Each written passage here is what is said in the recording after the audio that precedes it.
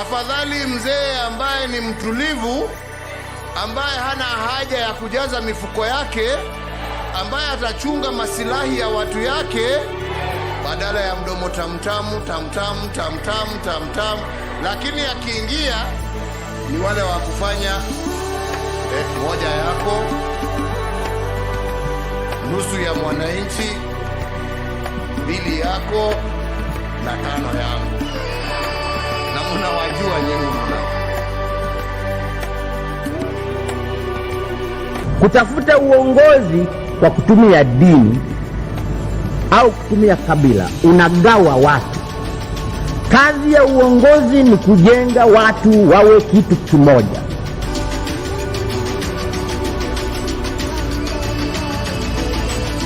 The 2.2 billion has been spent in the office of the president and State House between July and September. If you do that calculation, it means that we spend in that office 23 million per day and 1 million per hour. That cannot be sustainable.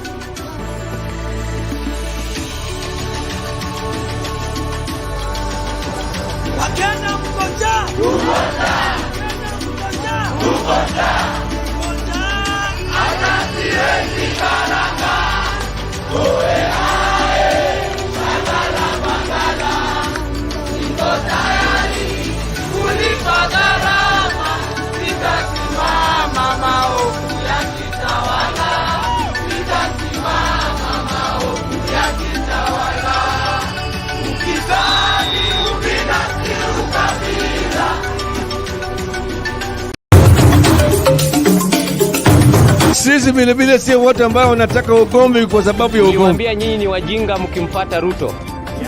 Mkadhani tunawadanganya. Jeti ya Ruto. Hii maisha ya Ruto ni stress na ni stress. Mungu, wewe umetukosea. Tunaingia vijijini, mijini na hata jijini kukuletea taarifa mchana kutwa. Usiku tunaketi kitako, tunadadavua tukichanganua taarifa na makala muhimu yanayokuhusu wewe na familia yako. Ungana na Bernard Ngozi kwenye Open Forum Political Show kuanzia saa 4 usiku hadi dakika zake kila siku ya wiki kwenye Sound Candy Talk. Tukutane Sound Candy Talk.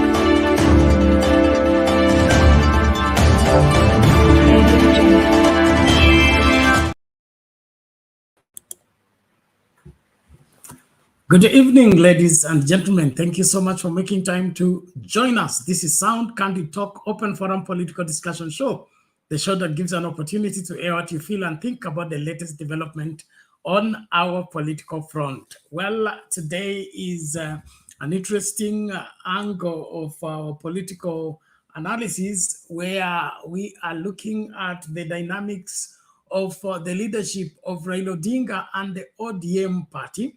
Having come up with the ultimatum based on the agreement in the national dialogue that we will no longer have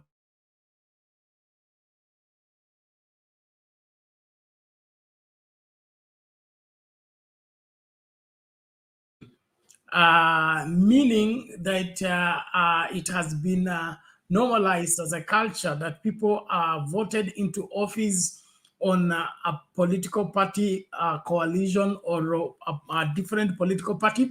But as soon as a government is constituted or while a government is being constituted, we had people crossing the floor and joining other political parties without suffering the consequences of the transference. Now, according to the National Dialogue Agreement, which is due to be adopted in the parliament maybe next week.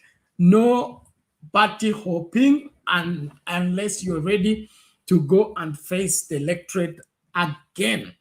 Now, on this basis is where Baba said there is no going around to prostitute yourself as a politician in the different political parties without consequences. And so one of the hoppers who is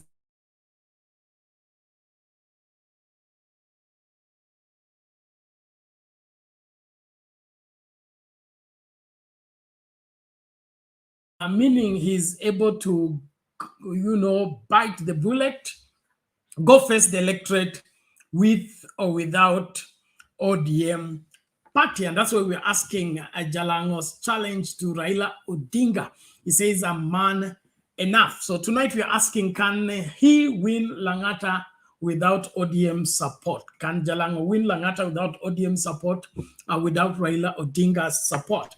Is part of our big question, which we are responding to already. And so we're calling upon you to be our ambassador wherever you are. Please invite somebody to join into the discourse as we look in the wider spectrum of betrayers of Raila Odinga and their end, or the consequences of using Raila Odinga for political expedience, and of course reaching your goal and dumping him for the his competition.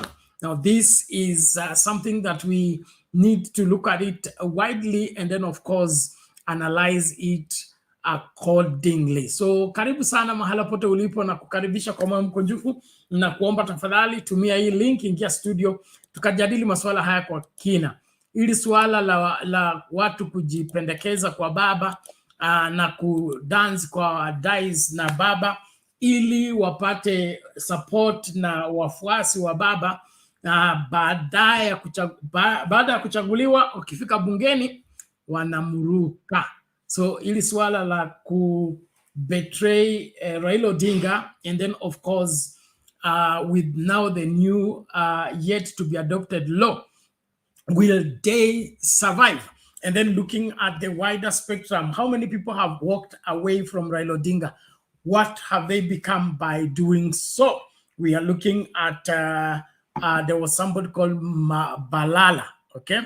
It was among the Pentagon. Those of you remember 2007. Where is he right now? There was somebody called Ababu Namwamba. Is the current CS for I think sports in the Kenya Kwanza administration. Namwamba was the only member of parliament who swore in 2007 in the name of Raila Amolo Odinga, even in parliament. But when he went against Raila Odinga, and of course went to betray Raila Odinga, what has he become? He was a political firebrand in this great nation. When you remember, there was ODM Fresh and ODM Reloaded. Those of you who remember those, and then of course Men in Black. So want to generally look at all this, and then of course this politics of betrayal. They profitable? Have they helped this country? Have they helped this country? And then of course we'll be looking at other current news. The e-citizen payment of school fees has been thwarted by the court. William Ruto will have to wait. There is no payment of school fees through e-citizen, as William Ruto had drawn out reasons he's doing this, only God knows. And so I'm calling upon us, please, let's reach out, let's invite each other, let's get busy, and let's get talking. I want to appreciate each one of you for your faithful support. Thank you so much for always being here, and of course being part and parcel of the great conversation on Sound Candid Talk. We encourage each one of you to be on the forefront, and we salute all of you joining us on TikTok. Please tuendelee kukaribishana huko, na tuendelee kufanya kama utamaduni wetu wa TikTok, tap screen, and then of course send those roses. Let the channel be active. I think as early as tomorrow, we'll be having our own session of interaction as TikTokers only, exclusive of the wherever these other channels. But in the meantime, please follow from wherever you are, engage with each other there if possible. And of course, let's make good what is happening. So is Jalang'o man enough? Can Jalang'o win Langata without Raila, without ODM? That is what we need to come to conclusion with, even as we start the conversation. So karibu sana, tunachukua commercial break kwa kifupi tu, lakini tukirejea uwe tayari. Kwa hivyo tafadhali makinika, karibisha mtu, kumbusha mtu. Namba ya watazamaji ifike 100 ndio tuanze kuchambua masuala haya ipasavyo. So in the meantime, let's get talking. Majina yangu ni Brian Ngika. Na nafanya kazi ya beauty, kazi ya kunyoa, kushuka dreadlocks, kufanya massage na hata kupaka kucha.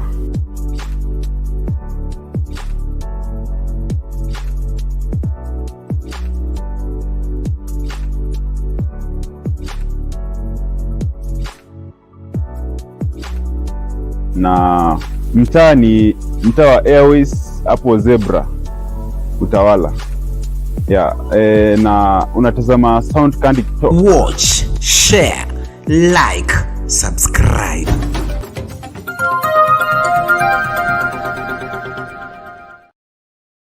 Alright, barabara. Sasa tena tunakuchukulia za picha yetu design kama ikiwa ni kwenye route za introduction, tunakuja tunapata jamaa wetu anatamba design kama hii, na jamaa wetu amejaa tena vizuri zaidi. Jamaa akishika dotono, nakwambia dotono nani? Dotono nani? Makusha. Atakuona wa design au jaiona. Gigi.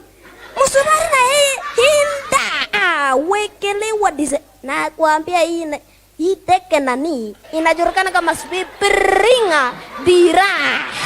Jamaa aliwekerewa springa dira, alivyowekerewa nani alitoa minyo yote. Unaona 1 2 3 kuku dancer, break dancer, yote analeta. Unaona maredadi kiki jao wengine wanakuja na chopa makusha, wanakuja na chopa design kama hii inda wewe jamaa wetu is a high trained commando. Huyu aliwekerewa miguu akaanza kuimba kalila ya Yesu alikende ikiwa ni kwenye route za introduction, wana relenza presentation, wana kuretea ikiwa ni kwenye komando pati tu. Watch, share, like, subscribe.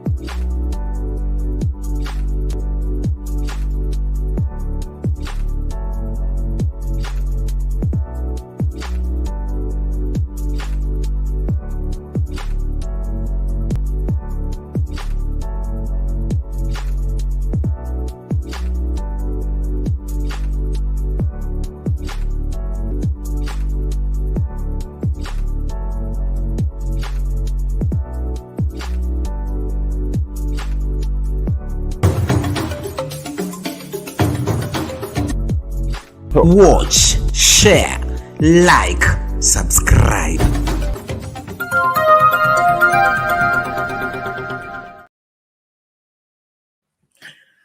Welcome back, ladies and gentlemen. We appreciate each one of you for being here as we continue with the conversation.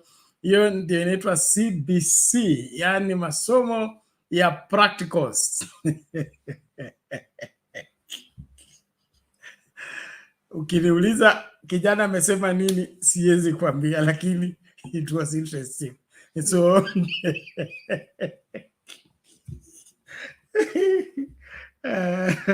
this is out of this world. All the same, ladies and gentlemen, kujeni studio tukajadili masuala haya makina.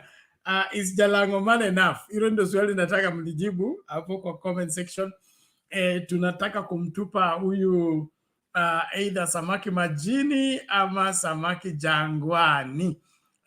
Jalang'o anasema yeye ni man enough, kwa hivyo ako tayari kuresign na kwenda kupigania kiti cha Langata bila baba, bila ODM. Lakini kulingana na lugha yake, yeye anasema chama cha pekee ambacho anaweza kugombea kiti hicho ni ODM. So hatuelewi ni kipi anachosema, kwa sababu yeye analala UDA, anakula UDA, anaoga UDA, and then anadai kwamba yeye ni ODM damu. Kwa hivyo ni swala ambalo tumekuwa nalo kwa muda mrefu, ningependa tulijadili na kulimaliza ipasavyo. Namshukuru nani Ubuntu huyo, karibu kwa show, asante sana. He says I'm joining politics, make money from poor masses, whatever, taxpayers like Jalang'o, Susana Kihika, Pasaris, and then many more. Wow, God have mercy. Esther Stoll, karibu kwa show, asante sana kwa kuwa hapa. Naamini kwamba tutakuwa na wakati mzuri kwa pamoja. Freedom, welcome to the show. Thank you so much for being here. Let's keep going. And Freedom anasema Jalang'o, utaanguka. You are not man enough. Stand on your own. You are always told what to do, what to say, and where to go. Haya, hiyo maoni yake Freedom hapo kumhusu Jalang'o. Then of course Dahi Abdi, karibu kwa show, asante sana. Tuni Muhammad, welcome to the show. Thank you. Nancy Madenge, karibu kwa show, asante sana kwa kuwa hapa. Naamini tunasonga vizuri. Boss Lady, welcome to the show. Thank you so much. Gideon Etimile, he has been brainwashed. When he comes back to his senses, it will be too late. Aulize Kabogo Waititu hao ndio wako na full copy ya Zakayo. Haya, asante sana, ujumbe ndio huo. Kama mwenye sikio asikie, lakini sikio la kufa wanasema halisikii dawa. Tuendelee basi. Karo, thank you so much, karibu kwa show. Of course, Shadiso TV, karibu kwa show, asante sana kwa kuwa hapa. Kuna nani huyu? Christine Mukami, welcome to the show. Thank you so much. He said, I voted for Jalang'o, but let him try again. We will teach him a lesson. Okay. Thank you so much. Olele TV, anasema Isaac Maura. Yes. All the betrayers of Raila Odinga ended up becoming nothing, and they have never had peace since. So Jalang'o is not the first or the last, but he will not go further anymore, because you don't bite the fingers that fed you or feed you and expect to continue feeling your stomach. Okay, tuendelee kwa pamoja. Link ya kutumia kuingia studio ndio hiyo, tafadhali tumia, ingia studio. Gitonga wetu huyo, karibu kwa show, asante sana kwa kuwa hapa. Willy Mwadilo, welcome to the show. Richard Kilonzo, welcome to the show. PJ, welcome to the show. I say if Jalang'o is man enough, let him go independent. Basi ndio hivyo, hiyo ndio challenge ambayo amepewa, na ningependa kuuliza hili swala la man enough, kwa sababu tumekuwa na utapeli mwingi sana katika siasa, ambako watu wanakwenda kutumia jina ama jina la chama ama kuhusika na mwanasiasa mashuhuri, all on the premise to make it, and then after making it, there is betrayal after betrayal. We need to get this fixed. Is this the only way to do politics? Can't we have clean politics? Can't we have politics where people are, putting on the market what they can deliver, because they can deliver, and then of course they have a stand that they can stand on their own, even when whatever that is being perpetuated by either their party or their coalition is going against the majority of Kenyans. Why are we having epileptic members of parliament, epileptic leaders in different sectors? People can't stand on their own 2 feet and, of course, defend what is valid and what is right. Calling upon us, please, let's be on the forefront. This politics of convenience, this politics of trying to blend in order to be Mr. Correct at the expense of what is necessary for the country. Is this how to secure the future of this country? So this man enough is something that we must all, adhere to. And looking down our history corridors, we notice people who are men enough are the ones that shaped the future of this country and shaped the kind of Kenya that we have today.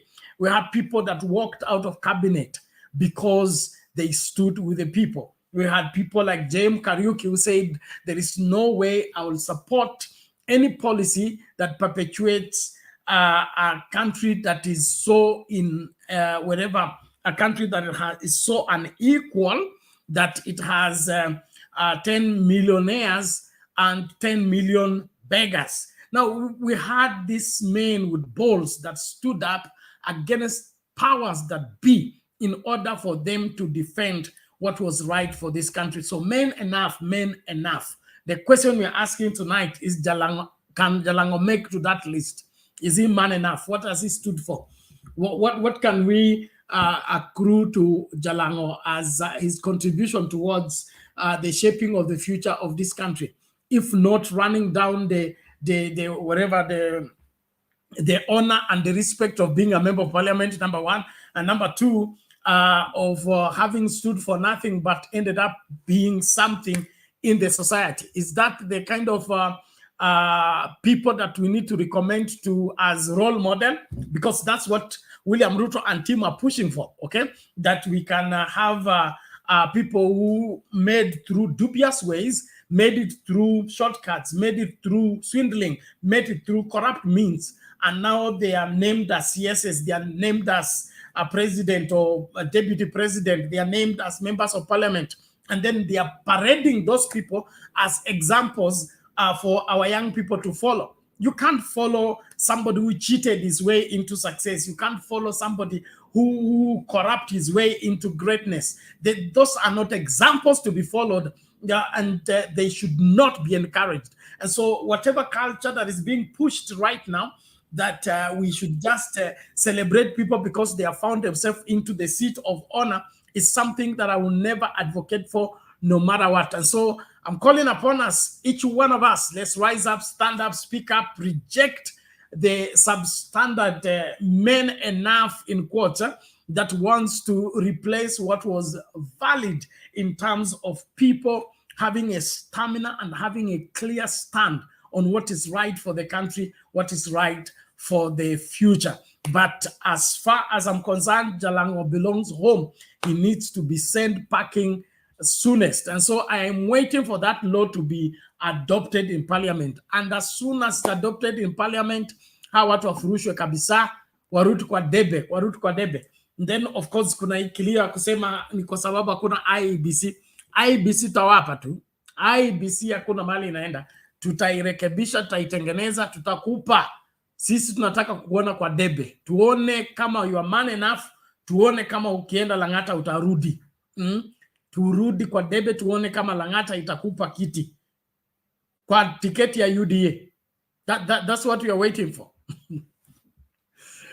Well, ladies and gentlemen, let's keep going. And of course, I'm waiting for you to get into the studio and give your view. Ubuntu hapa nasema, let Jalang'o shake his waist in the streets of Kanairo without bodyguards. As Boda Boda Mama Mboga will tell him the meaning of Jalang'o. Aya, kumbe kuna meaning ya Jalang'o. Mtatuambia hapo. Asante sana. Shaima anasema, to me, Jalang'o is just mocking ODM by his words. That is seen into the unsaid. I agree with you.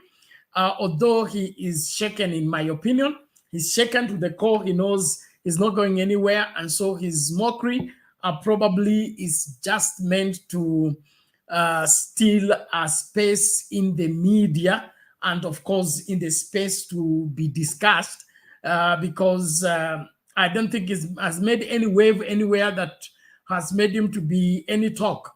And since he walked away from ODM and began his association with UDA, where has he been? What is he doing? When did he feature in news? Last. Let's talk it. Thank you. Okay, nani you. Delinquent Love anasema Tito already touring Japan. Oh my God. Tito gani huyu unayozungumza tafadhali? Okay, Joyo Besa anasema la Jalang'o should forget winning the Langata seat under ODM. He used Baba to gain that spot, and he's a betrayer. Well, thank you so much. Well, watu wa Langata, sisi tunajua Langata ndio sitting room, bedroom ndio kibra, na mwenye kukaa sitting room ni sisi tunaamua kama wenye bedroom. Kwa hivyo Jalang'o alipoanza kututusi basi ndio hivyo basi yeye na yeye kuonyeshwa mlango ikafika. So mimi nangoja hiyo wiki moja tu tupeleke hii kitu bungeni ipitishwe, turudi kwa debe, watu ijulikane mbivu na mbichi, nani ako wapi, kwa nini, na of course hiyo ndio itaamua vile kutakwenda. Otherwise, I really want us to engage. Let's engage, please. Let's engage. Let me just refresh the channel to find out how the voting is going on. I salute all of you for being active on the channels. Thank you so much. Sound Candy Talk Live. I can see the voting scale here is high. Let's keep going. Thank you so much. All right, we have 11 votes and 8 likes on the video. Please make sure that you like the video before you vote. It's important, and become a subscriber. If you have not yet subscribed to our channel, please, we really need you to subscribe. You have been a passerby for long. You've been a visitor for long. It's about time you became a member and resident at Sound Candy Talk. So consider subscribing, even as you enjoy the discussion. Can Jalang'o win Langata without Raila Odinga and ODM support? 11 votes. Of the 11 votes, 9% say yes, 91% say no. Let's look at the other channel and the voting pattern. Please, let's be active. Let's be active. Let's ensure that you are liking the video before you cast your vote, and confirm your subscription. Please, please don't just be a passerby. Make sure you become resident. And if you have not hit that notification bell, please do. That subscription button, please press it and then turn on all notifications. It is that important. 36 likes on the video. Number of votes, 67 people have already cast their vote. Can Jalang'o win Langata without Raila Odinga and ODM support? 9% say yes and 91% say no. It's like we have the same range of percentage in terms of who is who in Langata. And then, of course, Jalang'o's attitude towards Baba's declaration that if you think you can make it on UDA, don't pretend to be in ODM. There is no need for pretense. Go where you are at home. Do what you like doing wherever you are. And so far, 90% say he can make it. 91% say no. So what's happening? Oh, Delinquent Love anasema Ruto ako Japan tayari. Huyo mtalii kabisa. Kwanza mtafutie hiyo jina mtalii. Hiyo ni jina karibu na la kwetu. Kwa hivyo muongezee ni William Samoei mtalii, ambaye amechagua utalii kama ndio speciality yake. And of course he's major in the faculty of his study. He majors in utalii, and practicals of utalii is more favorable to him than the theory and sitting down in the laboratory to confirm anything he claims to have, learned. And of course, William Ruto has been claiming he's a scientist, but it appears He's not a scientist, he's a tourist. And touring the world has been his ambition. And of course, he's living his dream, even as Kenyans are suffering. Well, Charles Green anasema the court has suspended Ruto's ruling that parents pay school fees using e-citizen. Exactly, and I support that. Ruto should leave schools alone. Ruto should leave the country alone. Now he's not satisfied controlling treasury. He's not satisfied controlling government, wherever departments. He now wants to run each and every institution. Kwani yeye ni nani? Haya, wacha tuangazie masuala haya hata tunapoendelea na mjadala na kusubiri uingie studio ukaseme ya kwako mawili matatu tunapoendelea na masuala haya. Usikae mbali, tegea papa hapa. Tunarejea hivi karibuni.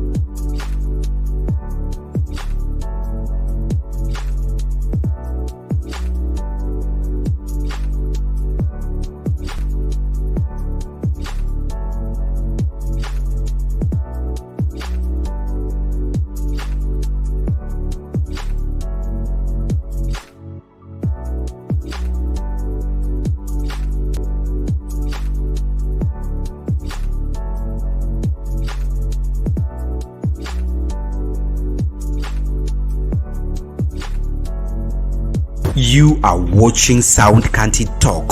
Watch, share, like, subscribe.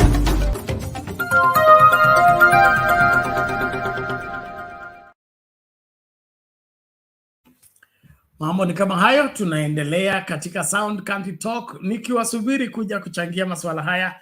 Is Jalang'o man enough? Can he make it in Langata without Baba and without ODM? Is it true ama ni kujipuliza? Kuna mwimbaji ameimba kwa shetani anapenda kujipuliza.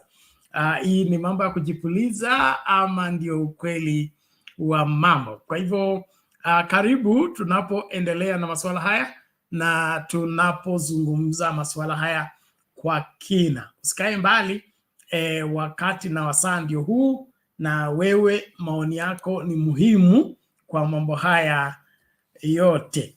Okay, let's get this story rolling, and then from there we can move further. Let's just get this in its proper perspective. Ruto wants parents to pay school fees through e-citizen. The court has denied that pleasure until further notice. Na ni swala nyeti. And then of course ili swala la Jalang'o ni kama wengi hawataki kulizungumzia na lazima tulizungumzie. Na wakereketwa wangu tafadhali kujeni, wapi kina Undumani msimamo na nani mwingine, kina Njiru, njoni studio. Hii kukwepa namna hii, mnataka Langata iende? Langata ni yetu, okay? Langata ni yetu. Kama ni lazima Jalang'o achukue Langata, mimi nitachukua hicho kiti, kwa sababu hatutaki kuwa na wabunge ambao ni hawana msimamo. Nataka wabunge ambao ni wakutegemewa, okay? Wakutegemewa ambao wakisema kitu kinafanya nini? Kina shughulikiwa ipasavyo.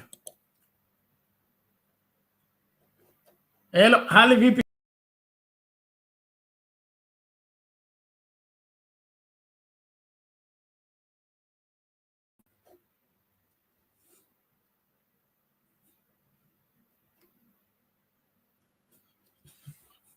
Hello. Okay, let's get the story. The government has been once again been dealt a blow by the judiciary after the High Court temporarily stopped the directive requiring parents to pay school fees for students in government learning institutions. through the e-citizen platform. Now, the orders delivered at the Milimani Law Courts on Wednesday by Justice Chacha Mwita states in part that an interim conservatory order is hereby issued suspending the circular or letter by the Principal Secretary Bello Kipsang dated 31st of January 2024. The directive by the Ministry of Education required fees be paid through the government's e-citizen platform. Now, Justice Mwita ordered effectively suspends the government's plan under the court and will issue further directives on the matter. The move by the court comes after Dr. Magari Gikenyi moved to court challenging the government's directive.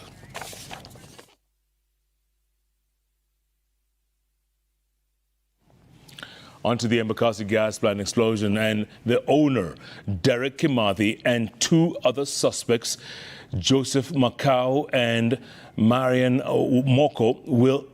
Kyoko will be remanded for 21 days pending completion of investigations. The court also ruled that the third respondent, David Walunya Ongare, be detained for a maximum of 14 days at a police cell near a medical facility due to his medical condition. The suspects will be remanded at Embakasi Police Station as the probe into the gas explosion that has so far claimed 7 lives and injured nearly 300 others continues. Meanwhile, Wiper leader Kalonzo Musyoka says his law firm will institute a case against Energy Cabinet Secretary Davis Chirchir, Principal Secretary Alex Washira, and Environmental Principal Secretary Engineer Festus Ngeno over the gas explosion incident in Embakasi. Kalonzo says the officials bear the highest responsibility in ensuring Kenyans are safe from such disasters. The Wiper leader has also urged the government to issue timely compensation to all the victims. Take a listen. And we are clear we may have to sue the following. Number 1, Permanent Secretary for the Environment. Ndiye anahusika na mambo ya NEMA na kwingineko na mengineo. Number 2, the CS or PS for Energy. Asimamia mambo ya EPRA na mambo ya kupeana gas na malicensing na kila kitu. Now, the deaths following last Thursday's gas explosion in Miradi area in Embakasi has risen to 7 after one more person succumbed to injuries while receiving treatment at a Nairobi hospital. Citizen TV has traced a man who lost his wife and son on the fateful night after they were hit by one of the flying objects where the explosion occurred. John Waiganjo wants the national government to compensate the affected families as there is enough proof that this was a case of negligence. Take a listen. At Mradi area in Embakasi, a dejected John Waiganjo sits in silence as he gazes at the only memory of his wife and son. It's been a week of mourning. The two are among 7 people who died in a tragic gas explosion in the area. Nasikia uchungu. Waiganjo says the family was chatting the night away last Thursday before they heard screams calling on residents to vacate their homes as disaster was about to strike. Kwa kuwa na very big explosion, ilikuwa hata wakati ili explode watu wote walilala chini. Hakuna kitu mtu alikuwa anaona. Kwa kuwa hiyo kuna impact ya mabati ilienda juu ikiwa red. My wife alihitiwa na hiyo kitu kwa barabara hapo, na mtoto wangu aliaga 1 year, na hapo kando kulikuwa na mzee mwingine alikuwa bado ameaga. Waiganjo says the son, Charles Masharia, who was 1 year old, died on the spot after being hit by the flying object, while the wife, Anya Godhie, died on arrival at Nairobi West Hospital, where she had been taken for treatment. They also suffered burns, although the postmortem results stated cause of death as fracture to the head, which was caused by the flying object which hit them. My wife alikuwa na impact ya skull. Na then hiyo kimabati ilikuwa imesomeka hapa. Yeah, huku. Na mtoto alikuwa na flag ya kisho. Ni yule mama ambaye furaha yake ilikuwa akiwa katikati ya watu. Tunaona kwamba watu wanafurahia uwepo wake. Na hata last Sunday tumekuwa na challenge kwa sababu washirika wengi walikuwa wakitizama kwamba sasa hayupo, na Jumapili iliyopita ni yeye alikuwa anaongoza praise and worship. Ikawa ni changamoto kidogo. The family, which is planning for the burial on February 13th in Nyahururu, Nyandarua County, has appealed to the national government to compensate those affected since there was negligence on the part of government officials for failing to stop illegal activities at the site. Hiyo kitu ilikuwa inafanya kazi usiku, ambalo serikali haiko inajua, lakini watu wa hapa walikuwa wanajua. Na operate hapo illegally, nafanya biashara usiku, na serikali haijui. A statement by the government spokesman Isaac Mwaura has stated that they have closed the temporary shelter at the Embakasi Social Hall after victims who had come to the center were reintegrated into the community and others provided with alternative accommodation.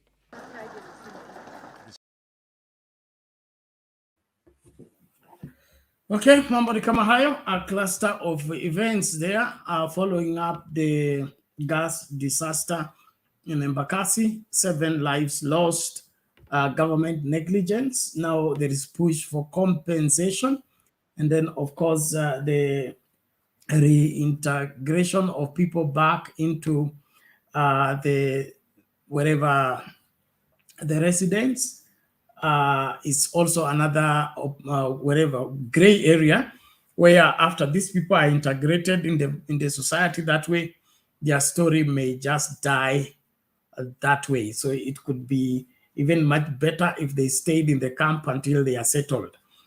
This quick settling them into the society could be one of the ways to provide room for the government to run from responsibility. After that, utasikia sasa ni corruption. Tunajuaje ni wewe, nani mwingine anakujua, maybe all your neighbors are dead. Nobody can identify you as one of the victims of the place. This is Kenya, and it's a sad, sad day indeed. Even as we look at our politics and our situations in the country. And of course, we want you to give your views. Can Jalang'o win Langata without ODM, without Raila Odinga? He says he is man enough. Do you think he's man enough? Toa maoni yako. Ingia studio ukaseme ya kwako, ningependa kujua wewe unaonaje mambo haya. Lakini cha muhimu hapa, William Ruto alikuwa amepeana directive kwamba wazazi walipe school fees wakitumia e-citizen. Justice Mwita amesema hiyo haiwezekani mpaka hilo swala lishughulikiwe na sababu siwe za kutosha ndipo ijulikane mbivu na mbichi. So it appears this tug of war between the judiciary and the executive is not going anywhere any soon, and so lazima tujitahidi. We may be treated to this for longer than we expect. Charles Green anasema Jalang'o is talking a lot of hot air. We dare him to try. Exactly. Me, I want him. If we go for a by-election in Langata, if nobody's willing to challenge him, I will challenge the person, because there is no way we will have leadership. Especially, I don't have much respect for young leaders who misbehave, young politicians who misbehave. Okay, who are not taking serious the role and the responsibility placed on their shoulder by reason of them being given that position of leadership. And we don't have jokers in parliament like the younger politicians.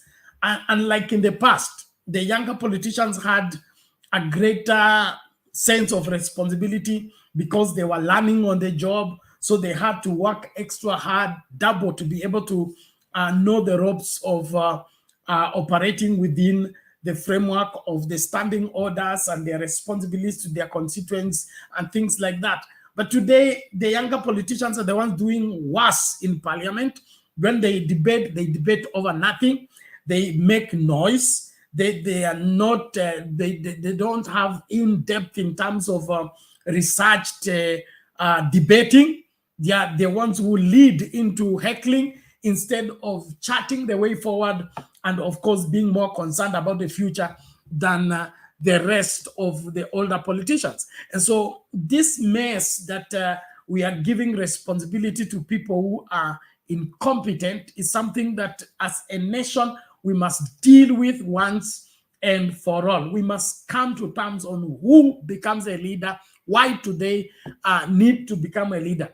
This issue that people are offering themselves to leadership and then you give them vote without thinking, that must be stopped. And that can only stop when Kenyans begin to ask right questions, demand right answers, and of course refuse to be given stories about what needs to be delivered. So people like Jalang'o, KJ, okay, all those guys who are playing politics of make-believe, those who are playing politics of camouflage, politics of hypocrisy, politics of pretense, all those people need to be bundled together and be sent back to where they came from. We need people we can rely on, people who will save this country, not these collaborators who want to sell the country because they must save their skin. And so as we reflect on this, Jalang'o's claim that he's man enough, is he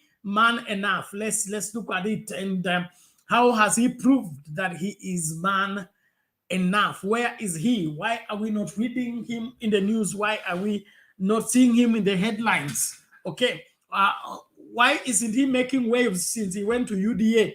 How come his story is dying with every passing day by his continued being in bed with UDA? Hiyo ndio swala ambalo nataka tushughulikie. Tafadhali naomba tumakinike na tutekeleze wajibu wetu bila tatizo lolote. Asante sana. Gitonga anasema let him resign, go back to the debe, tuonane if he's really man enough. Basi ujumbe ndio huo. Thank you so much. Okay, thank you so much. Olela anasema majirani EG from the same family by the name Ludalo. Which one is that? Olele is mmeanza definition ya majina hapa. Hey, and then of course the other joker is Sakaja. Okay, and that's why I'm very I'm mad, because the people that need to be, capitalizing on correcting the wrongs that the predecessors made are just playing right into the trap of their predecessor. It beats all understanding. So what actually makes it difficult for Sakaja to run Nairobi? Just honestly, okay, what is so complicated about Nairobi that Sakaja is lost in the bush? We don't see him, okay? And when you see him, what he's pushing is backward. It's unimaginable, okay? That is building kitchen. Anatengeneza jikoni ya watoto kupikiwa lunch. Hiyo ndio kazi ya Sakaja anafanya hapa Nairobi. Takataka iko kila mahali mpaka nje ya Harambee House. Yani Sakaja ameshindwa kuongoza Nairobi, okay? Na yeye ni kiongozi kijana. Sasa tena atajirusha hapa asema anataka kuwa rais sasa. Wa Kenya, mtanimaliza tu, lakini mimi sipendi ujinga. Sipendi ujinga kabisa. Kama unataka kuwa kiongozi indeed. Nairobi imekushinda. Nairobi has done you. Let me look for that comedy for Tongolo. I think this is serious. Nairobi has done Sakaja completely. Yani hayuko, haonekani. Ako tu kwa billboard akipeana waiver ya nini ya land rates. Nothing else. Waste management zero. Hospitals hakuna madawa, Mama Lucy hakuna madawa kwa dispensaries. It's nothing. Ile kazi NMS ilikuwa imefanya na imefaulu. Sakaja ameharibu kila kitu.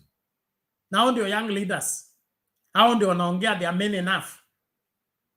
Jalang'o and team. I think we have to get something better than all these people. We must raise the standard of who is given public office. Hapo msiposhughulikia mimi sibanduki.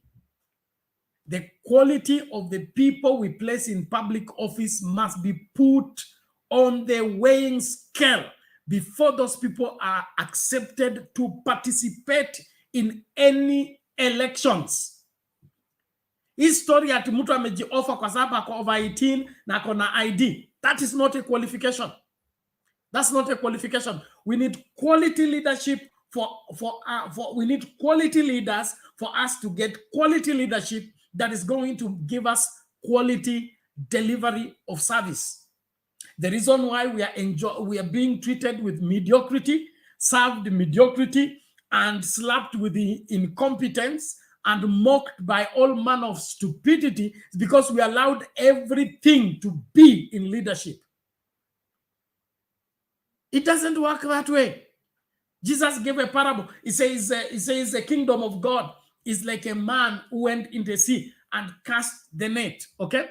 And it says the net took everything that was in out of the sea. Then when he got to the shore of the sea, he poured out everything, then began to separate. There has to be a separation. Leadership is not grouping everybody together and declare them leaders. No. There has to be one after another selection so that you end up with the very best. My mother, when we were growing up, when the maize is ready for roasting, just before it matures and then is ready for ugali, there is that roasting period. And then, of course, it's always rainy day, so for you to go and pluck the maize and bring it back for roasting while it's raining, it wasn't for everybody. Only those called by God and sent by the Spirit will be able to brave the rain and go and bring the maize. But my mother would not let you. If she finds you, you are roasting the best of the grain, okay? The best of the grain. Yani ile imetokezea vizuri, ile imesimama vizuri, ile refu na iko na macho sawasawa, the best one that looks like seed. When my mother finds you roasting that, she will pick it from the fire, hit your head with the same. To tell you that this is the best is not roasted. The best is preserved for reproduction. Okay? The best is preserved for what? For reproduction. Why have we allowed the country to be in the hands of the worst, to be in the hands of the incompetent, to be in the hands of the foolish, to be in the hand of those that cannot do anything? We are to blame. If we don't demand higher standards, we'll be treated by any standard. And so as we engage on this maneno, being man enough is not in the size of your chest. Being man enough is not in the latest suit you wear. Being man enough is not in being on the platform and dancing and people laughing at what you are doing. Being man enough is not in comedy. Being man enough is in capacity to deliver the very best for this country. The very best for this country. Who is doing the very best for this country? Who is propelling this country to be on the cutting edge in terms of whatever we are producing, in terms of, let's say, technological advancement, in terms of the human resource that we are producing, okay? Who is pushing that we will have the very best people working out of our institutions of higher learning, that the quality of the people we are releasing from MTC, the nurses we are releasing are the very best, the engineers we are releasing are the very best, the doctors we are releasing, they are the very best, the nurses we are releasing, they are very best. Where are those standards that are, determining that we are the very best? What happened to Kenya Bureau of Standards? What happened to standards in school? What happened to standards of graduates? It has just now become all mass declaration crusade. You are all blessed. Amen. I give you power to read and study. Amen. You walk away carrying papers that have top scores but brains that have nothing. Najua mama nitakula mingi, lakini tuseme tu kwa sababu hii ndio angalia ile uongozi tuko nayo, angalia vile nchi inaenda. Hata ukikasirika, okay? Kasirika kama unakasirika, lakini angalia vile nchi inaenda, angalia ile uongozi tuko nayo, okay? That the best person you people looked for deputy president is Gachagua in the whole country called Kenya. Gachagua is the best as deputy president. You looked for somebody to be president in this country, and you saw that the Samoei Ruto is the very best that this country can produce in terms of presidents. Now see what has become of this country. When the standards are lowered for people to escape, you just know that whatever has escaped cannot compete in any race. Being a village champion doesn't make you an international champion. The country can only play into the international arena when we raise standards higher and demand higher standards as far as nationhood is concerned. Where are the brains that determine the future? Where are the people propelling artificial intelligence for this country?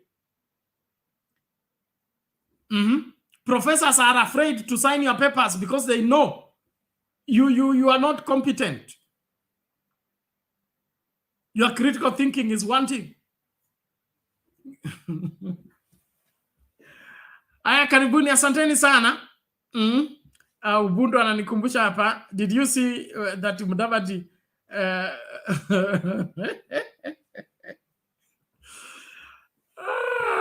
signing a corn mill, corrupted signing of a deal?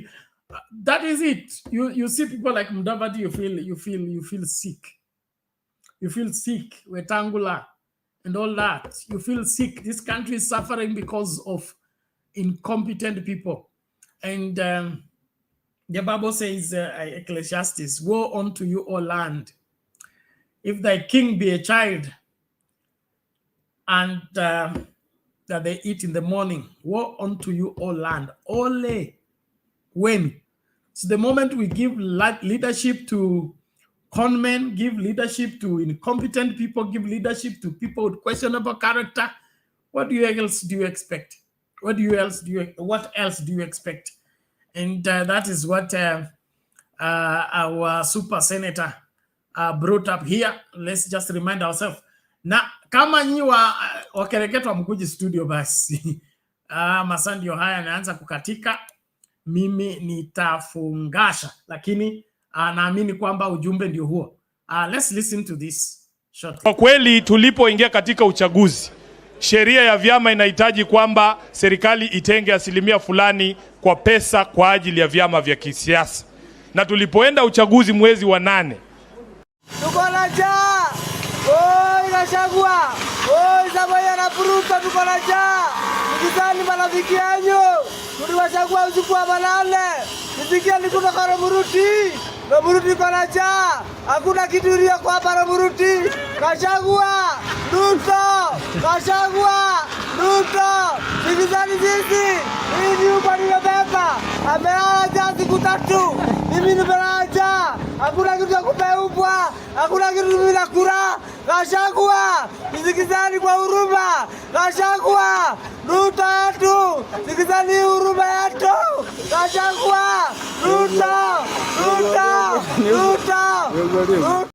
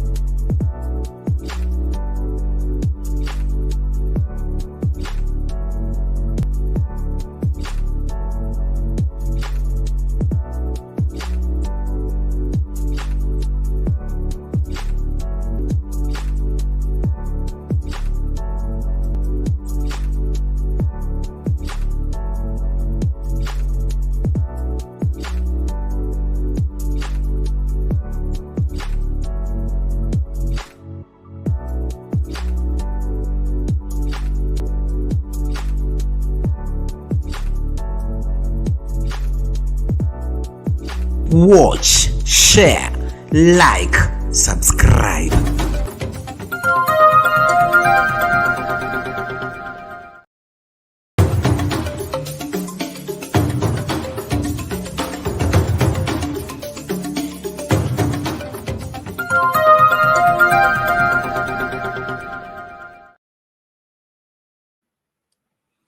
Welcome back, ladies and gentlemen. Thank you so much for being here, even as we engage. Is Jalang'o man enough?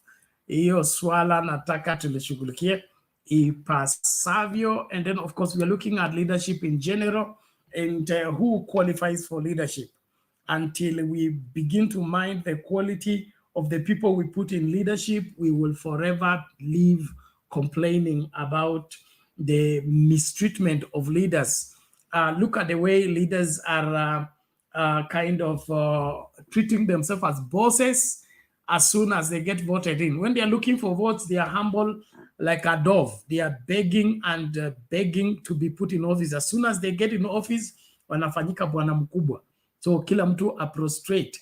Wewe ukienda huko unamuita mheshimiwa. And then of course, so mambo kama haya ndiye mmojawapo ya matatizo ambayo yanatokana na nini? Sisi kutowajibika. We need to be careful about who we entrust leadership to. In the past, not everybody made it into leadership, and not every family produced leaders. It was something that was not open to everybody, and it was a deliberate choice. Why? The quality of leadership is determined by the quality of that particular leader. And so if you put a mediocre person in office, put a corrupt person in office, put a person that cannot be trusted in office, don't think that being in office is going to turn him into an angel or turn him into being competent. So we must, as a people, appreciate that our responsibility to lead requires a higher level of discipline on us as individuals who are charged with that responsibility of leadership. So kabla mtu afanyike mbunge, ana ubunge ndani, okay? Kabla mtu afanyike rais, ana urais ndani. Kabla mtu afanyike deputy president, ana deputy president ndani yake. Ako na historia ipi, ametekeleza nini, nani anamwamini, nani anaweza kumrecommend. Okay? Hii mambo ya kufungua uongozi uwe unafikiwa na kila mtu hairuhusiwi. Hairuhusiwi kabisa. So party politics need also to consider, okay, quality. We can't send to parliament idiots and expect them to legislate sound legislations. Now look at the way all the policies that have been passed in parliament, the way they are being hit blow after blow when they get to court. It's simply because the people passing these bills are not people, they are not thinking, they are incompetent. They are not looking at the law from all angles so that when it is placed against the constitution, it passes the test.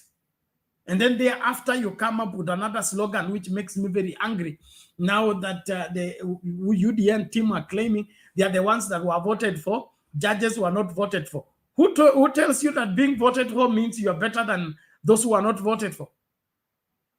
Being voted for is not a qualification. It is not or whatever a manifestation that you have passed the quality test. You can get voted for. Even a dog can get voted for. So you don't want to listen to judges who are experts in law and how the law relates with the rest of the constitution. You want to ignore that and say, because you are voted for, you should be listened to, and whatever you want should be done because you are voted for. Who does that? That being voted for is now a standard. You're telling us that because they voted for you, you can now go and perform surgery because you got the majority of the votes. Even if you're not a doctor, the votes that they voted for you now makes you an approved doctor, an approved surgeon, an approved physician. Can you imagine that? Can you just look at that? That William Ruto and team are suggesting that being voted for is a qualification, is something that is, should be considered. That when you take your case to court, you should win because they voted for you. Hey, now see, that's what's happening. So they voted for you. You take incompetence, you put in KEMSA. Take incompetence, you put in post authority, in port authority. Take incompetence, put it at the airport, and every other person. Things begin to collapse. You say we were voted for. The court should just leave us to continue because we were voted for. Let's stop the fallacy. Let's stop the madness. Let's stop considering things that are not considerable. It doesn't matter how many votes you got. Are you able to do what you have been assigned to do? Are you able to run the affairs of this country? Are you able to take care of everyone in this country? Or you keep running from, if it's not youth, you run to the women. If it's not women, you are running to the old people and finding an excuse with everything. That's not leadership. That's a fallacy. And so let's wake up and do what we must do. Let's listen to this as we continue further with the stories making headlines. The housing levy ghost is still back in town, has refused to go. Let's listen to this. Participation on the housing bill that seeks to legalize the levy. According to Housing Committee Chairperson Yohana Ngeno, they intend to finish the sittings on Wednesday and debate on the housing bill to be done next week before being forwarded to President William Ruto for assent should Parliament pass it. KTN's Daniel Kariuki has more. Parliament is set to resume next week, and as they plan to resume the proceedings, part of their entry is the housing levy bill that is seeking to legalize it and correct flaws in the current law. Hours before the conclusion of the public hearings, Attorney General Justin Muturi was set to appear before the committee on behalf of the government, but failed, instead sending his representatives who were sent away. The AG is playing ping pong with this committee. If the AG is not available for a lawmaking meeting like this, then what else is he doing? It is very disappointing to realize that we have a government official who, despite us traversing the whole country, cannot avail himself, not once but twice, to this committee to attend to the greatest conversation currently happening in this country. Unless we are not serious. I expect the AG's office, because this is a government bill, to have worked with the committee hand in hand for the last number of days. This is a kind of attitude which the Attorney General has had. That is why he has had problems with the courts. He cannot either defend the case or do something which is acceptable under the law, and the courts have had to throw it out. However, the National Lands Commission has warned of a possible conflict of interest with national government taking over county land to construct the affordable houses. The government has allocated money to build houses on county land. What our views are, how will you handle that? Because eventually, even after building those houses on the county land, those houses will be sold out to private citizens. How the decision is made to allocate land to a particular purpose and another, again, is vested, because just like national government decides its priorities, so do the counties. But we can see what it is that we can recommend. However, the reprieve could be short-lived as the committee seeks to ensure the tax is returned in less than 2 weeks. The committee says it will consider opinions that were given during public participation to make the bill agreeable to all stakeholders. The 1.5% on gross salary was declared unconstitutional for being selective. Daniel Kariuki, KTN News, Nairobi.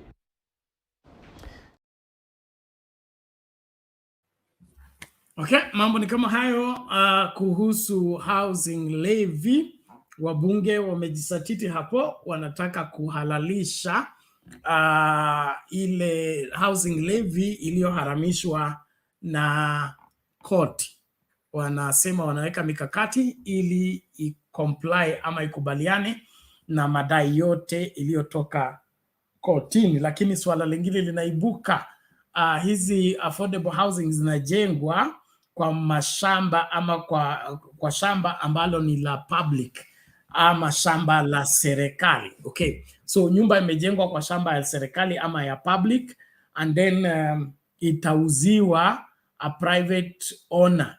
So inakuwaje mwenye hili shamba naye itakuwaje, ata transfer nyumba bila shamba, ama shamba sasa imekuwa tena privatized? If it's privatized, where is the legal framework for that?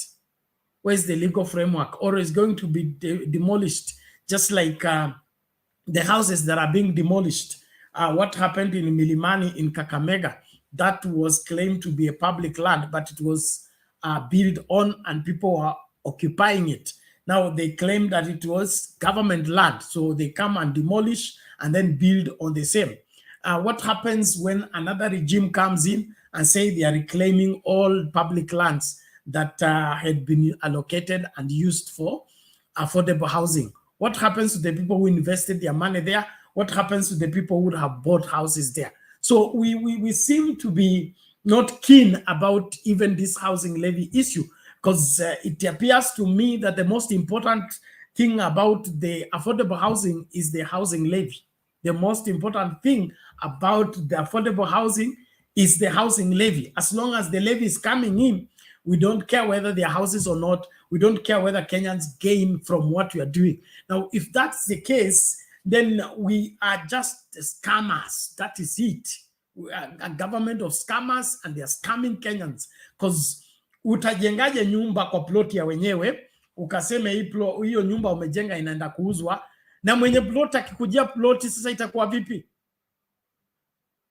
So kama tunataka kufanya kitu, tufuate mikakati ipasavyo. Let's start with land ownership. Who owns the land?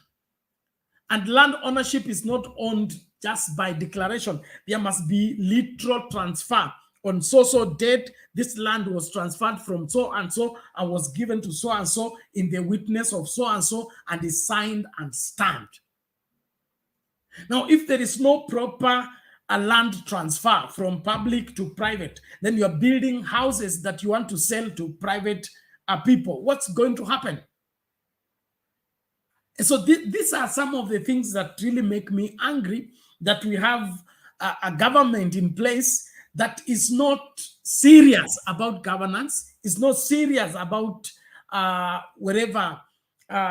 diffusing problems, or rather arresting problems before they emerge. So when you begin to ask questions like now we are asking about land ownership, they don't want you to discuss it. Why? They are scammers. They want to scam the public. That is it. So the most important aspect of affordable housing in the dictionary of William Ruto is the illegal housing levy. As long as he's allowed to collect the housing levy, you will not see the house. And if you see the house, that house will be a mirage to you. It will never be yours, because as soon as they finish building, it will be another court case on the owners of the land. They want the land. Now your house is on a land that is not yours. And then endless cases after endless cases. Government should not work like that. Government should assess things, go through, get rid of every legal hurdle before any implementation is done. And so whatever we are being treated to is not valid, in my opinion. Na lazima tupevuke kama Wakenya, tuanze kuuliza maswali yanayofaa, tusibebwe ujinga. So kama shamba ni la serikali, nyumba zinazojengwa ni za nani?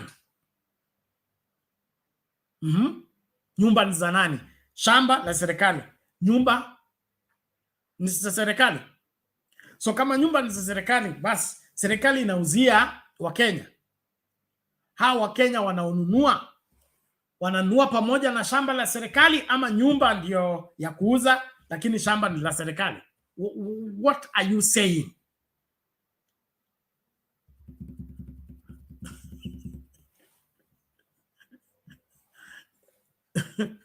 Okay, Asil TV anauliza, Bernard, wacha kutuchanganya. What is the difference between government land and public land? Hey, I would know. Of course, government land is expressly government land. okay, when we talk about public land is,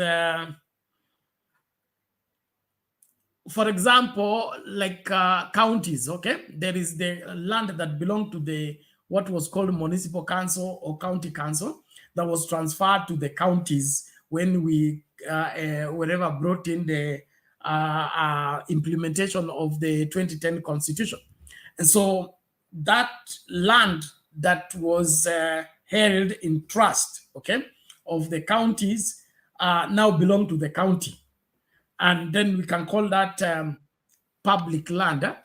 Then, of course, there is what is gazetted as, let's say, the forests, and then museum, their heritage areas that have been gazetted as government property, okay? Government property. And so I think there's a difference between public land and government land in terms of even title deeds and then ownership, but they are all held in trust of the public.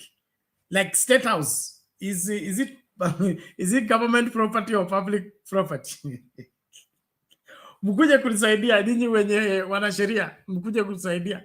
But cha muhimu hapa, State House does not belong to Ruto, does not belong to UDA. State House belongs to the Republic of Kenya, and that means it belongs to each and every Kenyan equally.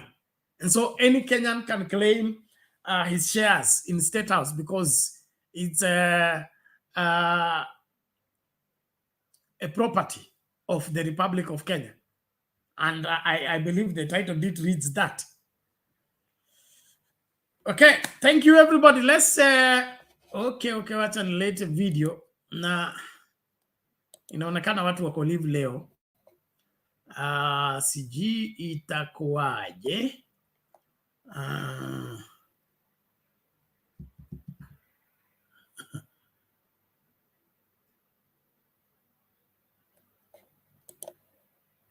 Okay, let's look at this shortly. Well, thank you everybody. Thank you kwa kukaribishana.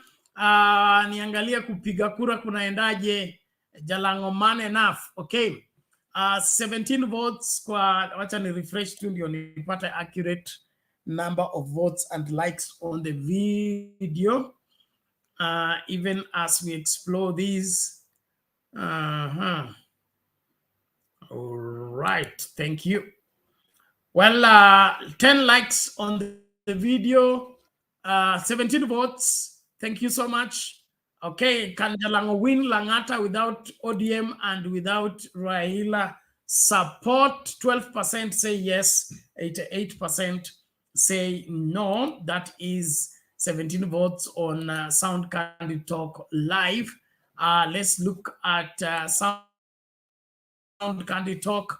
How many votes, how many likes, and then, of course, where is the scale falling? Is it for or against? Okay, here we go again. 56 likes on the video, 139 votes already cast on this particular channel. Same question, can Jalang'o win Langata without Raila and ODM support? 9% say yes, 91% say no. So majority of the people here, I think Jalang'o anajipuliza tu, anapenda kujipuliza, lakini hana lake when it comes to delivery, and then of course in doing what must be done in becoming a member of parliament. Now, that is one of the things that I really want us as Kenyans to ventilate on a serious note, that somebody aspires to be in a political space or aspires to be a political leader does not make them any special in terms of that they cannot be questioned, they cannot be investigated, and their competence cannot be put to test. No, the moment they show any sign of wanting to be in public office, that's when they should be brought to close scrutiny. That's when we should put a microscope on them. That's why we must check them inside out, because we want to hand over resources that belong to the rest of Kenyans in the hands of this particular person. Is he able to protect? Is he able to preserve? Is he able to multiply whatever that is placed in his hands? And so Kenyans, we must change the way we think about leadership and who we give leadership to on a serious note, that we will deliberately assess, like my grandma, when she wants to cook her beans or want to cook her ndengu, she does not believe in this general aspect of osha pika. She will sit down and select each grain, one grain after another. She doesn't want to cook something that will be problematic in her mouth. So she sits down and select one grain after the other, so that she removes the bad, put aside the good, only the best are the ones that are cooked, and the cooking also cannot be hurried. Now, we have to be selective when it comes to who we put in public office. That is all I'm pushing for. And if there will be any time for this country to be serious about election and public office, that time is now. If we don't take this lesson and forcefully ensure that we are pushing it in the heart and in the mind of every Kenyan, that when you go to that ballot, before you tick that box, before you elect that person, you have placed your microscope on the person and you're convinced he has capacity to deliver, he has the integrity to deliver, he has the truthfulness to be trusted, he has the track record, okay, to have taken care of something, and that something succeeded. But the issue of, because somebody was able to mobilize people and dance around with them around town and make noise and distributed 50 shillings, and that makes them public leaders, that makes them electable? No. So as Kenyans, it is upon us. It is upon us. We give leadership to the hyenas. Let's expect disappearance of the sheep, disappearance of the goats, disappearance of the animals, because we gave leadership to the hyena. That is it. So if we want to secure the goats, the sheep, and the other animals, we should place leadership in what is able to protect these particular resources. Shortly, I can see Reverend Lala is here. Let me just bring in this video and then he picks up from there. Naye mwanasheria mkuu Justin Muturi ameonya kuwa utekelezwaji wa mradi wa nyumba za bei nafuu huenda ukakumbwa na misukosuko. Muturi akisema mradi huo unatekelezwa na serikali kuu na zile za kaunti na kwamba hakuna sheria inayoongoza jinsi utakavyoendelea. Alipofika mbele ya kamati za fedha na nyumba, Muturi alipasua mbarika akisema afisi yake haikuhusishwa katika mpango huo kwa ada ya nyumba. Hilo likisababisha mahakama kuu kutaja ada hiyo kuwa kinyume na sheria. I did not that just after the memorandum of objects and reasons, the leader of majority, who is the sponsor of the bill, has indicated that this bill does not concern counties. I think we'll be cheating ourselves to say that the bill does not concern counties. There is no harm in the bill being processed as it is being processed in the National Assembly, and then finally there'll be an input from the Senate. If they think there is something, they can still come back to this committee in a mediation, in a form of mediation. Should they introduce conflicting provisions that the National Assembly may not be in agreement with?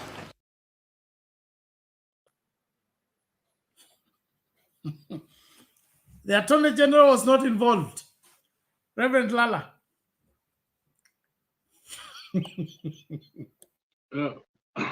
Bernard.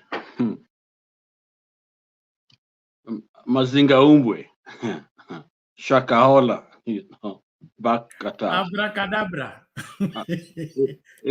This is,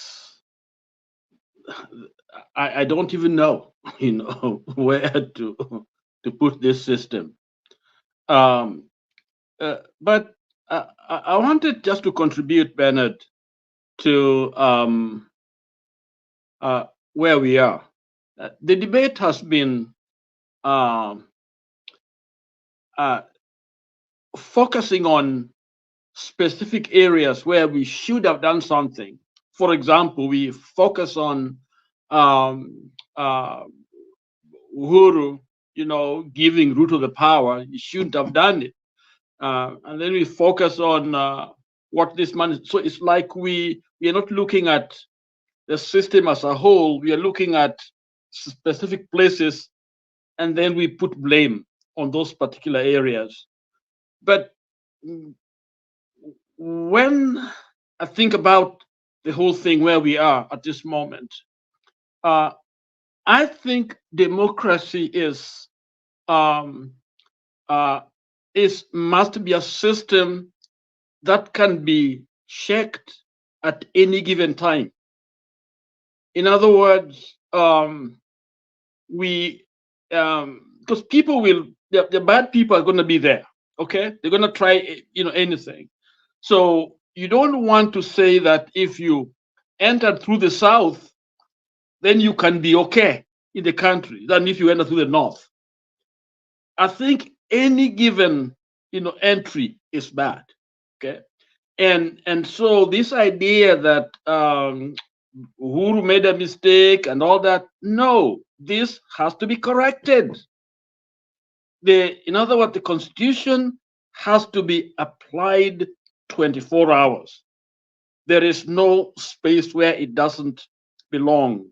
And our Constitution must cover every part of the territory. In other words, it is enforced in each and every part of Kenyan soil because it's the most important document we have. And let me compare that to the country where I am in.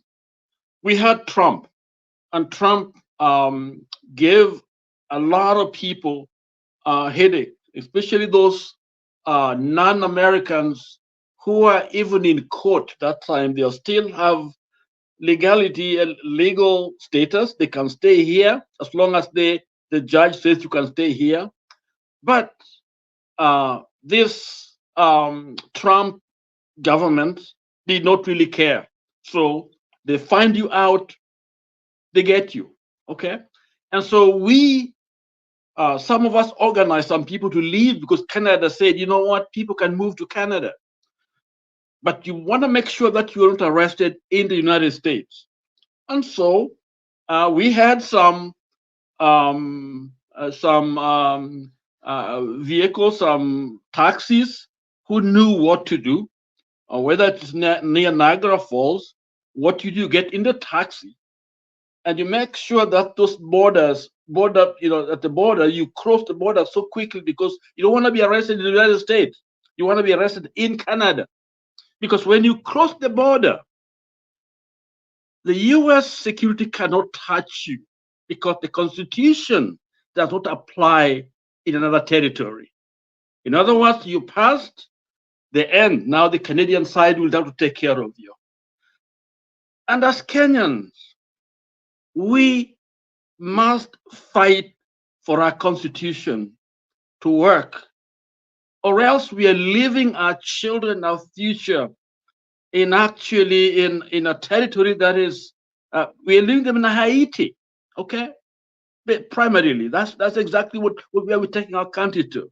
But by the way, the Asians are demonstrating right now. They are all over the street because they don't want the current prime minister. They want him to step down immediately. He was not elected, okay? So you can see Ruto and Haiti, they are the same boat. They are not elected. They're not supposed to be there. So the question is, why would they be defended? So I think I'd put a note to Biden, that look at what's going on in Haiti and look at these unelected people, and I'm passing it out to people to see that, because it is the Constitution that we must live by. It's the Constitution that will protect us. But if we want to focus on one point, that he shouldn't have done this, shouldn't have done that. No. The point is that the Constitution is what allow us to live as Kenyans in a society, in an environment where we can raise our kids, where we can love each other, we can progress, and we can grow, as a people. What this man called Ruto has done, or is trying to do, is to destroy that. And it's destroying it every single day. It's getting worse and worse and worse. Look at Attorney General, who is supposed to be the principal advisor of the government. He is supposed to be the moving dictionary of the Constitution, because it's the one that is the face of the government, is the one to go to the Supreme Court to argue cases. He is the face. He doesn't know what is going on. Then the question is, what is going on in this republic? Where are we heading? Wakenya wenzangu, tunaenda wapi? Yani mkuu wa sheria, yani Attorney General, the chief prosecutor, the one who is to make sure that doesn't know.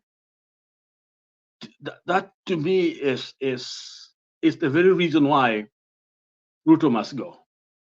He has to go, because right now, when you think about it, you got no government, and then you're trying to take our kids or young people, our police officers, to Haiti, where they are on the street right now, the fire on the street everywhere, and with firepower that I promise you, some of those equipments, our military do not have them. They don't. Google. They don't have them, and they're coming through Miami. They're being smuggled there. If you want to run an army or private army, you go to Haiti to go buy stuff there. If you want to overthrow a government around the world, you go to Haiti, because they have, you go shop there, because they have everything. And that's the place Ruto is sending your children, your young fathers, because most of these people in the police force are our kids. Imagine the police against an army. Remember, this country had an army, and the army are the ones on the street. These are those thugs. We call them thugs. These are trained men and women. These are people that are no joke for even the Kenyan army. They're no joke. The equipment they have, some of them are trained, in the US and other places, okay? And remember, they killed the leader. And who did it? Who are in jail right now? They are Americans and Colombians. Interesting. Go read. Americans and Colombians are the ones who are arrested to have killed the leader in Haiti. Okay? So there is some kind of connection which is kind of weird, that the Colombians were involved in our election, stealing, and the US is citizens and Colombians are operating in Haiti, and now we are trying to send innocent, not well trained, with a G3, which is no match. What the kind of arms I see, some of them almost like those old stuff that police people have. They don't have things that you don't even give. Even most, you don't use that kind of guns anymore. You still have those old stuff. And look at what is in Haiti. Bernard, I think we should actually be publicizing, tell those nation people to come to show you what is there on the street of Haiti. And they are there. And this was something were intercepted by the US Customs Service in Miami, heading to Haiti. Okay? So these guys, and they're saying they're open, they let them Kenyans come, and they're gonna go back on body bags. So here is somebody who's doing, Ruto is doing this to our own children, and we let him. So my point here is today is that The problem we have is, how do we let a thug take over our government and we are there? How do we allow him to continue on? And we, the people, we think of ourselves as strong, as capable, as complete, in terms of manhood as men, a Kenyan man, and we let this guy do the thing that he's doing right now. And looking at where they brought us to, and looking at that Attorney General sitting there, any country, that the man who should have actually resigned a long time ago could have been gone. And so I question the leadership. Okay, my name is Lala. Okay, Lala is not really my name, Bernard. I want to disclose today. Lala is a school that I attended, the primary school. And you know who went to that school with me? He was younger than me, General Ogola. So he should also be called Lala. So I don't know whether sleeping on his job, but somehow we got to step forward as Kenyans and get rid of these thugs. That's who they are, thugs. That was Attorney General of the country, sitting in there telling us, I don't know what is going on. Then what is his job? Why is he earning? Tell me, why is Muturi earning salary if he doesn't know what's going on? So he should also go to jail, because he should either telling us this is what's going on, this is why I can't do my job, so that people who are stopping from his job should be taken to jail. And for him to stand there and tell Kenyans, I don't know, to me is ridiculous, is unbelievable. I just don't know. It's a circus. Thank you, Reverend Lala. We appreciate that. It's sad. It's sad that the people charged with the highest responsibility don't think it is a serious responsibility. That the law was taken to Parliament without the input of the Attorney General. The Attorney General surrendered that law in the hands of the Leader of Majority, who is an accountant clerk, is not a lawyer, and then you expect that law to be taken to court and win. And Wetangula is taking it to court. Wetangula, who is the speaker. Hey, let's watch this, and then we get back. Sad. The Parliamentary Budget Office is now warning that the intended beneficiaries of the government's affordable housing program may be locked out, as over 70% of those targeted are classified as middle and low-income earners. The Parliamentary Budget Office finding that high-income earners were likely to benefit more, as 36% of funds set aside for the affordable housing project were earmarked for the construction of institutional housing programs and projects which target individuals with a monthly income of above 149,000 shillings. Here's Chimtai Goin with that report. Though the affordable housing program was billed as one aimed at uplifting Kenyans living in deplorable conditions and facilitating access to affordable homes and bridge the existing housing deficit of over 2 million units, it appears the plan may after all only favor the privileged. A financial and economic analysis of the Affordable Housing Bill 2023 by the Parliamentary Budget Office found that home ownership for those with a gross income of less than 50,000 shillings is low. Despite the government classifying beneficiaries into three, where 30% of the funds will be set aside for social housing targeting those with a monthly income of below 20,000 shillings, another 30% earmarked for affordable housing projects targeting persons with a monthly income of between 20,000 shillings and 149,000 shillings. The third, 36% set aside for institutional housing programs targeting those earning above 149,000 40,000 shillings. The Parliamentary Budget Office noted that while statistics have shown that despite the numbers of those formally and informally employed being huge, representing 74%, only 60% of the funds had been allocated to their categories of houses.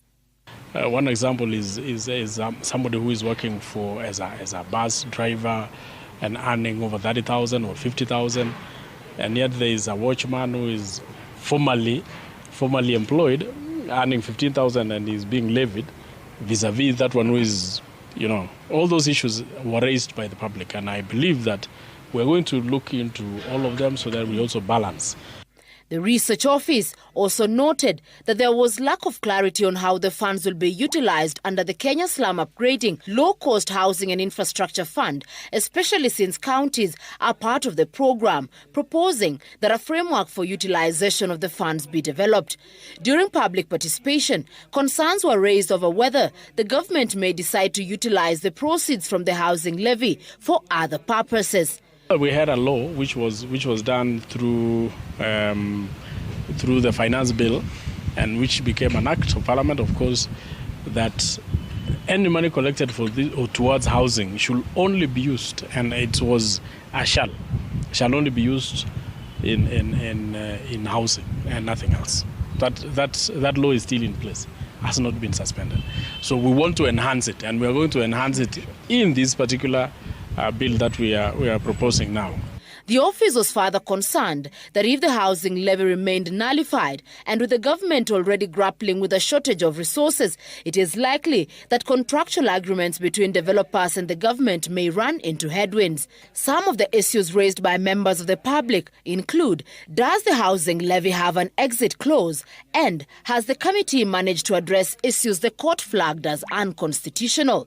The report of the Joint Committees of Finance and Housing will be tabled in Parliament next week for consideration.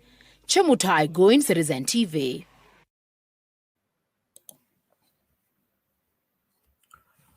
Ladies and gentlemen, that's Kenya for you. And that's the kind of government we have. Going out there, collecting money from Kenyans without proper legal framework, pursue a program that is built on the premise that is going to help the poorest of the poor, but now ends up being out of reach by the very, very people who have been preached and have been pushed to be the ones that are the reason behind the decision on the affordable housing. This circus has to be brought to an end, and that calls us as Kenyans to just wake up.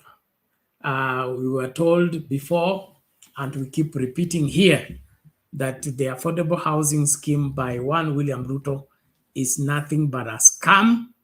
With every passing day is becoming out clearer. It is scandalous. It is oppressive. It is not built on any law. And William Ruto wants it like that so that nobody will hold him accountable after the money has come in and has been redirected to other parts other than housing. And so it is all a mess, and that mess is explainable only on it's all explainable in the confusion created by one William Ruto. For William Ruto, for what end?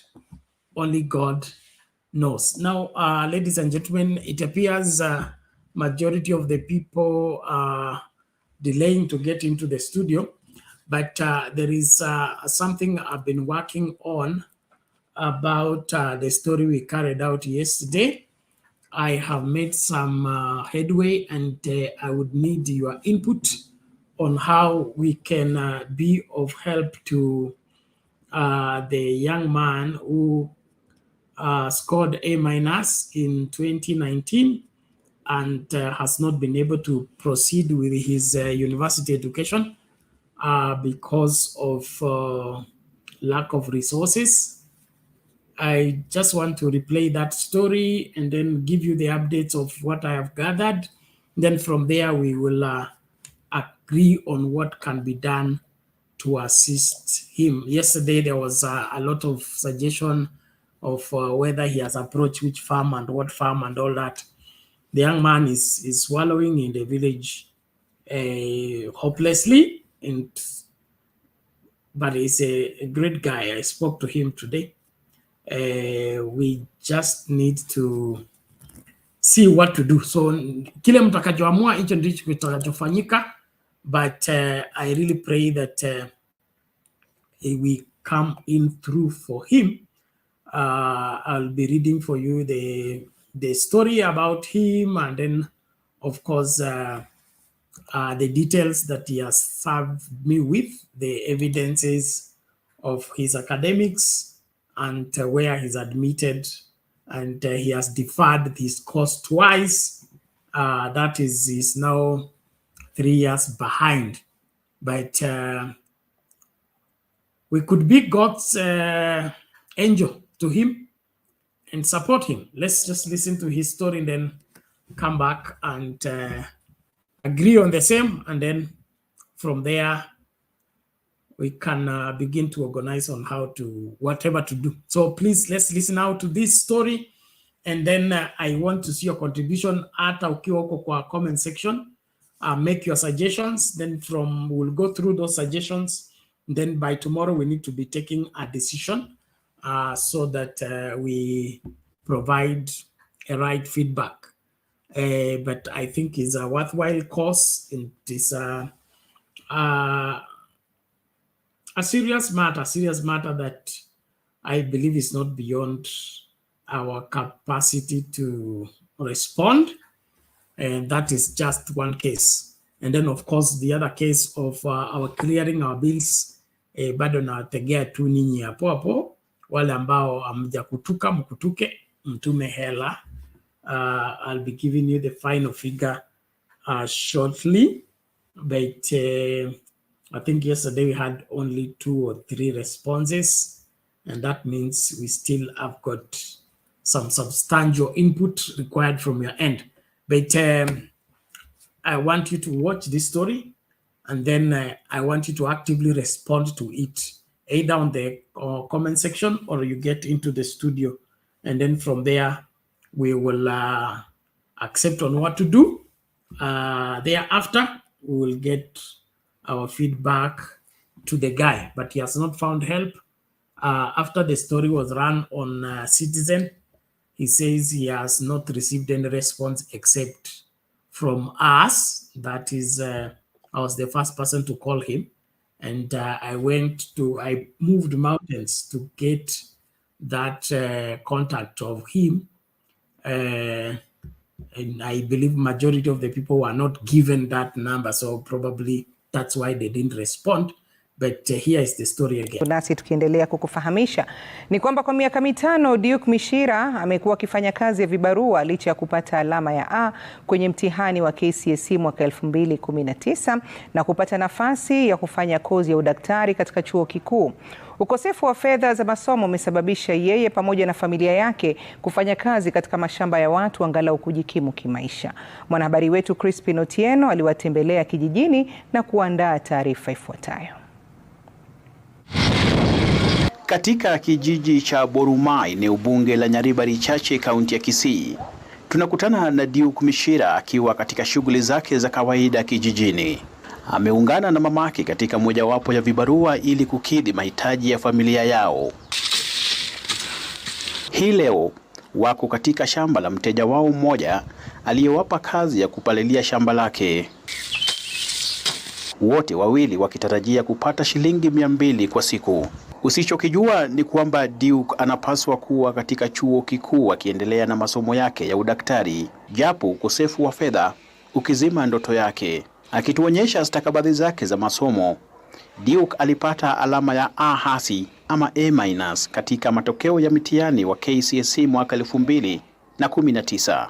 Alipopata matokeo hayo, wanakijiji wenye furaha walichangisha fedha ya kumpeleka katika chuo kikuu cha Uzima kusomea udaktari na upasuaji, ila alisoma tu mihula 2 kabla ya maji kuzidia unga. But But sasa wenye waliongeza ikafika 175 basi sasa ikakuwa shida kabisa, so sasa siwezi afford fee kwa nyumbani. So hata sasa kama ninaweza rudi shuleni, so itakuwa tu bado naenda kuingia mwaka wa pili, so itakuwa nimesoma mwaka wa pili mara 3. Mwenye nyumba naye landlord anamfukuza. Sasa ikabidi mtoto akakuja nyumbani, school fees imekosa, chakula kwa nyumba hakuna.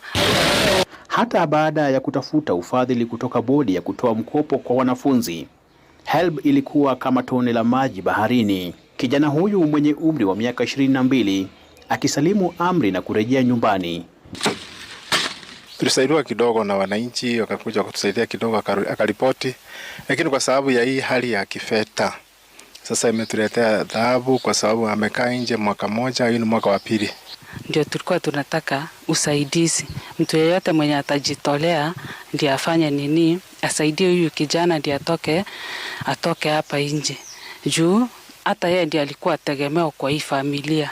Kinachotia wasiwasi zaidi ni kuongezeka kwa karo ya kozi ya udaktari kila mwaka. Taifa linapozidi kukumbwa na ukosefu wa madaktari wa kutosha, familia hii ina matumaini kwamba ipo siku kijana huyu atakuja kuwa daktari maarufu nchini, na licha ya hali hapa nyumbani kwa sasa, wangali na matumaini kwamba kijana huyu atarejea katika chuo kikuu na kutimiza ndoto yake ya kuwa daktari. Crispin Otieno, runinga ya Citizen, katika kijiji cha Boruma, Nyaribari Chache, kaunti ya Kisii.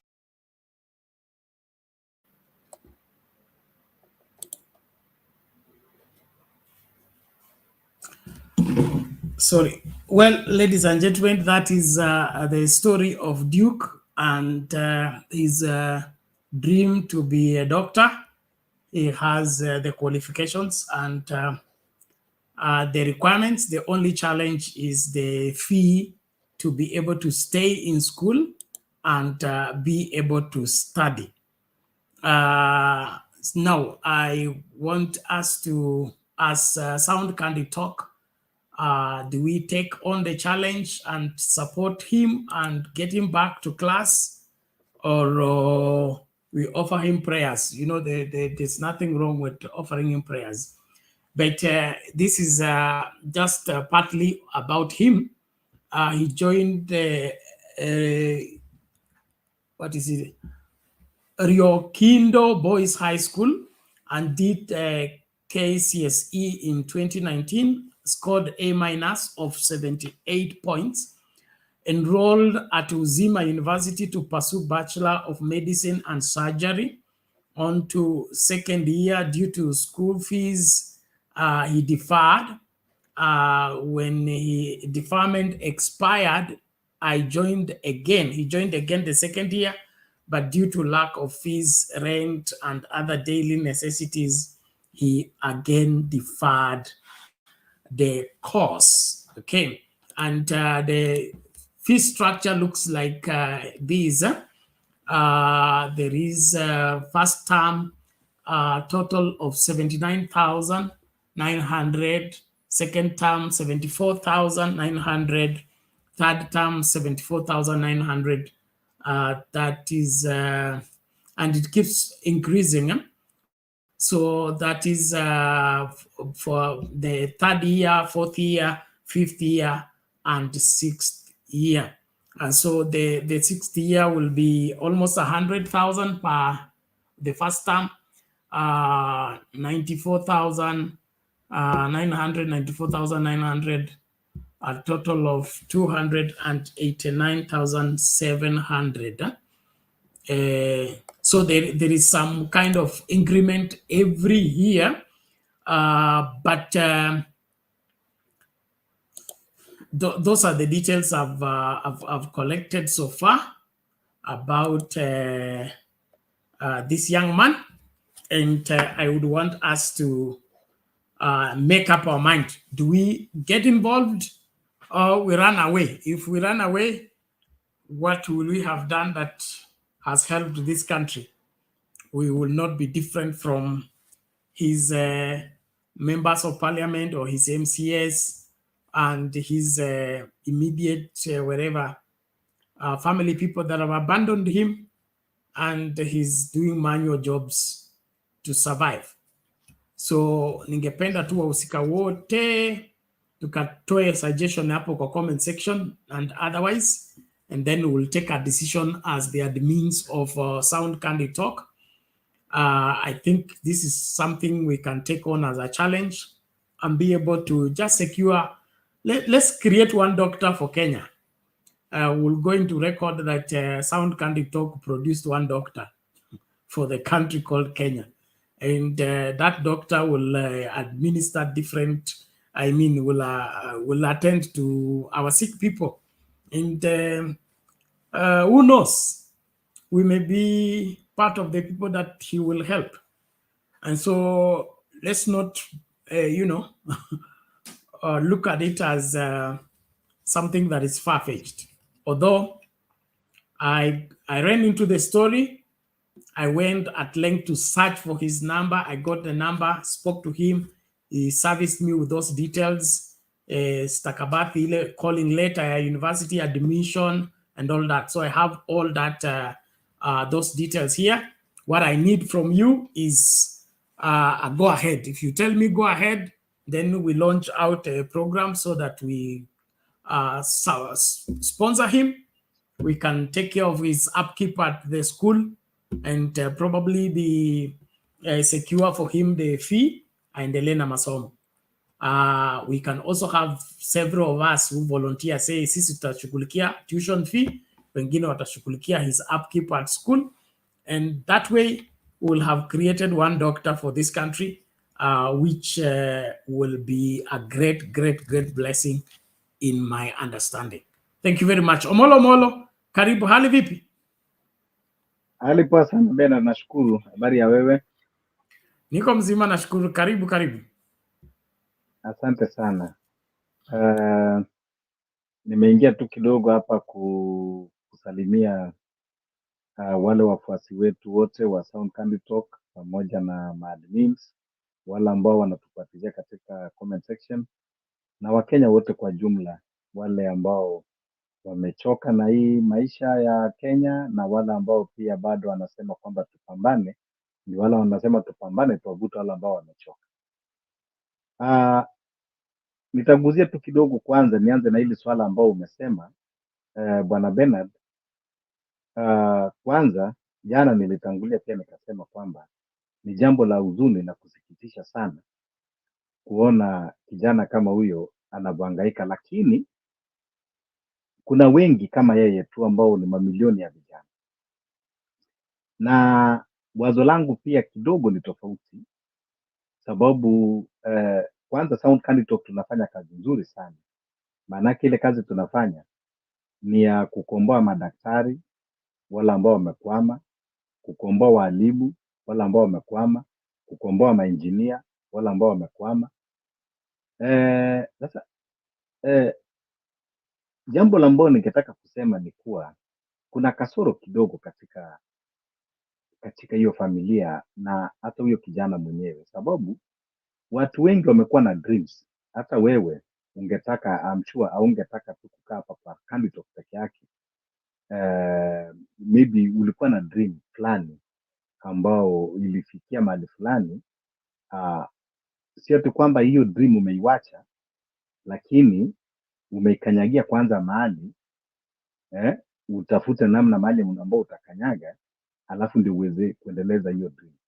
Nikiona huyo kijana ni mwerevu, si kwamba kuna ulemavu na ako timamu, kama hata anaweza fanya vibarua. Kuna watu wengi sana ambao walikuwa wamepita pia vizuri sana, wako katika Nairobi, wengine wakakuja kutafuta vibarua tofauti, wakakuja kwanza wakajishikilia hapo. Maanake ukishamaliza kidato cha 4, una nafasi ya kujiendeleza kila wakati ambao unahitaji. Mimi ningeulizwa, ni labda huyo kijana sababu ni mwerevu, hapa Nairobi kwanza atafutiwe kazi kwanza, mahali ambapo anaweza kushikilia, akasukuma. Maanake unajua Sound Candy Talk bado kuna mambo mengi ambayo tunashughulikia, especially kama saizi kuangalia kwamba tunashughulikia kwamba tunatibu kutoka kwa shina, si kuzima moshi peke yake, sababu huyo moja, it is like a drop in the ocean, unaona. Na wako wengi bado kesho atakuja, na itakuwa sasa ni kama hata unafanya ubaguzi, sababu kesho utakuja kusikia mwingine, oh, mlisaidia ule, angalia huyu wangu hata amepita amepata A, anafaa kwenda kukuwa engineer, anafaa kwenda, ina hatuwezi. Ndio sababu kwamba tukimiza Wakenya kwamba lazima tukuwe na serikali yenye mfumo wa kuelewa vile kazi inavyostahili kufanyika, uchumi bora, elimu bora kwa watoto, tuweze kukua na ma-expertise, tuweze kukua na ma-professionals. Ndio sababu tunakaa wengine tunakesha usiku tukizungumzia mambo haya. Kwa hivyo kimimi nasema kwamba sioni ikiwa ni priority sana, because it is not an emergency at all. The boy can still hustle. Maybe kama tu ni ile kupatiwa support kidogo, kama mtu ambao anaweza pata opportunity ya kazi, hata kama ni kwa ofisi fulani, akajishikilia kidogo, akaendaenda, alafu baadaye hapo anatafuta njia. Watu wengi wameendeleza hivyo, manake si watu wote ambao wametoka katika familia ambao wamejiweza. Wengine kesho mtu anapata kazi mahali, anajishikilia, anatafuta scholarship. Unajua hata hii unaona sasa kama help, ni venye sasa akuwa exposed huko mashinani, lakini kama alikuwa ameenda semester ya kwanza mpaka semester ya pili, unaona, alafu akakosa help. So mimi nafikiri tu ile kitu iko ni labda sound candidate, kile kitu ambayo inaweza kufanya ni pia wakati tunasema kumtafutia opportunity kidogo, na kuangalia pia katika hizo ofisi za help, what happened, kwa nini hakupata help, what did he lack, those are the kind of things that we can push. Bernard, I'm sure you are also capable of asking hiyo ofisi hii, maanake ni mtu ambao ameingia sasa kwa media, ijulikane kwa nini huyu alikuwa mpaka ameingia semester na alipita vizuri, kwa nini help yake ilikatizwa ama kupatiwa, na alikuwa na quality ama alikuwa amekosa nini. Na kama si hivyo, tunaiweka blown out, tunaweka katika public court of public opinion, na kutoka hapo pia tutakuwa tumesaidia wengi, because tukisukuma sasa na hiyo itoke kwa help kwamba kulikuwa na ukora pale ndani, tutakuwa tumesaidia sasa huyo kijana na wengine wengi ambao pia wamedhulumika kama yeye, because if we say we are just singling out only a particular issue, we are not curing the problem, because we are handling a lot of problems in this country, and we are trying to cure from the root. We are not trying to quench the smoke, but we want to see the cause of the fire, where it's coming from. So wakati tunapanga hivi, kama mimi ningeulizwa, ndio tungesukuma sasa kama ni hizo maofisa za help, tujue ni kwa nini. Sababu kama alikuwa amesoma semester ya kwanza, semester ya pili, na kuna alama A, amepita vizuri, kwa nini help ikakwama? Sasa tukisema tunamsaidia peke yake, na what about other millions ambao wamekwama na wanakwamisha kwa mifumo kama hii? Hiyo ni idea yangu, lakini it's just my personal opinion, and the decision is left for sound candidate, and we will respect the decision. Sisi si wale wa kusema kwamba koti ni wakora. Admins wa sound candidate wakiwa na, baada ya kusanya maopinion kutoka kwetu, ukiona kwamba yangu ni bora, kama kuna wengine ambao watakuja kutoa bora zaidi, ile decision yote tunaheshimu.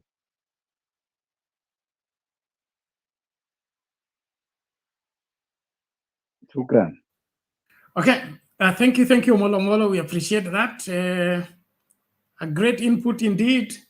Let's all give in our suggestion, then thereafter we'll give our verdict on the way forward. There is other suggestions that we approach some authorities that could intervene into the situation. So let's just open that as part of the open minded approach, and then of course we'll close in as soon as we have some concrete outcome. But liwalo, we should just get the boy to go back to class and be able to pursue his dream. He has deferred his course twice. That means the third one could be just another temptation. Unajua, being youthful also, and being in that kind of environment, ya kwenda kupalilia shamba ndio mpate chakula, that to me it's the lowest of the of everything. And so let's ventilate on it. We are free to ventilate on it. Nashukuru Mr. Handsome amefika. Mr. Handsome, how are you? Vipi Mzito, habari yako?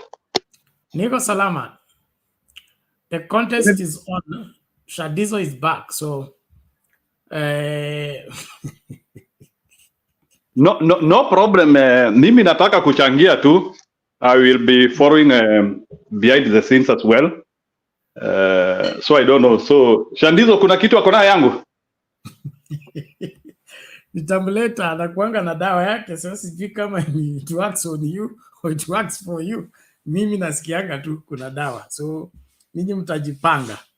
Unajua kuna kuanga na ile wimbo ya kuna dawa, sijui kama ndio hiyo unataka kutuimbia. Unajua ni pastor, unaweza kuwa hiyo ndio unataka kuniingiza nayo, kuna dawa. Ilikuanga ya nani baby? Hiyo wimbo nikuambia story yake utaiitisha tena. Mimi nilikuwa nakaa karibu na bar fulani inaitwa Paradiso. Sasa saa 6 usiku nasikia hiyo wimbo inacheza. Alafu majamaa wamechukua ile, naona ile kikombe inaitwanga subuka ama nini? Kibuki. Haya, si unaona kibuki inamwagiwanga kwa glass. Wanasema niongezee dawa, kuna dawa. So wanakusanya hiyo dawa, mimi nikaona hii dawa si ile ya kawaida. So wewe bwana, msiharibu wimbo ya Esther Waome bwana. Alikuwa anaitwa Esther Waome. She used to be a very glorious lady bwana. Unajua mimi ni mtetezi wa wanadada bwana. So kujaribu kuharibu wimbo ya mwanadada hapa nitawapiga sana. Wimbo. Dawa ni dawa tofauti kwa kila mgonjwa. So kama mganga ni dawa, kwa hivyo waacha watu waite dawa yoyote ile wanataka, ukitumia tune yako sawa, lakini bora umepona. Naona ni kama umenipea testimony ya after matuta. Sijui inakaa, sijui kama tulikuokota huko. Sijui is it before or after matuta? Maneno ya matuta usianze kuleta saita. Mimi sina kioski. No, unajua kuna there is procession of transgression as you change in life. Maybe pengine unaweza kuwa kuna uwezekano pia wewe ulitoka huko kwa dawa. Sasa umekuja huku kwa hii dawa nyingine ya ukweli. Sio ile sasa dawa ya binadamu. Unajua kuna dawa ya binadamu na dawa ya injili. Tunajua ni veterinary officer. Sasa hivi unataka kutupiga sindano za nguruwe. Sisi hatutaki hizo. Utatuingiza roho ya nguruwe. Yeah, that's a good one. So Shadizo akikuja tutapangana na huko mbele, hiyo ina shida. Lakini nataka kuingia na staili yangu ni very simple. I wanted just to offer value to the discussion of today. And try to, first of all, I want to congratulate Nigeria. Unajua you could be existing in opaque, una habari bwana bana, unajua lazima we need to be passing information. So Nigeria, wacha nitumie hiyo jina. What has Nigeria done? Nigeria wamevuka kamba bwana, wako ile ngambo ingine sasa, wanangoja watoto ba Mungu na the other, sijui kama wamemaliza. Kama kuna watu wako na information watuambie tujue AFCON inaendelea, the best AFCON ever by the way. And unajua iko ndani Ivory Coast iko ndani, imepiga Congo 1-0.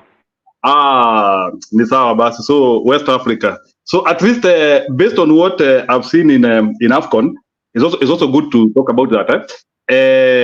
Kenyans, we have to be serious. Kenya, Uganda and Tanzania. It's a very big bar which is being set for us. Nimeona hizo stadium by the way, zile ziko huko Ivory Coast. And if we joke and because by the way, AFCON standard have gone very high, let me tell you.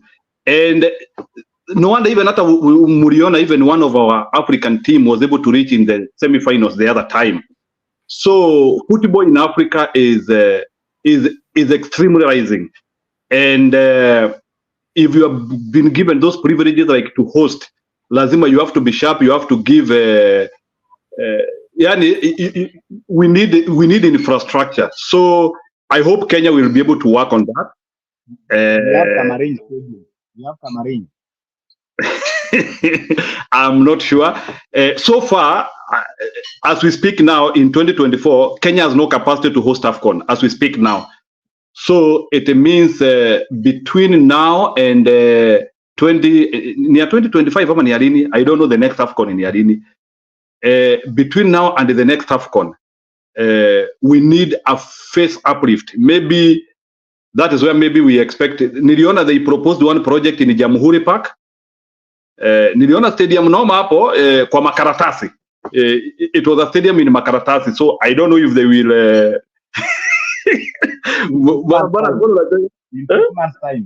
In 6 months' time, all the stadium will be done. Anyway, what I'm trying to say is that we tuko na kibarua because countries like Ivory Coast and all those who are hosting is not that they have a better economy than us. In fact, they are struggling. But it's so amazing that like that stadium nimeona huko Ivory Coast, Standard okay, very good stadium. Unajua bana, lazima ni kuupdate. Unajua ukitusomea Biblia uturuhusu na sisi tukuupdate hiyo mambo ingine. Mambo ya dunia ni yetu. Wewe unatuupdate mambo ya mbinguni na sisi tunakuupdate mambo ya dunia.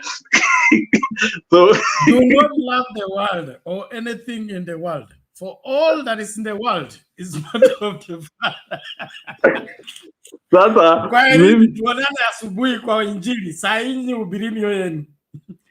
Okay, ni sawa, ina shida. So that is okay. So mimi munaniruhusu, so Bwana Aaron munaniruhusu mimi ni update mambo ya dunia. So mambo ya mbinguni tunaachia kina Sandizo na watu wengine. So lakini hapa duniani hapa the comfort ya dunia hiyo muniachie na wapea update kabisa. So I'm also wishing to be in heaven, lakini update hapa duniani hiyo nawapea. So very good.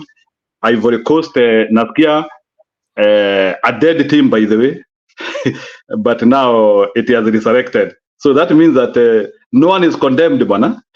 Anything can resurrect. I think personally I had condemned Ivory Coast. So bwana Shandizo, I had condemned hata Ivory Coast, nilikuwa nimewatoa kwa lineup. I'm surprised that bwana Aro namo unatudanganyiria bwana. Ni kweli mimi ni mtu wa mpira bwana, nakwambia ukweli. Okay, ni sawa, ina shida. Anyway, we accept. Anyway, congratulations to Congo kwa kufika hapo. Sisi wa Kenya bwana, the last time tulikuwa AFCON ni kama tulilambwa 3 na Senegal bwana. I remember it was in 2004 ama 5 hapo. Sijui kama unakumbuka hiyo time tulikuanga AFCON. Bwana Shandizo, do you remember the last time when we were in AFCON kwa group stages ile tulilambwa 3 mtungi? Unajua? Hii AFCON mnaionanga tuko side mirror na view sasa. No, Kenya has never been in AFCON. That I think it was either in 2004 or 2003. Hapo in the AFCON ile time mwenye moyo wa promise Subaru. Hapana, ndio wakati wa arena publish. Sasa we have to update generation alpha. Nimesikia ni kama sasa ati mmetoka kwa Z, sasa mko alpha sasa. Wanajidai. Bwana Shandizo, sijui wewe uko generation gani? Unajua some of us mimi niko Panadol. At least I know Omolo is ako kwa zile za nyuma hapo kidogo. Aaron sijui vizuri. Aaron, wewe ni generation Z alpha ama ya Simon Makonde? Which is your generation by the way? Zangu ni combined kijana mzae. hiyo unatuchenga hiyo, so ni sawa. Anyway, I appreciate leo nimesikia, naona mna discuss this story ya Jalas. Wow. Anyway. Yeah, unajua saa zingine kuna kitu tunasemanga in Embu. We always say that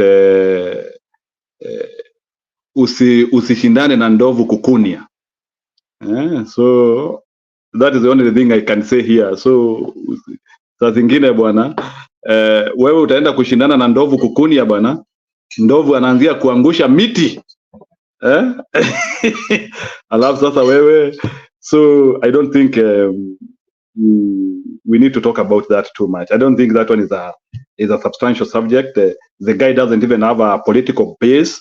I don't think Jalang'o has he can be able to challenge Raila Odinga at the moment. He doesn't.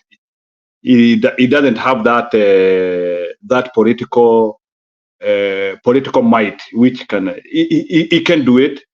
And I think the more he will try to fight Raila Odinga, the more he will end up into relegation. We need to know that in Kenya we have political powerhouses. The ones who the political powers are the ones who determine who is who in Kenya. It is just like the way if you're in Ford Kenya, if you're in UDA, like they are those heads who you have always to align into their lines of thought.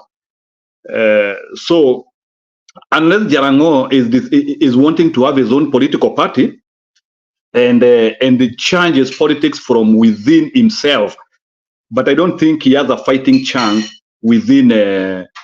He can't fight within ODM. It is impossible. So that one I believe he can't manage. So Bwana Shandizo, I think Jalang'o should choose his fights well.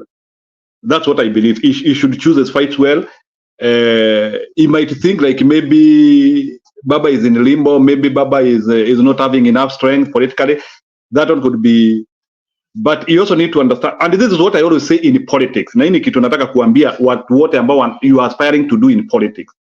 In politics, you only succeed if you respect where your power came from. And that is why, and this is one thing which I will always try to say it here.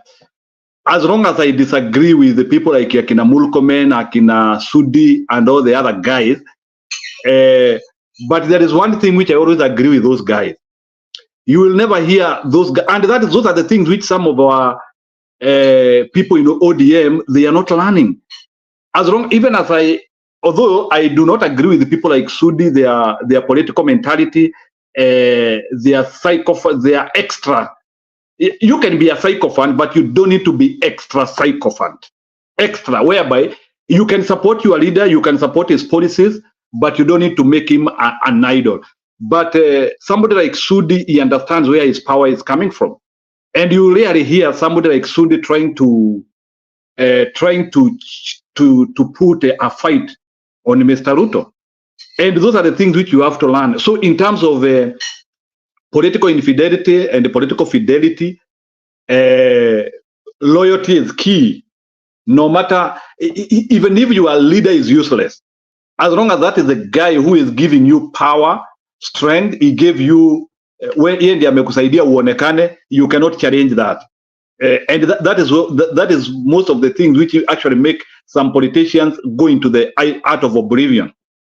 Unatokezea na unaisha, unaenda. I was having a friend of mine who was even reminding me of the current governor of Kisumu. I'm hearing the current governor of Kisumu, he also used to challenge Raila Odinga very much. Huyo Nyong'o, huyo Anyang' Nyong'o, he used to challenge Raila Odinga kila siku. At the time when he used to be in SDP, but I heard that he had to learn it through a bitter lesson whereby he lost like so many elections until he knew what to do.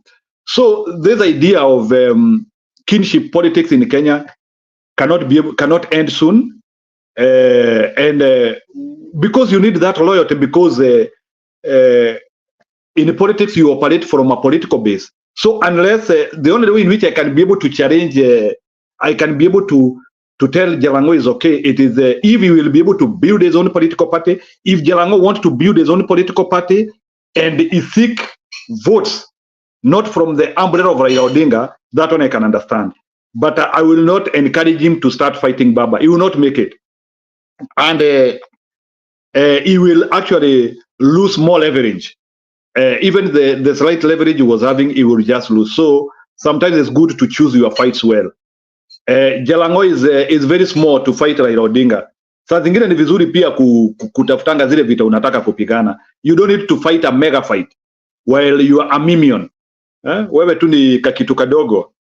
We have to accept those things, like men are not equal. We have bigger men. We are not adored the same way. So this idea whereby simply because you have gotten small power and you want to think that you can use that power to challenge the bigger powers is wrong. So diligence and respect comes that way. So the fact that Raila Odinga has given him a platform even to become, and I know there were better people in that constituency who could have vied, but maybe Baba silenced them for him. So at least he should honor that. So I think he has chosen his battles wrongly. So Shadiz on that, we are wrong. Or the guy is wrong, I mean, not us, the guy is wrong. So I think he is choosing battles the wrong way. And that is why we lose many friends in life, because mtu anakusaidia and then when mtu kimbelembele, you want to challenge that force which helped you. A human being should not operate that way. Mtu akisaidia wewe, you should be honorable enough to reciprocate that with diligence. But you cannot start challenging. It's like starting biting the hand which is feeding you. It's wrong. So Jalang'o will fail miserably unless he quits, he goes to UDA. If that is his mission, he can go to UDA. And then if he collapses, asipochaguliwa, UDA guys can nominate him. That path is possible. But that one will depend with the... But now he has to sell all his birthright. That is, he has to now become an extreme sycophant of Ruto, so that now he can prove his worth against even the people who are already in that political party. Now, unless now he makes around a total turn. So Jalang'o on that, he cannot do it. I'm challenging him. He can do something better. Lastly, I wanted to comment about the status of our politics. Our politics is not improving. I will always say that. There is a lot we need to do in the grassroots, and as Kenyans, there are so many things which we have to do. So, Bwana Shandizo, in that front, Kenyans have not been able to understand the problems which are beckoning unto them: lack of unemployment, lack of opportunities. There is no business. Everything is falling apart. So those are some of the things now which Kenyans have to start thinking about, and we have to start now thinking of how we are not going to have tangible solutions. Are we going to get solutions from governance which is enhanced by the constitution, or are we going to get solutions through a people-enabled movement? Those are the questions we need to start asking ourselves. And based on what I see, I don't think like we can be able to have a change which is constitutional change. So we need a people-driven agitation whereby people have to start asking themselves in the grassroots, what makes our governments ineffective? What is making us not do the right thing? What is making us, every time we do an election, we always enter into the same shandals of problems? And especially like now, when we are in much bigger problems, whereby now things seem like they are falling apart. We cannot even have mega projects. What are the problems? Those are the questions which Kenyans themselves, they have to ask themselves. We don't need a consultant. We need to consult somebody from the West to come and tell us what is the problem. We like those things which they are always being said in the street, like kama hiyo vitu wanasema state capture. That is state capture which is being ile inasemekana. We have to start asking ourselves, that is state capture, wherever it is coming from, who is initiating it? What is this state capture? It could be there, but where is it coming from? To me, I believe it is state capture from politicians who ruled at that time. So to me, I believe state capture is seasonal. Those people who are in power, they come with their own state capture. So it is something which is seasonal, and these guys, they are now trying to put these things into the public eye so that they can exonerate themselves from the blame. But looking at the brink of everything, things are not working well. Coffee prices are low, farm produce are low, high cost of living. no opportunities. Education is going down. I'm hearing these days in UN, you have to pay meals using e-citizen. I don't know how e-citizen is helping to pay the meals. I want somebody to help me understand on that. Our students, does it mean that when you are paying for your meals pale kwa shule, pale kwa your accountant? And again, we also want to know, hii pesa kama unalipa na e-citizen, how is this money going to recall back to the university? Is it a scheme for the government to collect money from the universities and then they eat that money? We need is that money going to return to the university so that they can be able to finance their amani like uko nasikia UN sasa you need to pay using e-citizen. Hiyo chakula ni university inaleta, ni serikali uleta. We need to understand because if the government collects this money, so in other words, what I'm saying is that there is too much government in our activities, and those are some of the things which we personally I fight.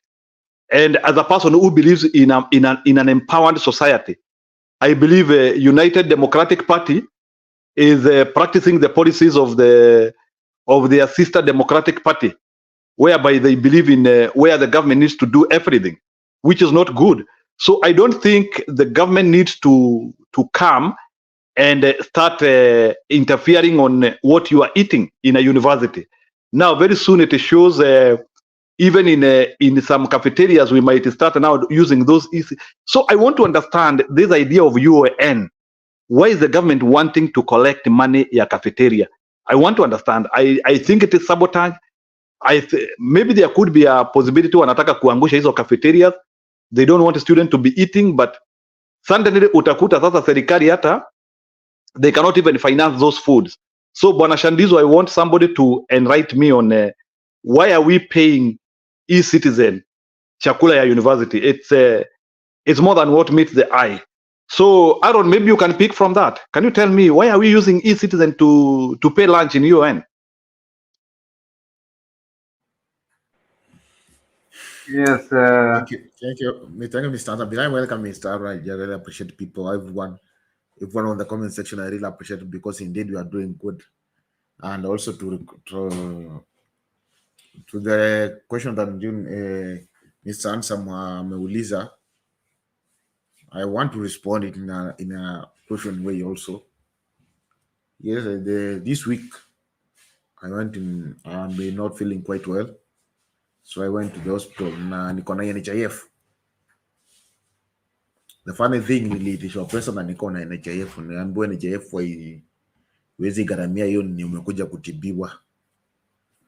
And I want to live every end month. So I'm so surprised that like I'm having an NHIF that cannot help me.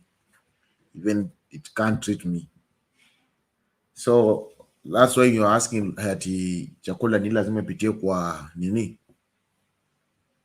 It's because there's someone want to benefit from it.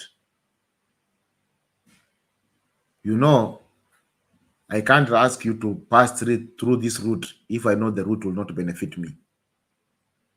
But if I know the route that you are taking will benefit me, why should I not vote for it and ask you to go through the route?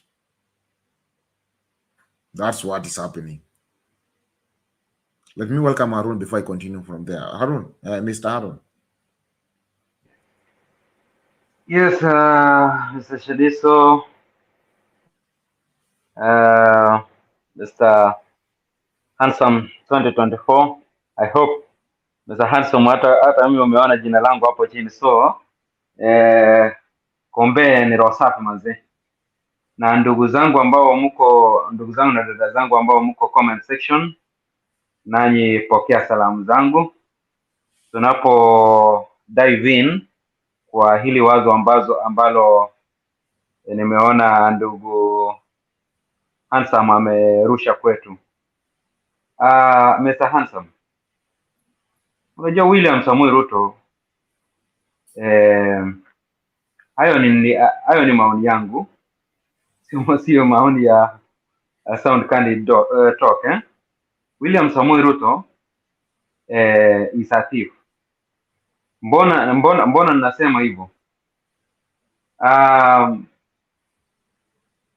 I hope mumesikia hii drama ya housing vile kumekuwa vile AG leo amesema, ametuambia kuwa huyu Muturi kuwa hawakuhusishwa kabisa katika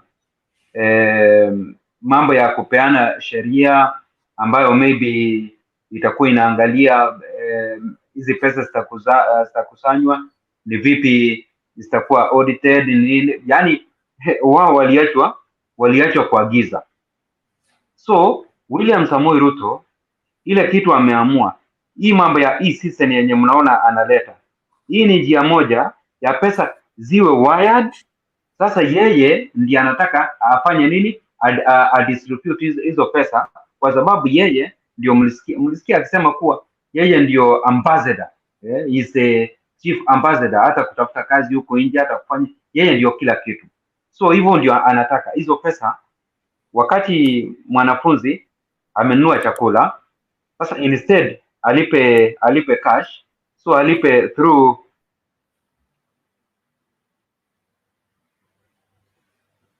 kwa Mr. Arun, continue.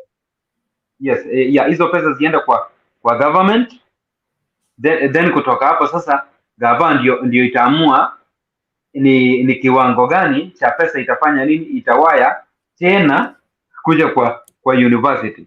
But hapa katikati hizo pesa mimi ninajua zitafanya nini, zitaibiwa.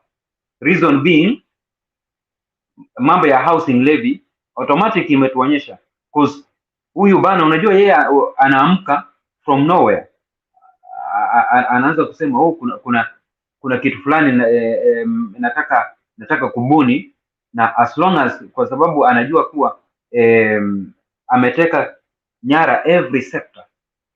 Sasa Wakenya hakuna kitu watafanya, yani hapo ndio William Samoei Ruto amefikisha Wakenya kuwa anasema I know hakuna kitu watafanya. So even if nitasema kuwa kila kitu Wakenya walipe, hata ukienda kununua kitunguu kwa mama mboga pale ulipe through e-citizen, it's nothing Wakenya watafanya, and it is sad.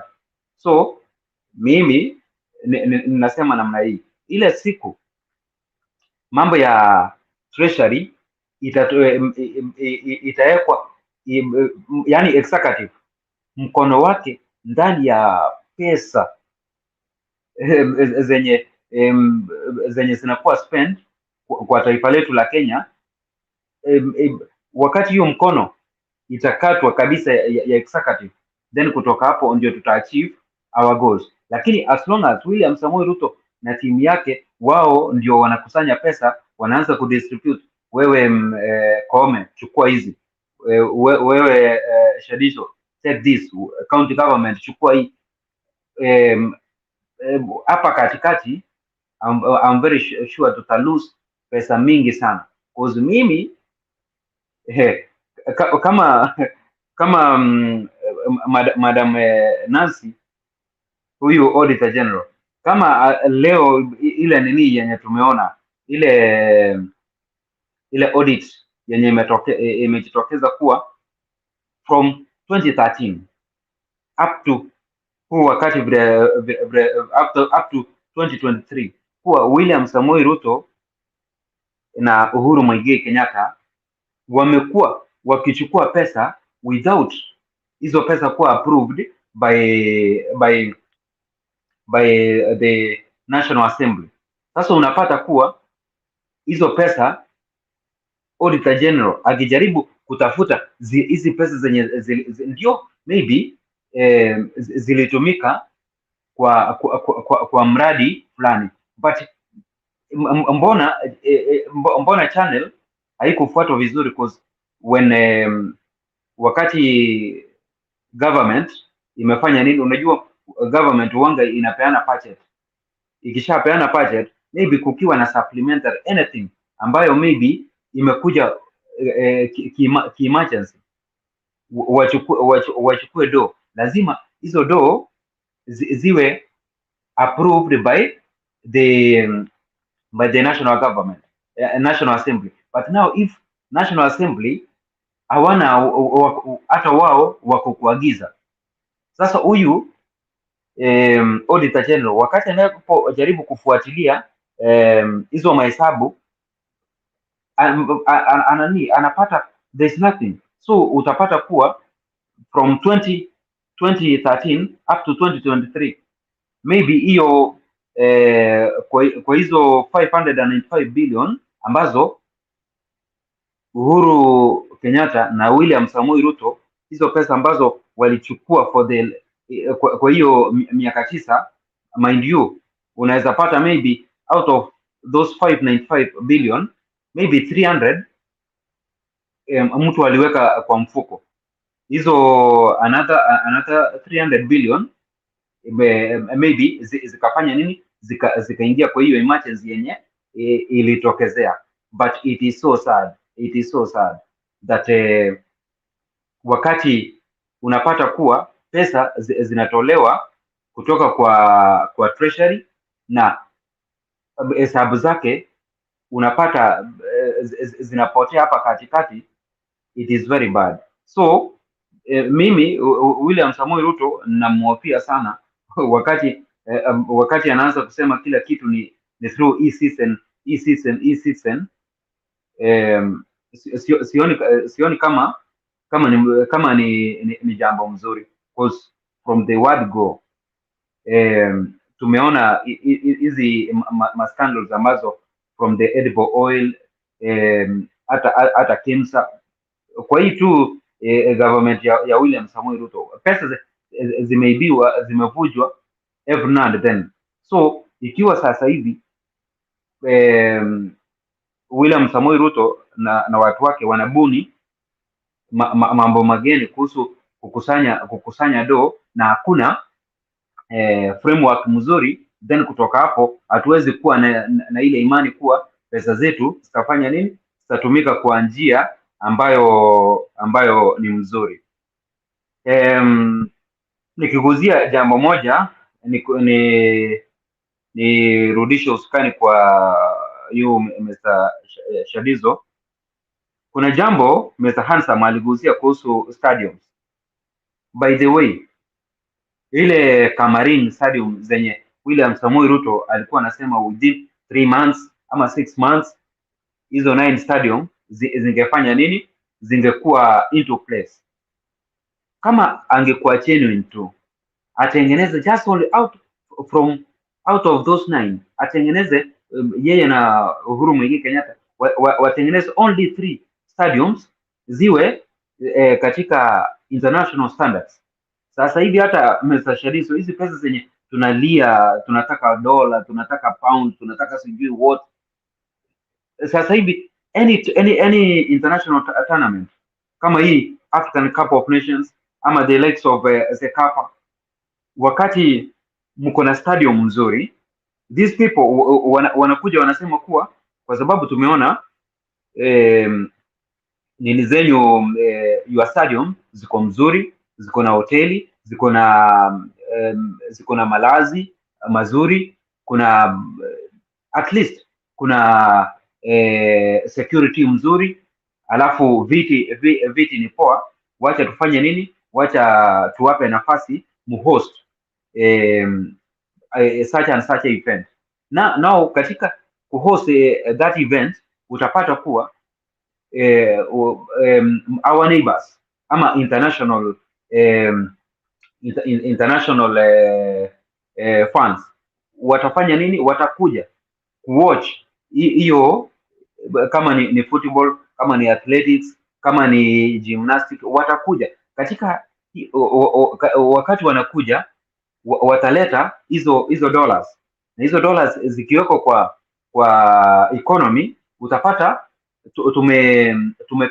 tumepiga hatua. So William Samoei Ruto yeye ajui kuwa in fact sasa hivi imefikia si lazima mtu maybe utegemee mambo ya ukulima or farming ama utegemee kutuma watu wa Kenya, Saudi Arabia ama Japan ama Germany kwenda kufanya kazi. No, as long as wewe umeweka structure zako mzuri, umeweka environment mzuri kwa investors, wao wenyewe wataleta pesa at your doorstep, na katika kuleta pesa at your doorstep, kila kitu itakuwa sawa. Kuhusu hizo stadiums tena, utapata kuwa sasa hata vijana wetu hao wenye wako na talent watafanya nini? Wataanza kwenda pale kutrain, na katika harakati ya kutrain watapata au mascouts wenye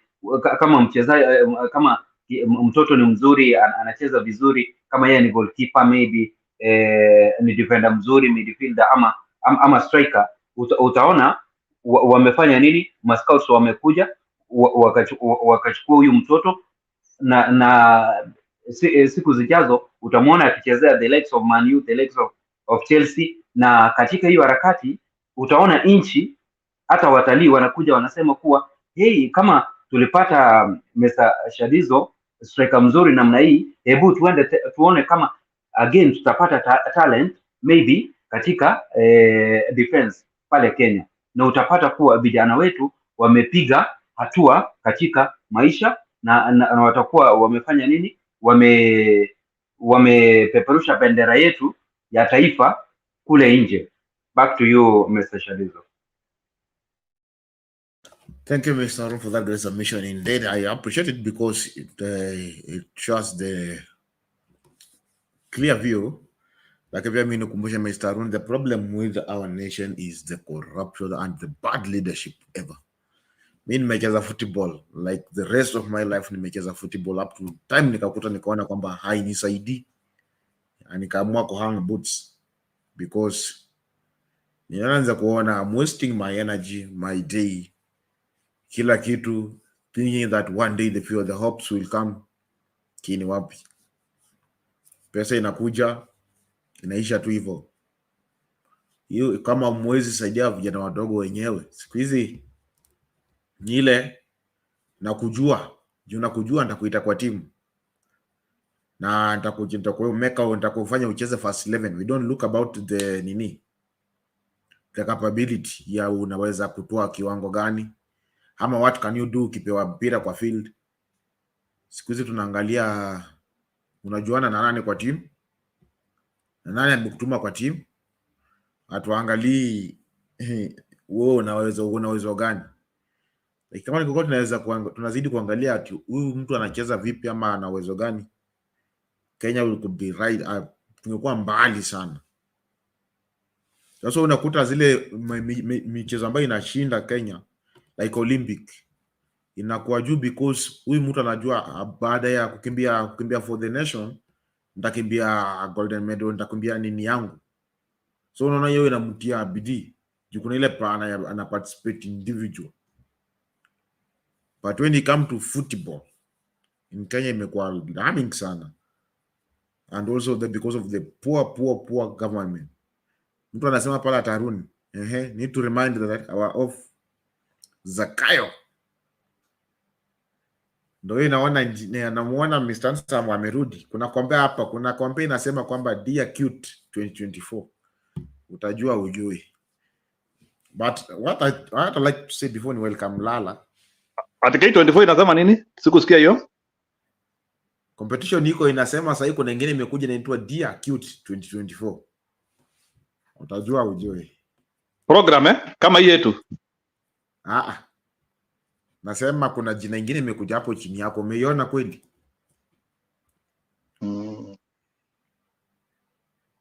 Naona Shadizo. Dear Cute 2024. Unajua bwana, hii maneno tulimaliza kitambo. Huyo ni counterfeit. When the original. Yeah, that is for when a good product is selling, lazima counterfeit zitokezee ili ziuziwe hapo as you sell the good one. So it is wheat and chaff to grow together. Don't worry.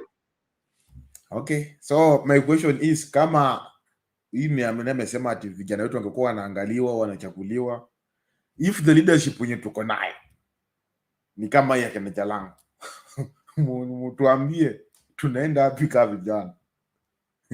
Let me listen to Lala first. Lala, what can you contribute towards it, Reverend Lala?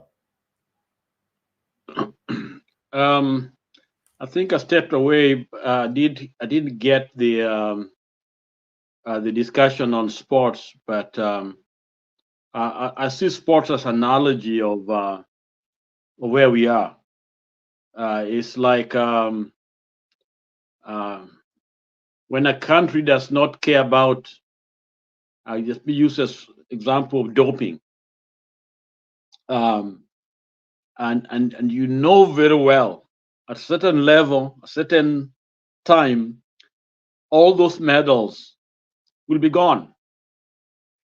The humiliation that comes when you thought you are doing better, just like Kenya, we think we were doing better ahead of everybody else, but if you don't follow something called the constitution, you're gonna be brought down. So the analogy of sports, fits into our situation. Look at where we are now.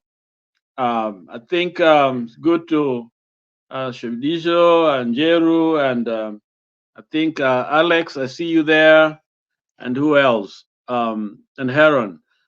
Look at where we are. Let's talk about Haiti. I'm sorry, I'm jumping all over, but I'm trying to make a point here. Today, I think yesterday, I think in the street of Haiti, I think it's probably going on right now. Okay, there are riots, and the riot is because they want their prime minister gone. They don't want him because he's not elected. Okay, and so and then here in Kenya, we have this guy who is trying to go and protect the unelected guy out there to keep him in power. So two people that Biden should, because he's cropping both of them, okay, and there they are, the pariah of the earth, okay, and so I talked a little earlier, and so when we see people like Muturi, sitting in their so-called attorney general, who has got no clue of how the housing, or is pretending not to know what's going on, then you're asking yourself, what kind of a country is this? Okay, what kind of a place is this? It's chaotic, and sometimes we argue a lot about when did the rain start beating us? We start blaming Uhuru, shouldn't have done that. But you see, a good system is a system that corrects any challenge at any given time. You can't tell me that if the enemy come from the southern Kenya, then they are okay, they can get into Kenya, than the ones who are coming from the north. At any given spot, there's a problem, we are supposed to correct it. So it doesn't matter how Ruto, try to get in. We need to block that entry point, and that entry point is where things started. And any true system, has to take care of that entry point. And I think we cannot move forward unless we correct that election thing. This man's a thief. He shouldn't be there. So blaming this guy, no. I think it's a point. The point now is that we got to correct the problem. And it can be simple. Simple as Njeru, I'm on you today, okay? Central Province. I think it's a high time for them to tell Dini Nyoro and those other Gachagua and others to shut them down in Central Province. Let them do it. Let them give us those credentials that actually they don't like what they see. Before all of us, even just let them show us that these guys are not allowed to speak over there in Mount Kenya. Okay? And that, because other parts are ready. Other parts of Kenya are ready. Whether it's Western, whether it is Kisii, whether it is Homa Bay, both places are ready. even Bungoma, so Bungoma is ready. And so the slowing down seems to be, few places. So I think even right now, Central people must tell Dini Nyoro the way they are talking that no, you can't speak the way you're speaking. Shut them down. Let them not have any meeting in Central Province. Okay? And they can do it if what we are thinking they're doing is what they're doing. Okay? And so that can really help the fight. And of course, people like Jalang'o is an embarrassment.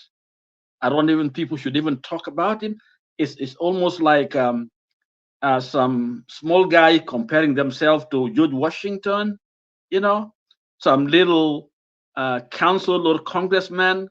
You can't even speak. It's despicable. I don't even. It shouldn't be given a platform. Okay, it should not. It should be ignored completely. It should be out of there.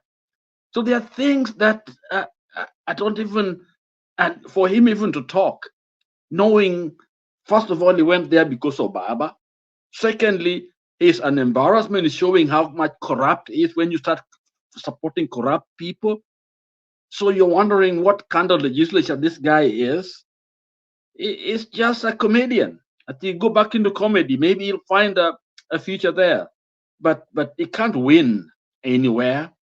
Not even if stand for an MCA or even in his own family. Sometimes he may not even win his own family members. So he should not be given any platform to speak. And so to me, the topic that you guys talk about, athletics and others, is like doping, and you know very well that Olympics is coming and they'll test and then you'll be humiliated. Thank God for Asano Otieno, I think could have been a victim himself, but you cannot do a damage to a country, and the beginning of it is the constitution, and expect to have a country, expect to win any game. So Kenyans, we are the losing team. Just like us athlete, our sport, whether soccer or whatever, the losing team, that's where we are politically. Till we correct the matter of constitution, we should be there, because all these things we see is from the root. How we got here. The root is rotten. And you cannot do anything else till you kind of uproot it. And root has to be uprooted. So that's what I wanted to say. Wacha niwachie ndugu yangu, ndugu zanguni waendelee. Asante. Thank you, Reverend Lala, for that great contribution. Let me, before I want to welcome Alex, but before I welcome Alex, let me listen to Mr. Ansam one more time, but be briefly. Okay, nilikuwa nataka tu kuwaleta on to update kidogo and maybe to ask a question maybe which can be Alex, as you give your thoughts, maybe you can also think about that. There is something which I'm trying to ask myself. What do you think? Like, if you look at what happened in Nigeria, I think Nigeria did the election after us. Then there is Kenya. Then we have like those three nations which decided to do a passage of right which was not conventional. That is Niger, the Burkina Faso, and I think the Gabon. So in terms of democracy in Africa and stabilizing democracy in Africa, do you think there is hope of democracy in Africa? Do you think there is a lesson which African states can learn based on what is happening? Because we have some of the nations which seem to have an artificial democracy. They seem like things are working. People don't seem to believe that. Then there are some other nations which think like they have to have their own system, and somehow things these countries which are where people have decided unconventional methods, they seem to be working pretty well. Nigeria is in total crisis. I hope somebody is like trying to understand. Apart from AFCON, where they are doing well, and I don't think Tinubu will come and start saying that hiyo ni yeye. I think that is just a windfall imeshtokea. So Alex, can you advise me on that? Sababu me, I have little hope for African political space at the moment. What can we run? Alex, go on. Thank you, Njiro. I wasn't prepared for that. Maybe I'll think about it, then I submit later. I was prepared to give my submission because I don't like to submit something that I have not thought of. I usually compound my mind into something. Okay, that's okay. Then I know how to, but I understand the question you have asked. I will answer you. I will answer you before the. So I think Jalang'o is a sick boy. Jalang'o did not win the Langata seat. ODM won the Langata seat. There are places it is the party that wins. It doesn't matter who you put. And you must understand that seat, it's ODM that won. And hii ya kusema a man enough, it shows that is eco-defense mechanism. And Lala can tell you it's a psychological impulsive behavior that comes for people who have inferiority complex. You know, if you are man enough, you don't just tell people I'm a man enough. You act, you show it. Jalang'o is like an orphan because what he was promised is not being done in his constituency. He's in the cold. When ODM is in Nairobi where he needs to roar, and you know Jalang'o likes crowds, he has been blocked completely. So when he wants to go anywhere, Jalang'o is a total orphan. Aweza enda meeting ya UDA afurahie, I feel comfortable. ODM amekuwa blocked because yeye alikuwa mtoto wa baba. Even Aida Odinga said, wewe ni mtoto wangu, I have nurtured you for many years. What are you doing? And the reason why Baba is so mad with this boy is because he has brought him up, even in comedy, to a place he is. So when he's saying I'm man enough, you know, anajidanganya. That's a psychological way of, reacting instead of responding. So that reactionary,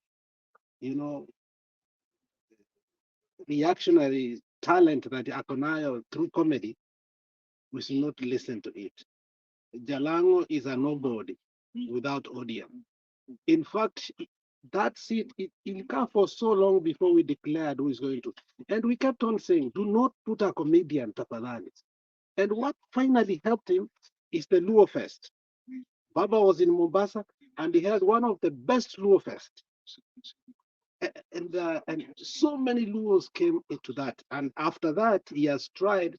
It's a total failure. You know, nobody wants to go to his Luo Fest. Tickets are not selling. Advertisements are there. Everything. He has called the musicians.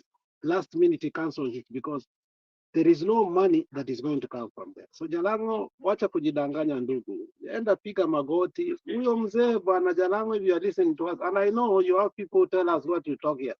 Just go slowly. Enda kwa Aida, talk to Aida, piga magoti chini, enda jikoni yake, akupikie chakula, ama upike chakula. That is the only you can make it. But without Baba, you cannot make it in politics. Ruto is just only lying to you. He cannot give you a corporation. He cannot give you a parastatal. He cannot give you nothing. He's just offering you now to destabilize Baba. But once you are out of office, you're going to feel the cold. Ask people like Orengo. When they said in 1997, Baba is a stooge, they were voted out. Anyang' Nyong'o were voted out. They stayed out for 5 years. It was one of the coldest moments. Ask Boni Arwale. He stayed out because we told Boni Arwale, please, you cannot take Oparanya out. Just stay in your seat. They never listened. Omar Hassan, we told him, you can't take Joho out. He was out for 5 years. I mean, these political shenanigans that people bring, I don't know they don't see, they don't think, they don't hear that, you know, you can't fight Baba in some areas. I'm so sad for that boy. I mean, unapewa kiti hivi na ni Nairobi, unapewa kiti hivi na ni Nairobi, alafu unaharibu hivi. Unafikiria hata Kidera aliharibu? Kidera could have won this election very easily had she not haribu the relationship between him and Baba, because Baba gave him an opportunity to have the first governor of Nairobi. He messed up. He messed up. So Jalang'o usijadanganya. Watu wanajua Jalang'o hapa. Even me, I know him, but nyinyi enda mumwambie. I cannot tell him because he's such a fool to a point that you can't talk to him.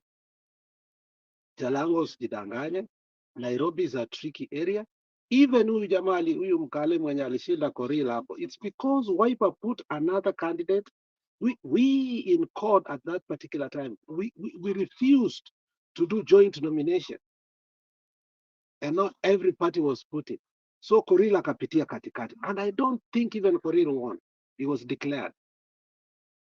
So Jalang'o usijidanganya. Being a member of parliament in Nairobi is a privilege. It's not like being a member of parliament huko Rangwe, ama kule sijui ni Madiani, ama kule sijui ni Kwale, sijui ni county gani.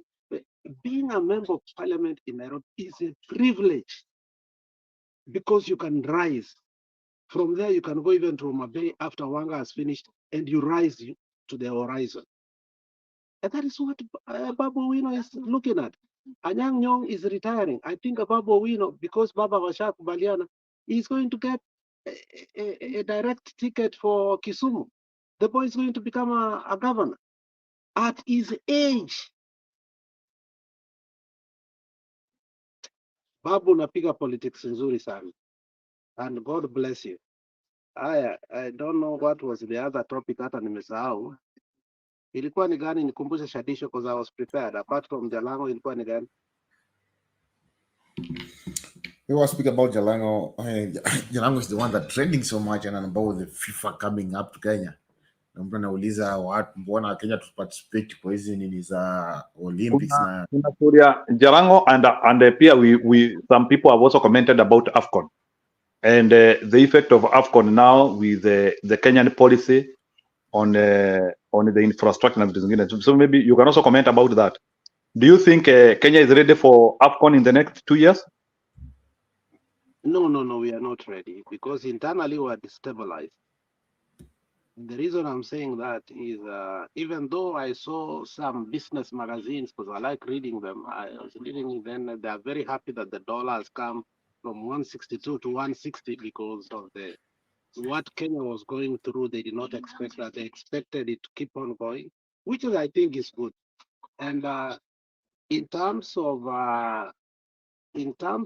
inflation, I agree they have capped it from 6.9 to 6.6 because of the raising of the interest rate from 12.50 to 13. So I think that gap that they have done 0.50 is going to cap the inflation. Once you cap the inflation, now you start dealing with things of import and export. And if they do more export and they stop the imports, which I think they are not going to stop because Ruto is the sole importer of maize, is the sole importer of sugar, and blah blah blah blah. And that's why he did not give money to the people in Trans Nzoia sugar company because it doesn't want any sugar company to work. So what I can say is that the country is in tatters, that Ruto should concentrate more, and once he has stabilized the dollar, then he start dealing with the AFCON. Right now, other countries like Tanzania, Uganda, and Rwanda are seeing a tremendous growth. And we saw a stagnation of 15 months. So I don't think we are ready for AFCON in the next 2 years because of the economic mess of taking the subsidies, food, and others. So that is my take on that. But I fear that if Ruto is able to stabilize this economy, because I think it has gone far beyond. If you look like, if you see today, when Muturi was speaking, he said, I was never consulted. So this guy does not consult some of his people who are doing the job at the ground because he knows the response he's going to get. And he doesn't want to go to that response. He wants to go on his evolution, which is really killing us.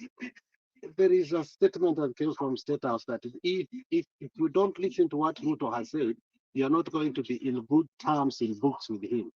That is just the worst part of it. Why do you have economic advisors? Why do you have political advisors? Why do you have peers around you? You know, the president alone has so many people around him to advise him, but the guy doesn't listen to anybody. So we are not ready for AFCON, that's what I'm telling you. Because where are we going to get the money from? Where are we going to get the money from? In fact, we are supposed to do a new stadium in Jamhuri. Are you aware of that? Jamhuri Park, there's a place in Jamhuri. It hasn't started. You know, the Kisumu Stadium needs also, the garbage is out there now again. So tell me, where are we? Because it is intercity. One can play here, one can play here, one can play in Arusha, Dodoma, another one here. I mean, when the game starts, we have, because it's 32 teams.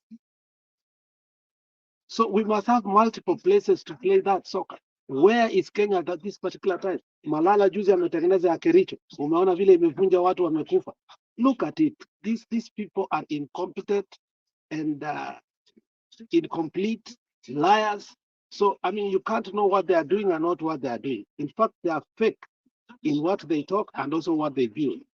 So if the contractors or the people from FIFA come to start to investigate if we are really ready, you'll be shocked. So we are not ready for AFCON, trust me. We can't lie out to ourselves. Because at the beginning, we have 32 teams, which means we need 16 stadiums. Thank you, guys. Mimi naweza sema hivi kwamba mnataka kuhost AFCON na dola ndio imekimbia hivyo. Number 2, for you to host AFCON, you need to have a good internet system. Good internet system. They normally check about that. FIFA wanakuanga keen sana na network. Alafu number 3, your economy. How does your economy grow? So when they will be voting, they check about that economic growth, the reliability of the hotels zenye mko nazo. They check your network speed, your internet speed. Also, they check the quality of your fields, and also they check the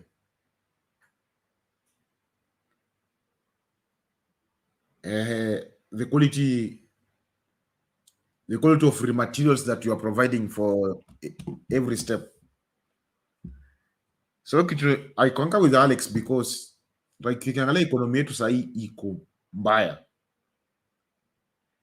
Hata mkisema mutarepair hizo stadium within the next remaining few years, itakuwa ngumu because by the end of the next week, the end of the year, FIFA will be coming to, watakuwa nakuja kuangalia hizo viwanja kama zipo sawa ama zija qualify. So I think like, okay, anyway, wacha tuone, tunaweza sema we are not qualified, kumbe FIFA itu approve. Let us wait for the FIFA response because lazima watakuja wacheke viwanja, wacheke the speed of the net, wacheke the economics, wacheke kila kitu. There is something I want to advance a little bit on there. You know, there was an issue, and Kenya. Do you know that Kenya will be among East Africa? Let me talk East Africa. East Africa is one of the first joint. You know, we were to host, I think, AFCON in 2015. I want to give some history. Either 2015 hapo, but ikatolewa Kenya because the infrastructure which is needed, mostly what even FIFA looks at is mobility. Mobility is usually the key thing. because it is not about the players alone. You have fans. Kuna watu wanaitangwa fans, and when you are having a football tournament in the scale of AFCON. Na sahi kwanza umeona the level at which AFCON has reached. Now AFCON is slowly, I could say now it is close to like 70 or 85% in the Euro now. Like what happens in Europe, because you can see very international footballers. So you can understand like in the next AFCON, Sadio Mane will be in Kenya or will be in East Africa. That Nigerian guy Osman, they will be in Kenya, and you know the standards those people need, and then fans, and you need to understand some of the fans are very rich people, billionaires who are coming to your country because they are fans, they have interest. So and mobility, how you'll be moving people from, because sometimes Nigeria could be Nairobi, and in their next game is in Kakamega, or the next game is in Dodoma, because we are doing it. So the reason why they introduced 3 countries was to try and share that logistics, because I think it was a leeway, because the other time Kenya failed because maybe it was all alone. But there's a question I'm asking myself. Cameroon can do it alone. Cameroon, they did AFCON alone. Ivory Coast are doing it alone. The other time, Morocco has hosted it. Egypt has hosted it without like a concerted effort. And then you see here, when we are hosting it as 3 countries, there will also be competition.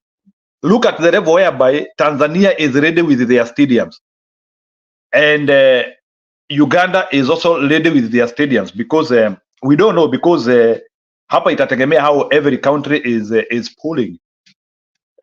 So based on this, you can now see actually if Kenya will not be ready, even if we will not lose the rights, we could actually be given like an opportunity to host very few games.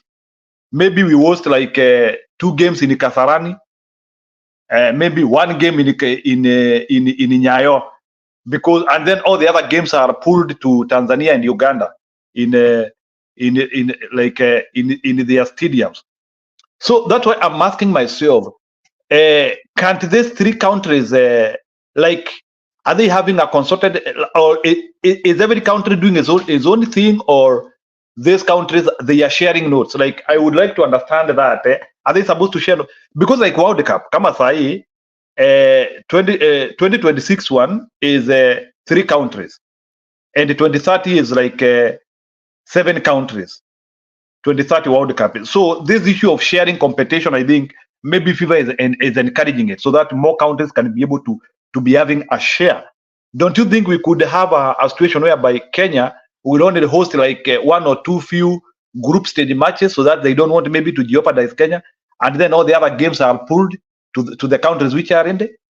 Because you can remember, you can see we are supposed to do Jamhuri Stadium, and Jamhuri Stadium was it is one of the key things which actually made FIFA to consider Kenya, because Kenya said that we will be having a state of art state, because Kasarani na kina Nyayo, they cannot receive that facelift which is post-modern, because they are ancient stadium. That's why we propose the Jamhuri, because now Jamhuri the concept was Jamhuri, we will bring post-modern facilities up, and actually if Jamhuri will be done well, it was being thought that actually the finals will be in Jamhuri. That was the thinking. The finals of AFCON will be done in Jamhuri. Hiyo ambayo hawajafanya. That was the thinking. So, Alex, can you help me understand in terms of that, like 3 countries, is it an advantage, or it could make some countries now lose the favor, and the countries which are ready, the opportunities are taken there, na nyinyi mnabakishwa bila kitu, ama mnabakishwa game moja ama mbili? Not. First of all, let me advise you that when Wembley Stadium was renovated, Njiru, weka kamera, usiulize question alafu unatoka. Hiyo ni tabia mbaya. You are a senior panelist. Nimekuambia every time. Up your game bana. Kaa chini, relax, vile tumerelax tuongee. Tembea unaotoa camera is not good. You are a senior panelist here. The first thing I want to deconstruct you is Wembley is older than Kasarani and others, but it was renovated, remember, and it had a good facelift. So the issue of saying that they are old, they can't be facelifted, it's not here or there.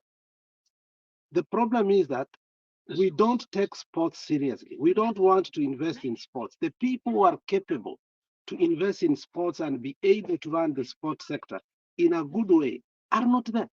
Watu wameandikwa huko ni watu wa play politics, nini sports. They don't even go to, hata wakienda huko games, hawajui the rules. It is quite unfortunate. So the issue of saying that one I disagree. I'm telling you, Wembley ilikuwa renovated. Go to YouTube and see what it was and how they, and many other ancient stadiums have been renovated and facelifted to even better stadiums. So that's not neither here or you remember the 4th African Games. That is when one of the best days Africans have ever had.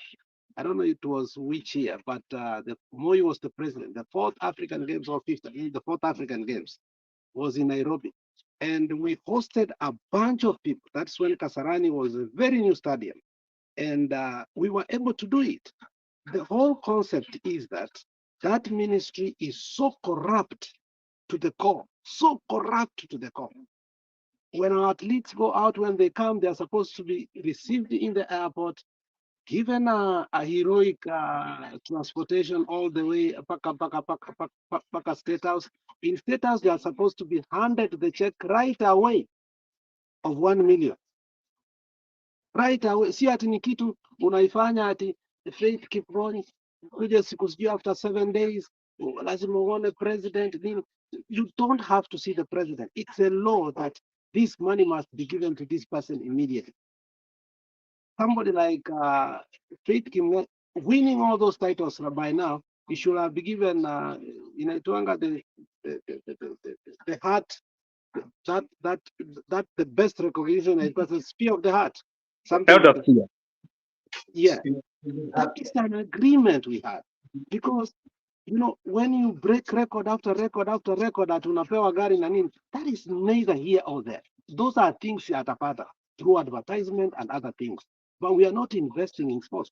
Right now, if you look at this, naweza muitaje Babu na Mwamba, hawa watu wanasimamianga pimp, is a pimp. If you know what a pimp is, just go Google. I don't want to go in. Na Mwamba is a pimp. He has no clue.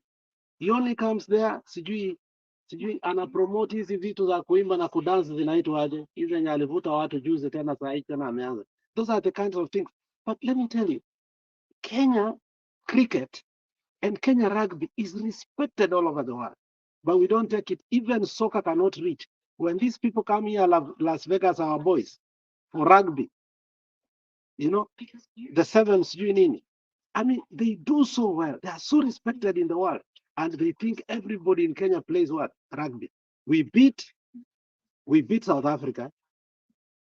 We beat all the countries that play in Africa. And then we go to Australia, we beat them. Now, when we go to finals, that is where the support is not there. Why have we never gotten the World Cup for rugby? Because there's no moral support. There's moral support. So I'm saying the problem here is not, and once you do not know the rules, you don't take it seriously. You have to be told. Mbona uanze kutengeneza stadiums kama za Kericho before you fully comply? Nairobi, Kisumu, and other places that you want to play, either Mombasa. I mean, we should have been now done. We should be done by now. The worst come to the worst, December we should have been done. And if the government is listening, we must do this thing for the sake of the sports of our country. We have so many kids who are talented, especially gymnastics. Let me tell you, hata nikuulize, Sasa hawa wazungu wanashindanga hapa. Shadisho, wacha nikuulize kwanza, wewe you are the right person kuuliza. Hawa wazungu wanaendeshanga baiskeli hapa, wanaweza endesha kama Mbukusu anaendesha kutoka Kakamega mpaka Bungoma? Hata hizo fika nusu. I'm telling you, we have the best cyclists in the world. Mtu unapata ameweka makaa 4 kwa baiskeli, imebalance ndugu yangu, anaendesha. Mzungu anaweza fanya hiyo? Na itaona baiskeli kimbia speed ya 60. So we are not supporting our cyclists. We are not there are many. Hata nikuulize, unajua vile tulikuwa tuna swim Lake Victoria? Tunaamka asubuhi saa 4 tumefika. Tunaweka kibuyu hapa. Tunaenda mpaka katikati. Waves zikianza kufika saa 6 zinaturudisha polepole. Na sasa hiyo tunafurahi kabisa.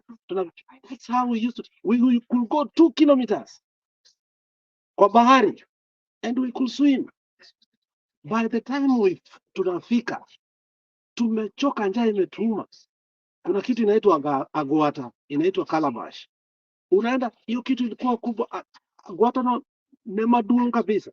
Mtu mwenye ananisikia, Lala ananisikia. Hiyo, that ball used to be so big. What will we do? Ilikuwa 5 bob. Tunaenda, unajua kitu ijawahi panda bei in Kenya ni mandazi. Ina reduce lakini bei yake tu inabaki kuwa 5 bob.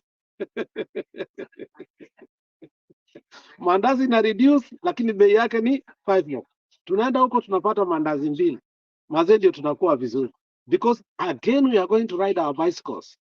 From there, paka tena nyumbani again. After that, we were so talented. If we were given an opportunity to go to British Council, which I was in drama, but not in terms of what?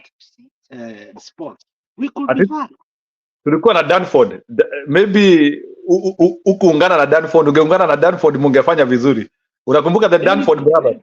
Maybe hatujui. So what I'm saying here is we have clueless people. Waende tu huko Bungoma, waende huku Jaluoni. Mtu anaendesha baiskeli kutoka Homa Bay mpaka Rangwe, na sasa ameweka viazi ama mboga.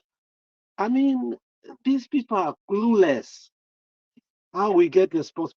Unajua kitambo kulikuwa mpira ilikuwa inachezwa Itieri, Homa Bay Boys,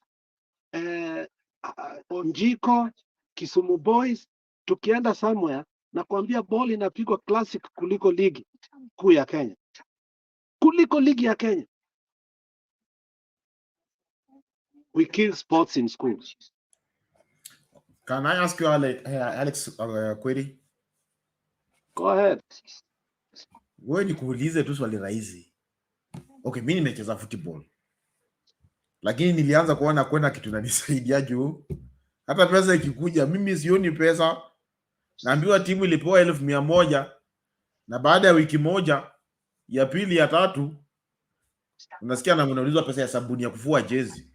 Sasa unashindwa tulipewa 1,100 na mnaniutisha pesa ya kufua jezi, sabuni ya kufua jezi. So how can you helping me? Haya, angalia high schools. Most people play in high school, but after high school, now then, unakuta hiyo kitu inaisha kabisa. Kabisa, hakuna tena. Hapo kama uko play local, you just play local na iishe, ubaki tu local na hapo hivyo. For me kuingia timu kubwa, lazima nikuwe na connection ya mtu kunifanya nipate hiyo bridge niingie huko. Wewe jiulize tu ni vijana wangapi hao wa shule wenye wametamba. Unaona hata michezo ya shule sasa inaonyeshwa mpaka hata kwa nini? Kwa Citizen. Hii sports za high schools vile zimetoka result na nini. Angalia tu vile vijana wanacheza wa high school na ile rating yao watoto wanacheza nayo mpira. Alafu geju huyo mtoto na mtu amewekwa kama kwa FC Leopard. Unakuta mtoto wako more than 3 times better than huyo mtu amewekwa kwa FC Leopard. Watu kijana kishatoka shule. Juu sasa shule ina shule ilikuwa inampelekanga kuona kupata hiyo opportunity. Kwa society hakuna. Angalau tuna expect hizo talent zigrow zikuje huko mjini. Na hiyo talent mmeacha huko ushago. How can we help such like people? Because those are people like can bring up the light. No hata Kenya mka participate even kwa World Cup. But sahi kusema ati mngojee tu mpaka ati unless muujiza ifanyike. But hii corruption yenye mko nayo Kenya haiwezi fanya mkaende cheza FIFA. So how are you helping those young men? If you are young enough, you might not. 1987, I think you are not even born. There was a young man at that particular called Dawo. Dawo used to play soccer. Just so classic. He should have been even in the league, European. By that time, we were not taking our people to Europe. He ended up going to Egypt. But this boy had a golden head. Ukipiga mpira tu ifike hivi na ako karibu na goal, the way anafanya hivi na ball inaingia. I mean, we gave that man so much respect. He got so wasted. Motego got so wasted. I'll tell you so many people. Motego alikuwa akishika mpira na ipige, kila mtu anatoroka because hiyo ikupige uso, you will bleed. Unaelewa? And we wasted those people. After soccer, akaenda Kenya Breweries akafanya huko. Yes, you can't take somebody to do what just to give him an income just because. These are funds must be set up for our veterans. So as we grow talent. You know the reason why all these people are out? Because wazazi wanauliza after umecheza soccer, ukiretire unaenda wapi? Because they don't have retirement funds. Yeah. And that's why we fought hard for our athletes, because people could not even go to athletics because if you can't compete in the higher level of Olympics or marathons, you are done. So parents just tell you, I know you love this. However, just look at your family. Is it sustainable? So mtu unakaa chini unasema yenyewe parents wangu wananiambia ukweli. Unaachana hiyo upuzi, unaenda unafanya nini? Unaanza kufanya vitu zingine. But the talent is inside you. The passion is inside you. It has never died. So what I could tell you, Shadisha, is our government does not understand that sports is a source of revenue to a country. And it does establish what is called you have your own organization and you give money out. The name has gone. I think it's hospitali na nimaliza. So when you look at the whole structure of how sports bring money to this country, we go to Olympics. People like Biles who just win like 17 gold medals. This guy that from Boston, Massachusetts, who wins like 18 straight gold medals in what? In swimming. I'm telling you, kuna wajaluo wanachapa abal hapa. Abal means swimming. They can go 10 kilometers inside the water. Wanatoka saa moja, wanarudi saa 12. Because it's a passion. Once you love swimming, it's a passion. Usipoingia hiyo maji, unasikia. Unajua, when I started riding a bicycle, nilisumbuka sana. And my dad taught me. But alinipeleka polepole hakunichapa. Siku nilijua kuendesha baiskeli, niliota usiku that naendesha baiskeli. Na kila siku nilikuwa naota for the next 6 months. Because now I could do so many things. I could turn the bicycle this way. I could ride it this way while in Mayeka. I mean, there were so many tricks now I learned. And I could tell you that if my father allowed me kuendesha baiskeli the way I loved it, because we could go from Mulimani mpaka Mamboleo, tunapita Mamboleo, tunaenda huko mahali, if somebody knows, huko mahali kokoto inatengenezwa ya muhindi, tena tunapita tunaenda huko ndani kabisa, mahali unaona Nandi Hills, alafu sasa tunarudi jioni. We could take, yani tungeendesha baiskeli mpaka tunachoka. Hizo viti hazikuanga vizuri, hizo viti zinakuumiza uko chini mpaka unashangaa. But we could still ride them. So I think the priorities of the government is that it doesn't know how to take talent. There's something called black excellence. You must get to a point whereby you start looking at black excellence. Kama mtu asikii kwa class, usinforce men goalkeepers, if you don't know from statistics. Goalkeepers hawasikiangi kwa class, lakini wakifika kule ndio anashika mpira. They are very good. When niambie goalkeeper mgani anasikianga class? Traditionally, goalkeepers hawasikii kwa class. Wacha mtu ashike ball, amalize form 4, alafu muende huko mtrain vizuri, and you will be a national figure. Because for him, soccer is his passion. So I'm telling you that, and Asili was asking me about, yes, all departments are corrupt, but the sports departments are more corrupt because you do not see anything that comes out of it. Our children are suffering. At our Kiandanga, these national soccer games, they have to contribute themselves, and this is an event that is supposed to be hosted by a national, and the CS is supposed to be there. The funding must come from the CS and its departments. But what do you see? You don't see anything. So what I could say is that we have no priorities to sports. And we have lost so many talents that you cannot negate anymore. So I urge Babu na Mwamba, kama unatusikia, tengeneza hizo stadium ASAP as soon as possible. That is the priority from now mpaka December. So when FIFA comes, because it comes earlier, it finds us, we are almost, then they will tell you that, okay, this is the makeups you are supposed to do, not the building makeups. Fanya hivi, fanya hivi. It's like wewe ni mwanamke umeshamaliza mwanamke kabisa, unajipaka powder, sijui kama ni gani, unatengeneza nini, unapaka lipstick, unaelewa. There's so many things they do in their face sometimes. Unaweka layer ya kwanza, ya pili, sijui ni ya tatu. I mean, those kind of facelifts ndio tunataka tufanye, or makeups. But the real construction should be done so that the structures are enough people to sit. And, we have stadiums in formidable cities. Kisumu is a very good city. It has been made very well. It has enough hotels.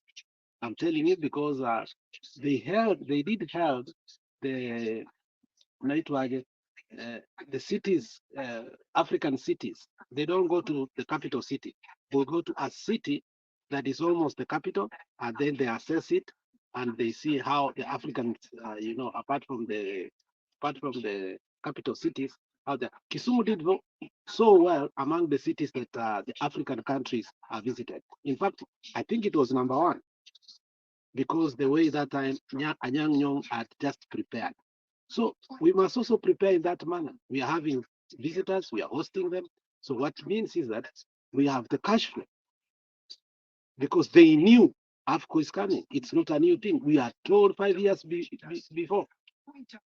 Look at how Qatar prepared. I mean, their stadiums were classic. I mean, yani mpaka tukaogopa. Well prepared, immaculate, meticulous. Uliona mpaka barabara kweli. Uliona mpaka barabara kweli. It was meticulous. It was stellar. You know, I mean, there is nothing even one. We can't even come close to that. But at least let us do what we are able to do to our standard, which I know is better than many other countries. We are better than Uganda. Uganda shouldn't do better than us when it comes to making our stadium. I think we are failing on a collateral damage ambao sisi wenyewe tumepewa. Don't know where Njiru is. Njiru akuna hii tabia, anatoka anyway, ana ask a question alafu anatoroka, and we want to discourage that kind of moderation. Sit down and give people, hata sisi tunakaa chini. I mean, we don't keep on walking. Shadisho, I want us to start having program ya evenings. The way unakaa hivyo, the way nani ndeta anakaa, the way better anakaa, we should have a moderator who is present all the time. Thank you. Thank you, Mr. Alex, for that great submission. Indeed, but for comment section, I see Martin Mark dates comment section. At Shadizo, it is good to see you, man. I'm happy to see you, man. I'm back. Although bado mwili japata nguvu kabisa, but I'll push it. Lazima tuifanye kazi. Sipofanya kazi mtabuama na hii nchi ya Ruto. Because I was disappointed. How can I be paying NHIF na nenda hospitali naambiwa hainisaidi? I'm still paying the bills by myself. But also it has been so quite hard, but I thank God. At least nimeamuka and I can walk again. And that's the nation that we are having as Kenyans. So lazima tujue cha kufanya, because if we don't stand up and speak up and correct everything and put everything to order, tutaenda kuwa na viongozi kama wakina Jalang'o, Salasia. But to me, I feel like Jalang'o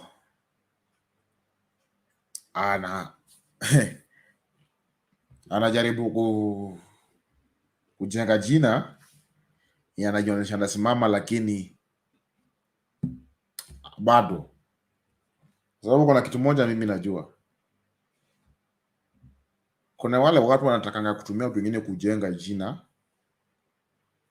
but they don't know the approach they could use to build their name. Hata sahi Jalang'o angeenda kuanzisha chama yake, the truth is hakuna kitu anaweza achieve kwa hiyo chama, na ile complaint ya kumfuata ni kidogo sana, na ile watu wa kumuunga mkono ni wachache sana, because number one, he spoiled everything. Ameharibu kule alikuwa anapata, amekata mkono ya kumulisha. Sasa sijui anategemea akule aje, ama ni ile unaona nimekuwa, ndio mentality vijana tunakuanga nayo. Sasa siwezi ambiwa nataka niishi maisha yangu, na sahau kwamba bado nahitaji huyo mtu mwingine, ama nahitaji hiyo daraja ilinivusha inirudishe kule nilitoka. Sasa Jalang'o amevuka, alafu ameamua kuharibu daraja. Amesahau 2027 niko inafaa rudi apitie kwa daraja. Msaidie Jalang'o. Msaidie Jalang'o. Chelex. Msaidie Jalang'o. Jalang'o ameamua kuvunja daraja, juu alifika, anaona hata hitaji kurudi tena. How can you help Jalang'o surely? Msaidie Jalang'o. Msaidie Jalang'o akufe peke yake. Daraja amekata ndio. Sasa msaidie kujenga irudi, ili asiendelee kupotea kabisa na nyinyi mko. I say Reverend Allah is still with us. Reverend Allah, can you get me?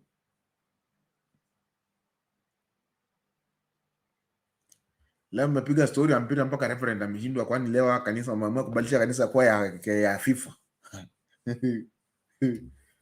Welcome you all. Let us join the studio. Let us end up together. Wacha tumalizie segment pamoja. Asa welcome Alex also speaking again about this story ya Jalang'o. What do you feel? How can we help Jalang'o to go back to the track? Because ni kama amevunja daraja na inafaa rudi kwa hiyo daraja 2027. What do you think runs inside the mind of Jalang'o? Hiyo swali ni lala ni kama yuko Simpaji, you can answer, unaweza jibu kama bado hajakuja. You know, in psychology, there's something called nebulous concept. Nebulous concept is something that when I look at Jalang'o, I can diagnose it. Because, you see, human beings are multifaceted and dynamic and flexible. But despite of that, you must know where to be conservative when it comes to some issues in life. So, there's this, once you are elected, there's this something called transitory phenomenon. Hapo ndio daraja ilivunjika. In the transitory, as soon as alichaguliwa, and if you remember before election, Jalang'o had a very successful channel. Yeah, Jalang'o. So if you look at Jalang'o right now, Jalang'o has no backbone to hold on to. Because if you look at Jalang'o, the UDA side, ni kama it doesn't fit. He's really trying to come to ODM. He's really trying, and he's using wrong means. Kwa sababu when they have rallies, he tries just to come there by force. Kiti yake haiko, hakuna mtu alimwalika. And that is the biggest mistake Jalang'o anafanyanga. So if I was Jalang'o, this is what I will do. I will subject my senses of being to self and understand that I must be myself and understand that I've made a mistake and I must do what? Repent for it. I've sinned, I must repent for it. Because she used Mama Aida, akapembeleza Mama Aida, because that seat, remember, seat ya Kisii, and some, there were 7 criticals ambao walipewa nomination in Nairobi. I remember Baba himself gave them. Because it was contentious. Kama ya Kisii, it was so contentious. You know, there were people like Ongwae and others who said Simba cannot lead that county.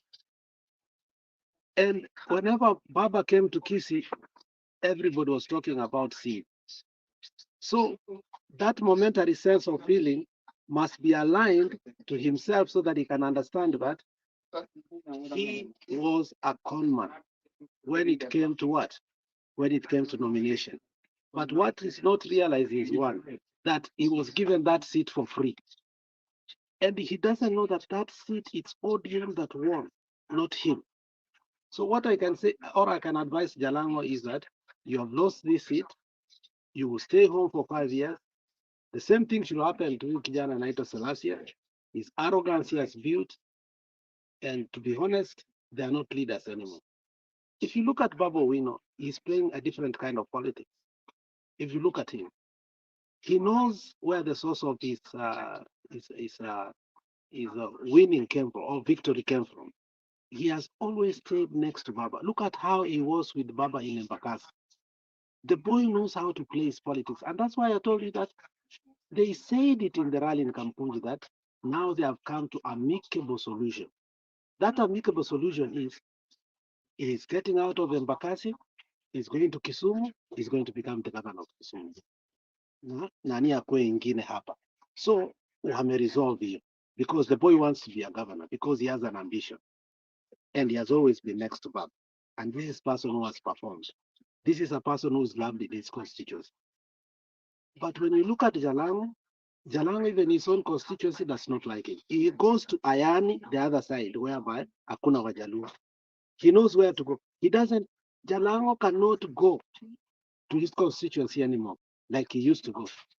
So that if you cannot govern your own people, how will you want ukuja hata kwa rally zetu? Who are you going to speak with? Mathare MP nani anaongeanga vizuri sana huyu Kajwang. Kajwang, you saw his speech. Everybody loves him. Na ile revolution is coming. His people love that. But where is Jalang'o right now? Jalang'o is in the court, and that's the mistake that Orengo did and what do you call Anyang' Nyong'o. And I tell you, and it was in a newspaper on Sunday where Orengo said Raila is a stooge to Moi. And people never forgot, they punished him.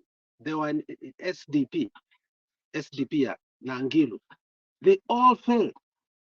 I think there were only 2 SDP people who were Social Democratic Party who were able to fail.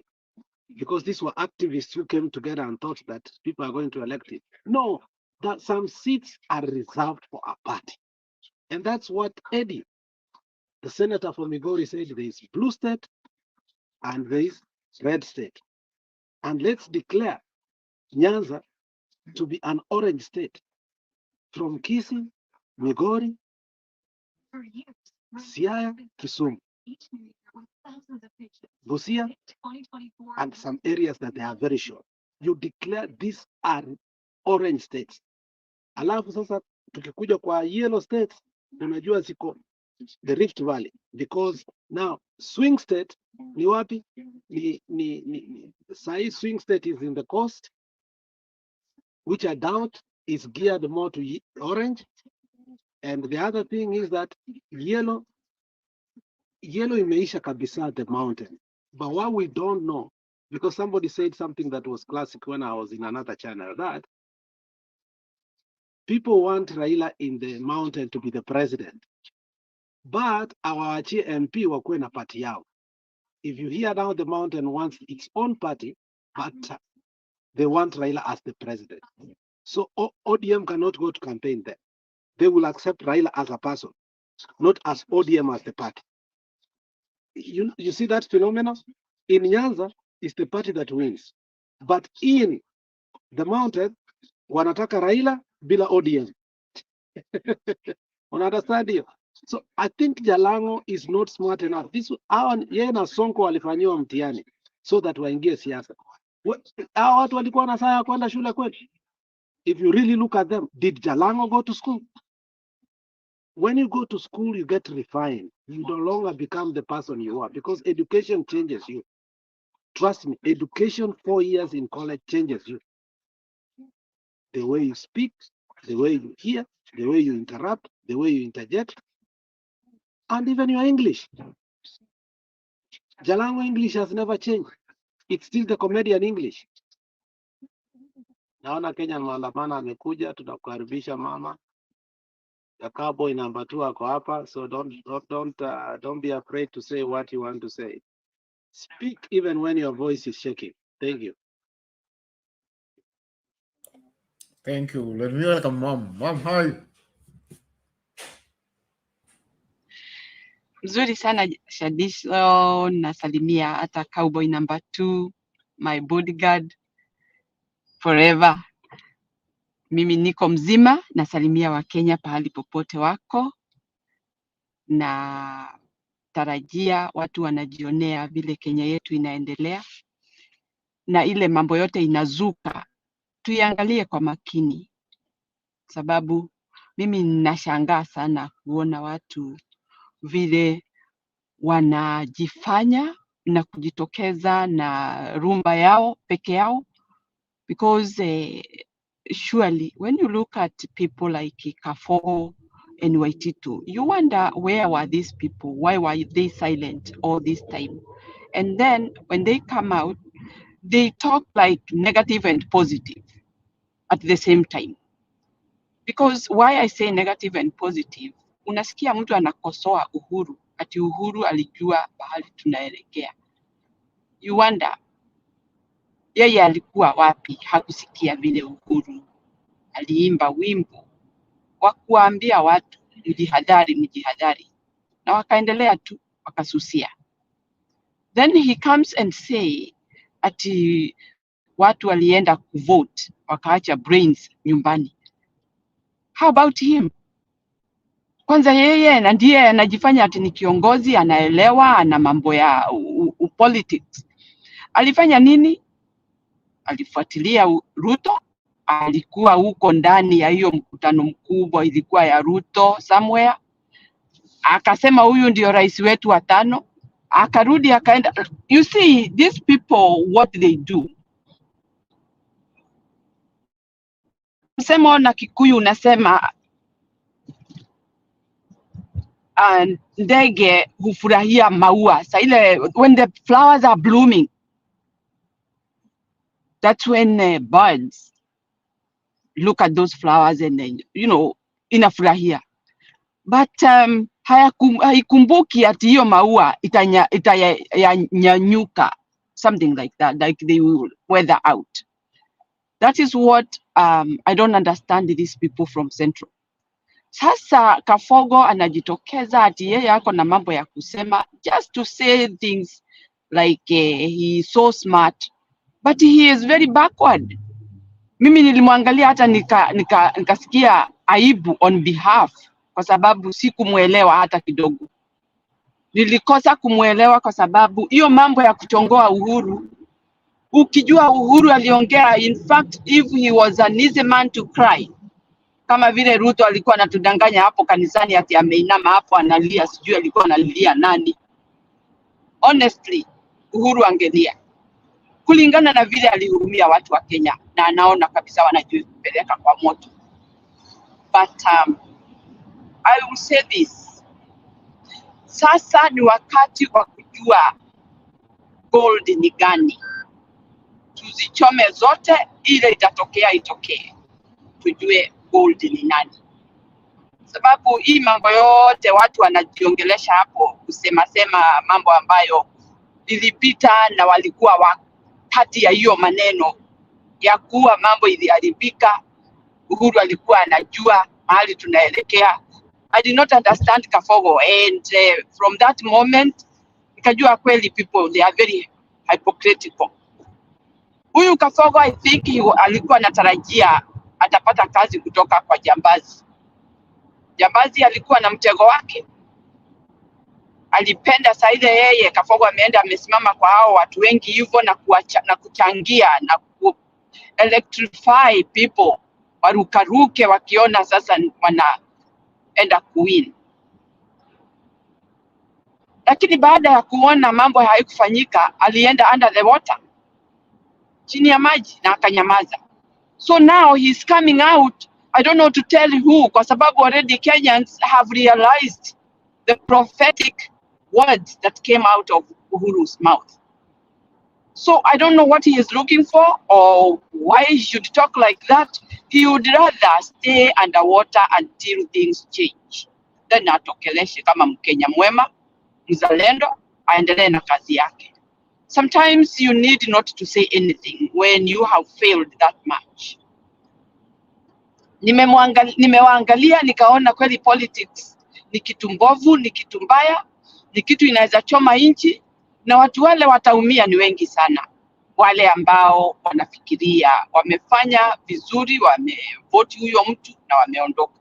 So these are things that we really have to look at all the time. Tunaangalia hawa watu tunawaona kwa mbali.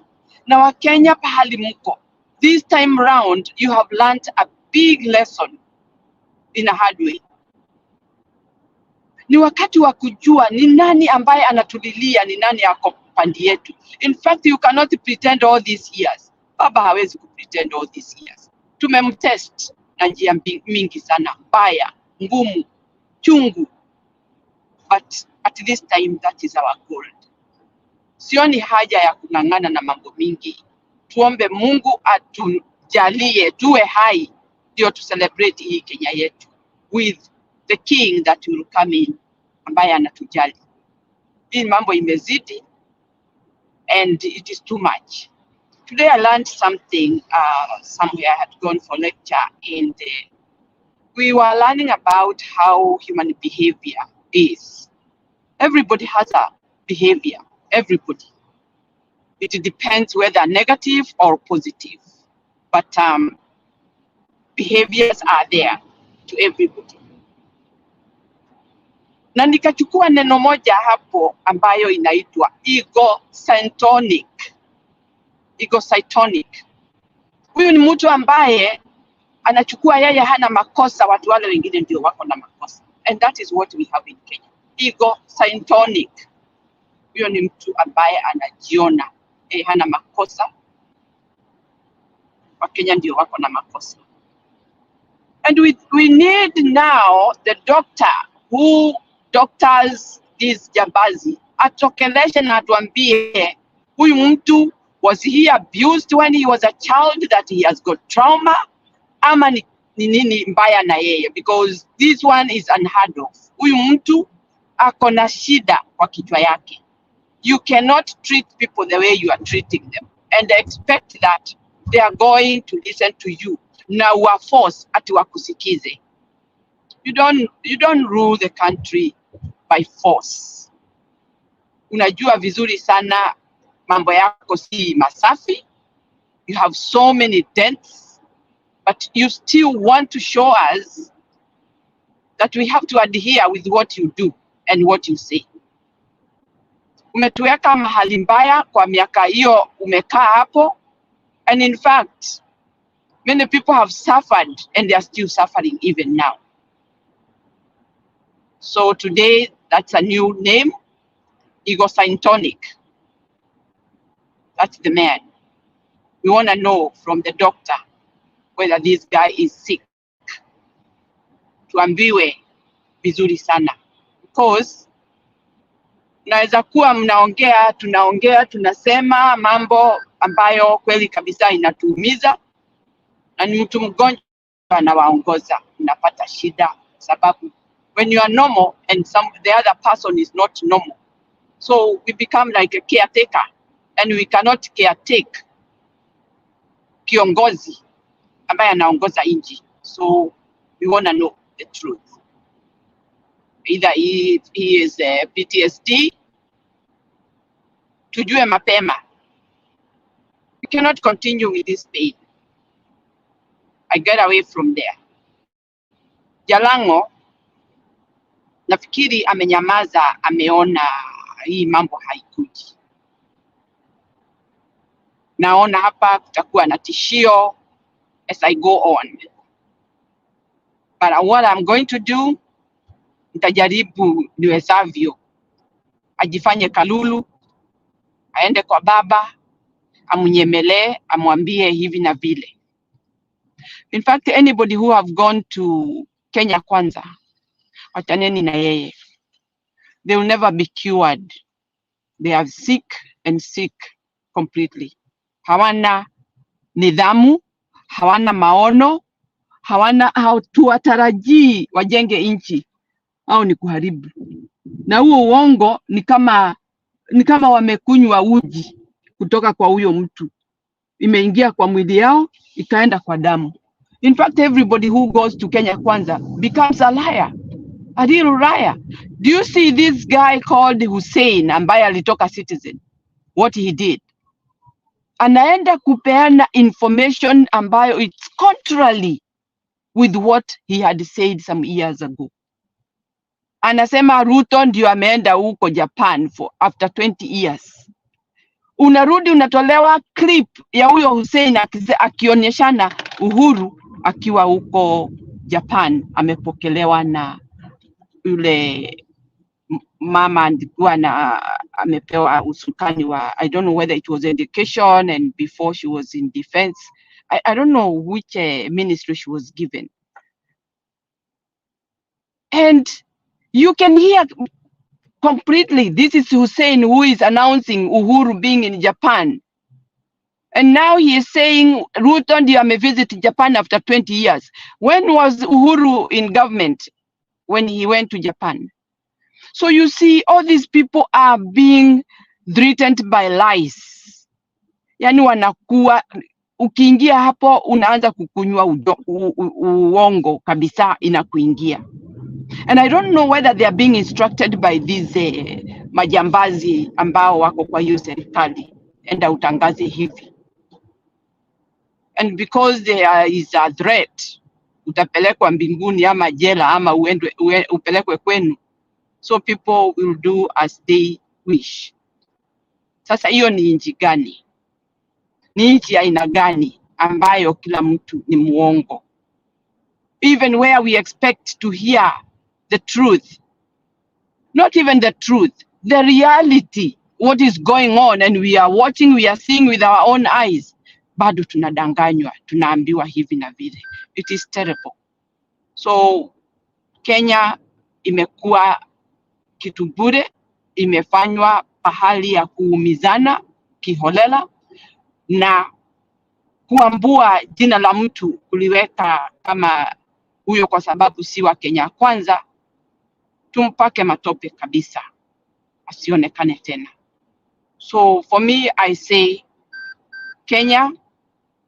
Kenyans, hii mambo vile inaendelea, tunatakiwa sasa tusimame wote tuseme enough.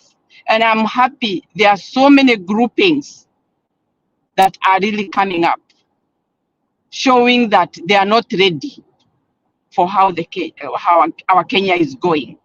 They are not ready to be tormented the way they are.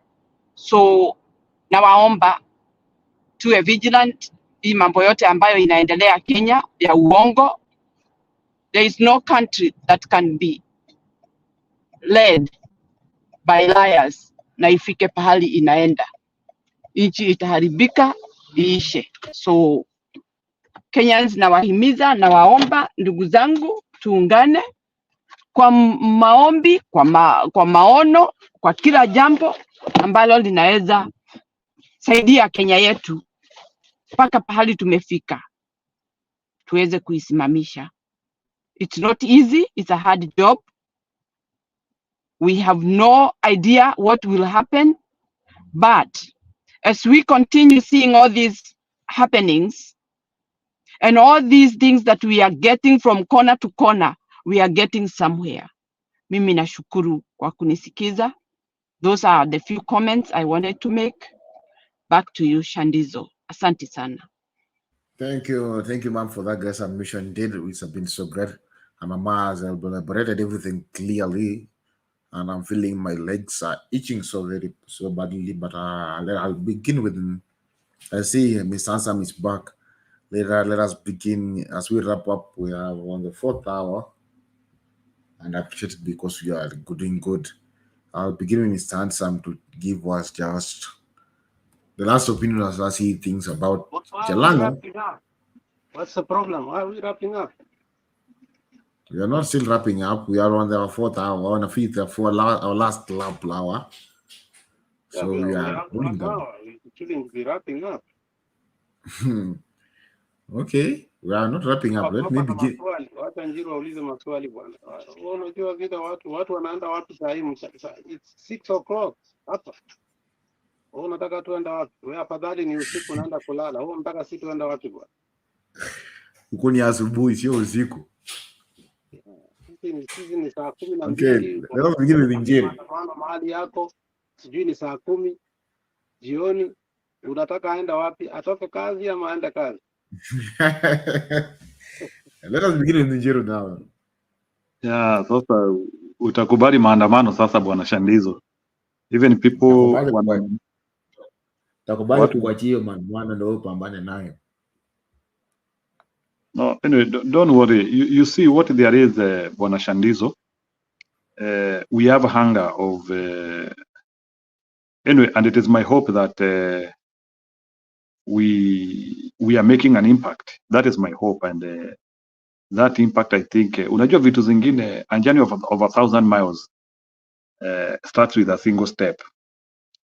We could be on our 181th step, but we are on the journey. So away from that, najua leo discuss vitu mingi, but I wanted now to bring now back to the real issues which are destroying us, and maybe nitauliza both Kenyan maandamano na Alex. Bwana Alex, is it possible you help me to understand? Do you think? Can you tell me the equation of gender in the current political wave? Do you think men and women are responding the same way towards the Kenyan political environment? Do you think like both men and women are being affected the same way? Like, is our politics like, like when I look at the Western politics, sometimes you hear like maybe women want these issues, men want these issues. Do we have those disparities? Are men and women looking for the same thing in Kenya? Not really. I mean, to be honest, very few women are interested in politics. That's a fact. To a point that when they get to the ballot, they still do not know who they are going to vote. That's why they look at dimples and they vote for dimples. Okay? So I think the sensitization of women in terms of politics is not working. Most of our women are totally, divorced from politics. When they go to vote, they don't even know who the candidates were. If they were affiliated to ODM, they only knew their candidate, but they never knew the other candidate for UDA or Kenya Kwanza. And that can be of a great risk. In the 2013 election, we had Okongo Omogeni and Okongo Mogeni. And people were confused and voted for Okongo Omogeni, and they wanted to vote for Okongo Mogeni. And by bad luck in Yamira, they voted for somebody who was not supposed to be voted because of that tricky. This guy changed his name at the last minute, and he was a lawyer. He came from India. He understood people want to vote, and he made sure that his name was ahead. Omogeni made him, because it's B, was earlier than Okongo Mogeni. So Okongo Mogeni was down. And by design, we had a wrong senator that we voted for. So such kind of minute things women don't look at, because I mean, wanataka wavote warudi nyumbani because they have many things to do. They are going to cook, they are going for children, they are ABCD. I mean, so I mean, they just do not look. Secondly, the disparity that we are trying here to control or to have a solution is not working. We are overrepresented. This issue of women rep, I don't see how it helps us.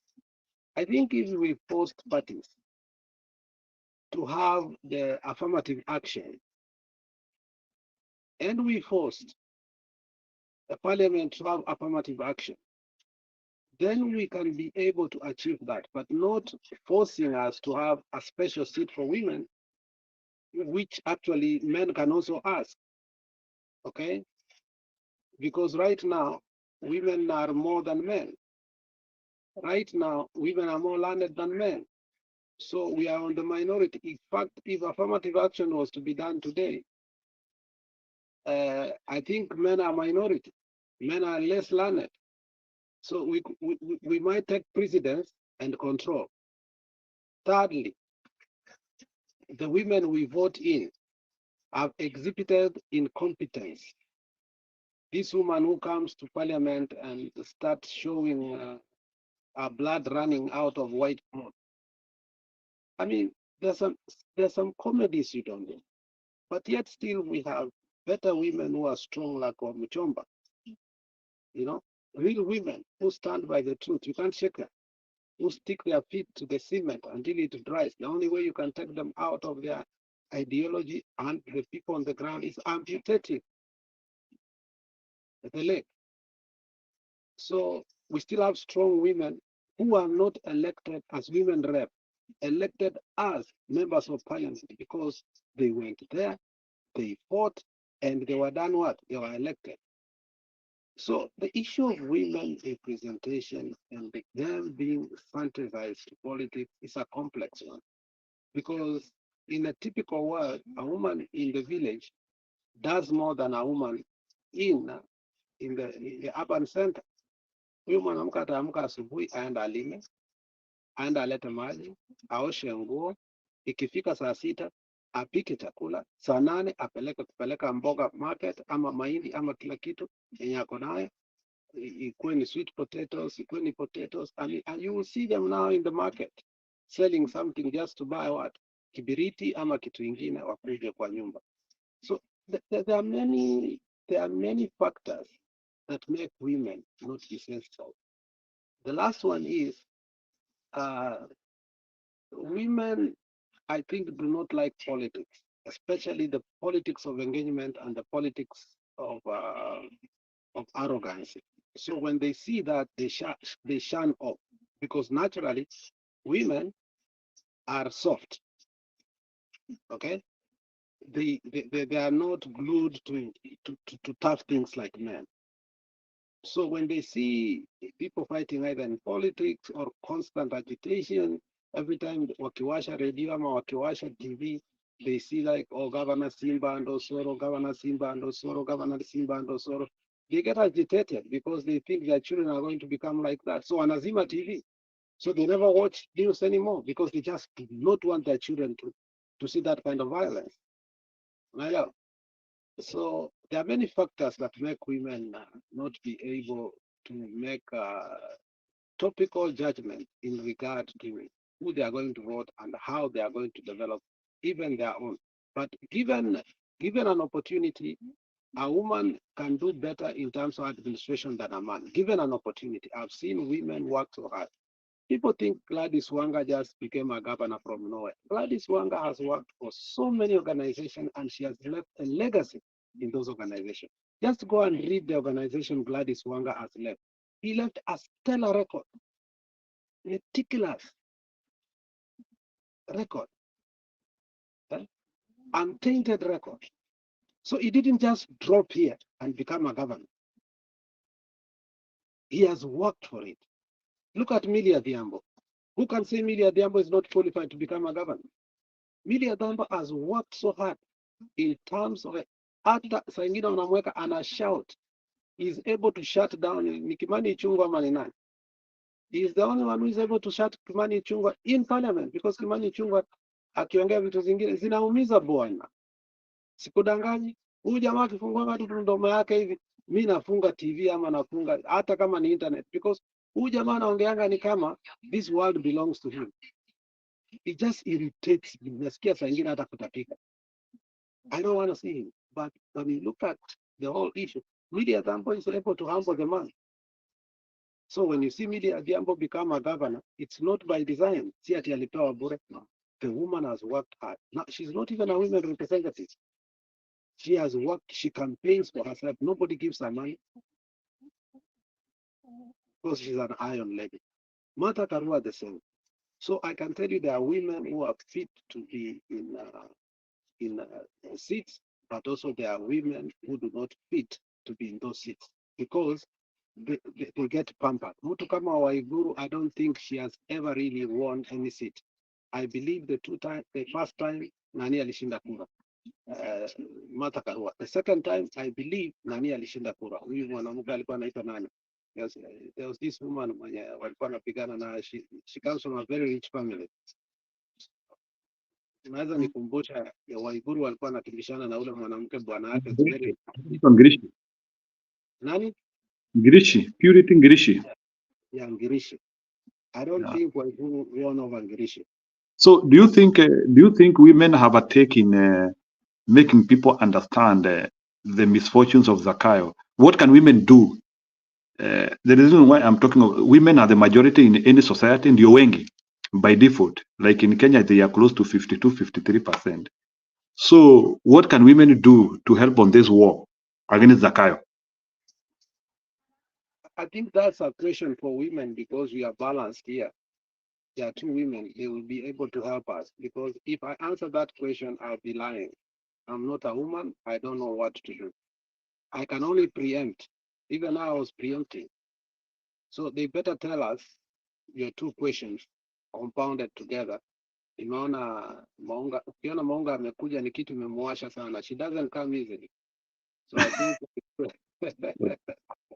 okay, she's a very nice lady. She's a very nice lady. Honestly, I've come to love her in many aspects. And I want her to be part of our society and because she's very passionate. I will tell you, I'm not lying from anywhere. I'm not talking by preempting ama na msitu for no reason. Hii si kusifu mtu. There are people, honestly, wakati wanasema Alego women are strong, I believe that. So you can welcome him. I don't have the powers to welcome him. Wacha nimulete on board because najua ukiona amekuja hapa amekuja kutumwagilia petroleum ama mafuta ya taa kutuwasha kidogo. Usiongeze question because amekuja because of another question. Please, usimuongeze question. The reason amekuja hapa ni ile question maybe ya kwanza wewe. Let her tackle that and then muulize question nyingine. Okay, nataka handle hiyo maneno ya wamama. Nataka niambie wamama wanaweza saidiaje kwa hii vita ya Zakayo. I want to understand. Maunga, go ahead if that is what brought you. Good evening everyone, good morning others. Nice to have all of you here. Mandamano Kamili, nice to have you. Alex, thank you for the very kind words. Your volume is always celebrating you guys. Your sound is nothing. Maunga, your sound has a problem. All right, I'll have that.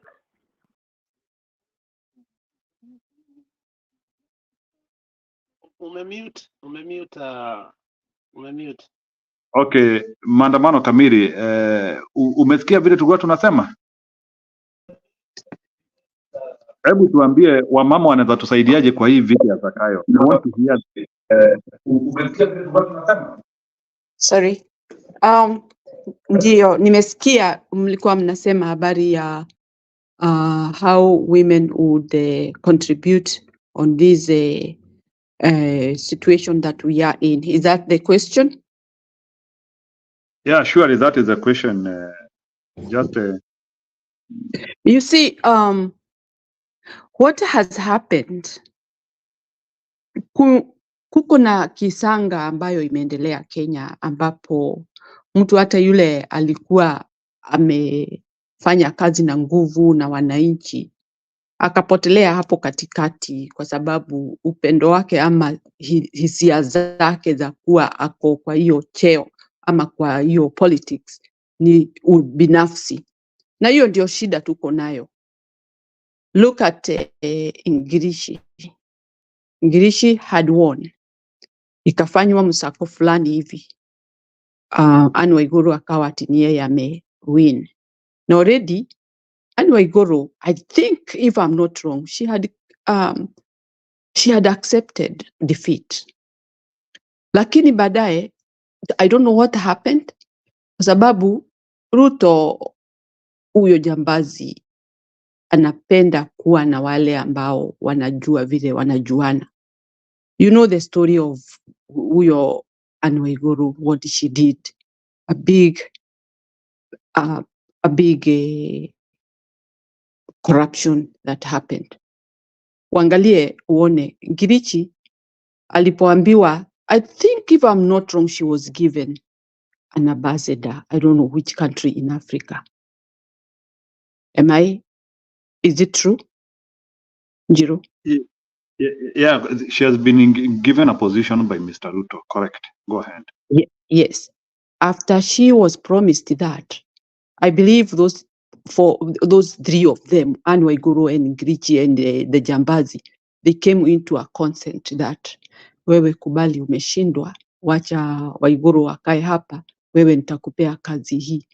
And she had to prove really she got that post, whatever she was given.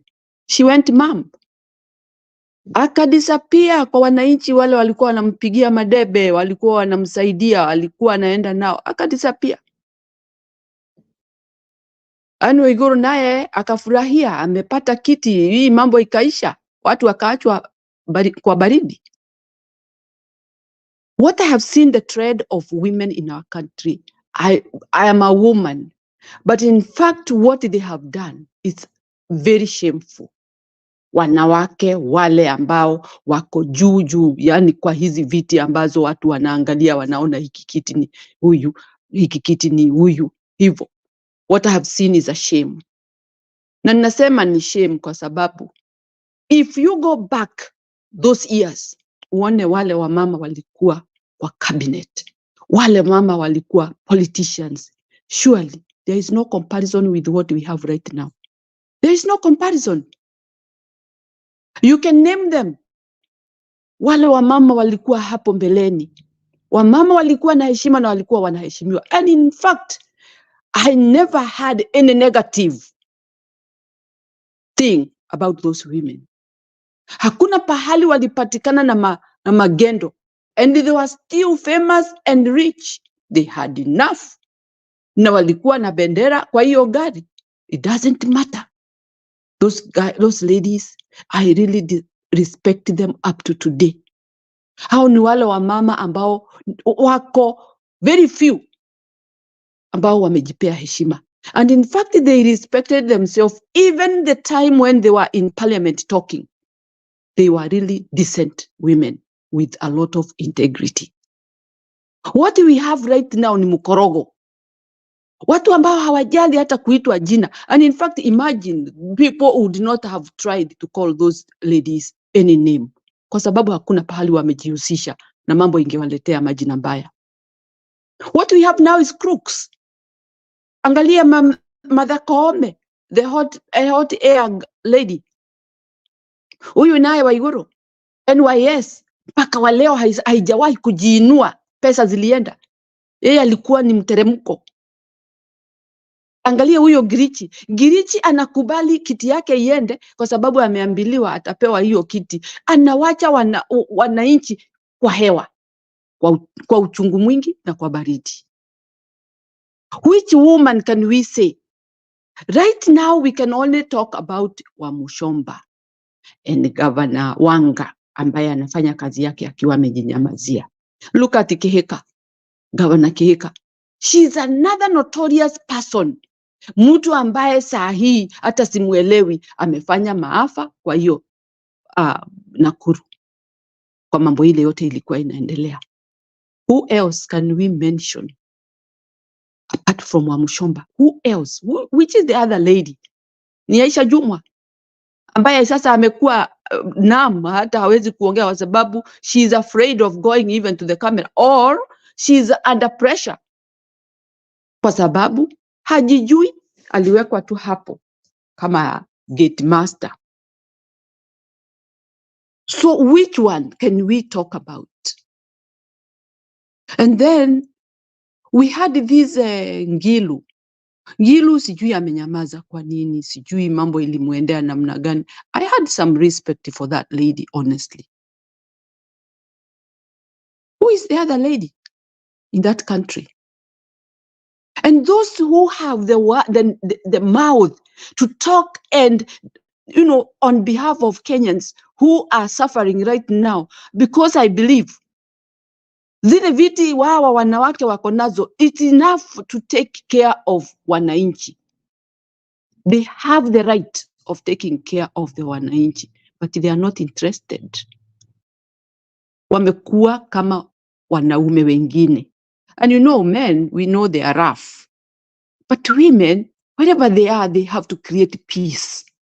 They have to bring that home-like environment. They have to pass that thin channel ya kuonyesha sisi, mimi usiniguze, mimi niko na kauli yangu, niko na mwenendo wangu. I have a goal that I want to achieve as a woman, as a mother, as a wife, whatever the case. Lakini ukiwaangalia hawa, hata ni watu wanaweza hata kutupia watu wengine maneno wengine mbaya sana, because they are not that caliber of being respected. We expect those women to have a kind of decency so that they can be respected. How do you feel, Njiru, cowboy number 1, number 2, I mean, Maunga, my dear sister, wherever you are? How would you feel when your mother is being insulted, called names? How would you feel, you guys, your wives are being called names? And it is true, they are called those names because of their behavior. It's not about being that because they are in politics. It's because of their behavior. In fact, the politics does not give you a behavior. It is your behavior, personal behavior. Na hiyo ndio wako nayo. So, Mr. Njiru, don't expect any decency from these people. Don't expect these women who are in politics to bring any kind of order in our country. Wao wako huko kama manyani, nyani kabisa. Sababu hao hakuna kitu hawezi fanya, hawawezi kosa kusema. I want you take just a little chance all time. You check how those Bed Mogo and the other lady, a Kalenjin lady, and the other one who was, she was a Luo, I can't remember their name. Are you talking of Lina Jebi Kilimo? The one who was, even Baba recently had put her on a lineup. Sorry, Kosgei? Kosgei. These women, if you go to their records and see how they were participating, these were very decent women, even their own walking. They walked their talk and they walked with decency, and nobody threw bad words to them because they respected themselves. And that is what we expected.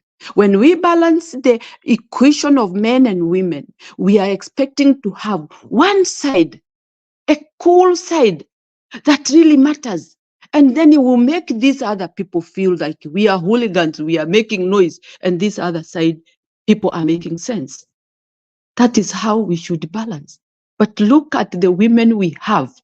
Hot air, wild goose chase. Ule mwingine ndiye huyo anaua watu huko, anafunga hospitali kama ni duka. Ule mwingine ndiye huyo mwizi wa mapesa. Isipokuwa ni sasa ati Anne Waiguru anajifanya angel.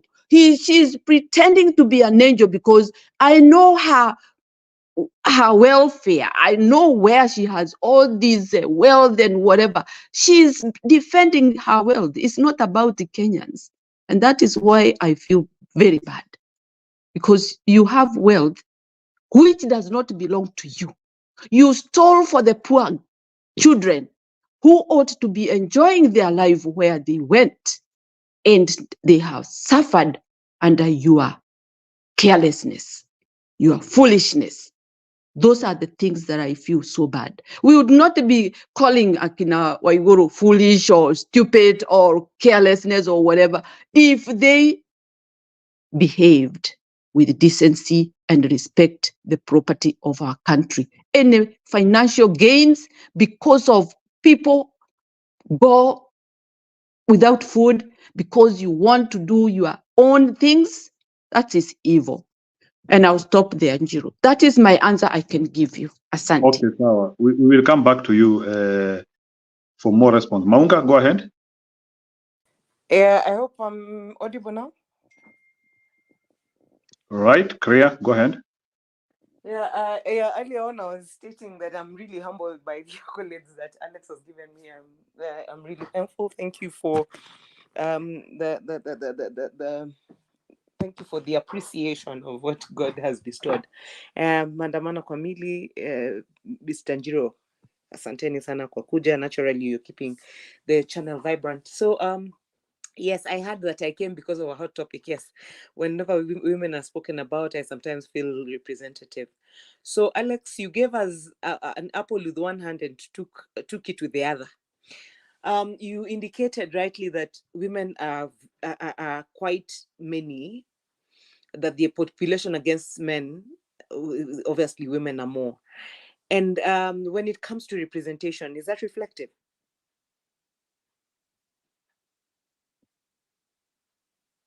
When it comes to, yeah, Alex, when it comes to representation, does it reflect the fact that women are more than men? Not really, but exactly. The seat of women rep is not helping the women because No. I don't. So now I need, I only just needed that response only Okay, for me okay. to It know. doesn't reflect. It does. It's It not is reflecting. way below.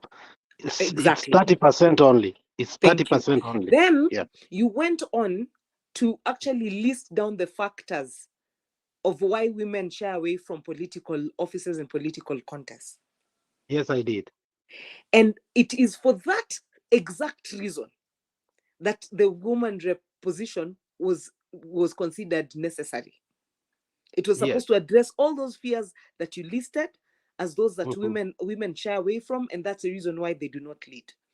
When you spoke about women who've been impeccable in their careers and then they've come into politics, and it is no surprise that they're actually giving back to their societies, right considered to the ones that don't quite have the accolades, I would easily say it's because they were given that opportunity to lead, and so they got empowered.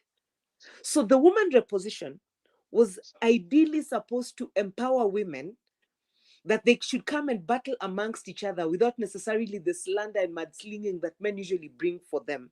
Then they should come and then they experience what it is like to represent. Then they understand.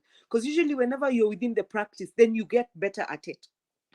In spite of being considered the weaker one, now you at least have the experience that is necessary for you to easily be able to overcome those challenges that you rightly listed, Alex. This seat was supposed to come for 3 terms only. And it was supposed to be that after the third term, like this was supposed to have been the last term of that women rep position being there. What that would have meant, we would have had 47 women times 3 who have been empowered to lead, and as such can come and battle. And then they understand what it means. And then it was hoped that this 47 times 3 would then be able to prop up other women and inspire others who are coming from behind to see that it can actually be done. If these women have done it, it can actually be done. But look at where we find ourselves. We find ourselves in a position where Esther Passaris is running for a second term. Sabina Chege ran for a second term. My woman rep in CI, she's running for her 3rd term. And nobody stands and tells them, no, it is not right. There was no clause in the constitution that actually created that seat that told them that it can only be for one term. After that, you're on your own. It is supposed to be akin to the nominated seats. Nominated seats are not supposed to be repeated.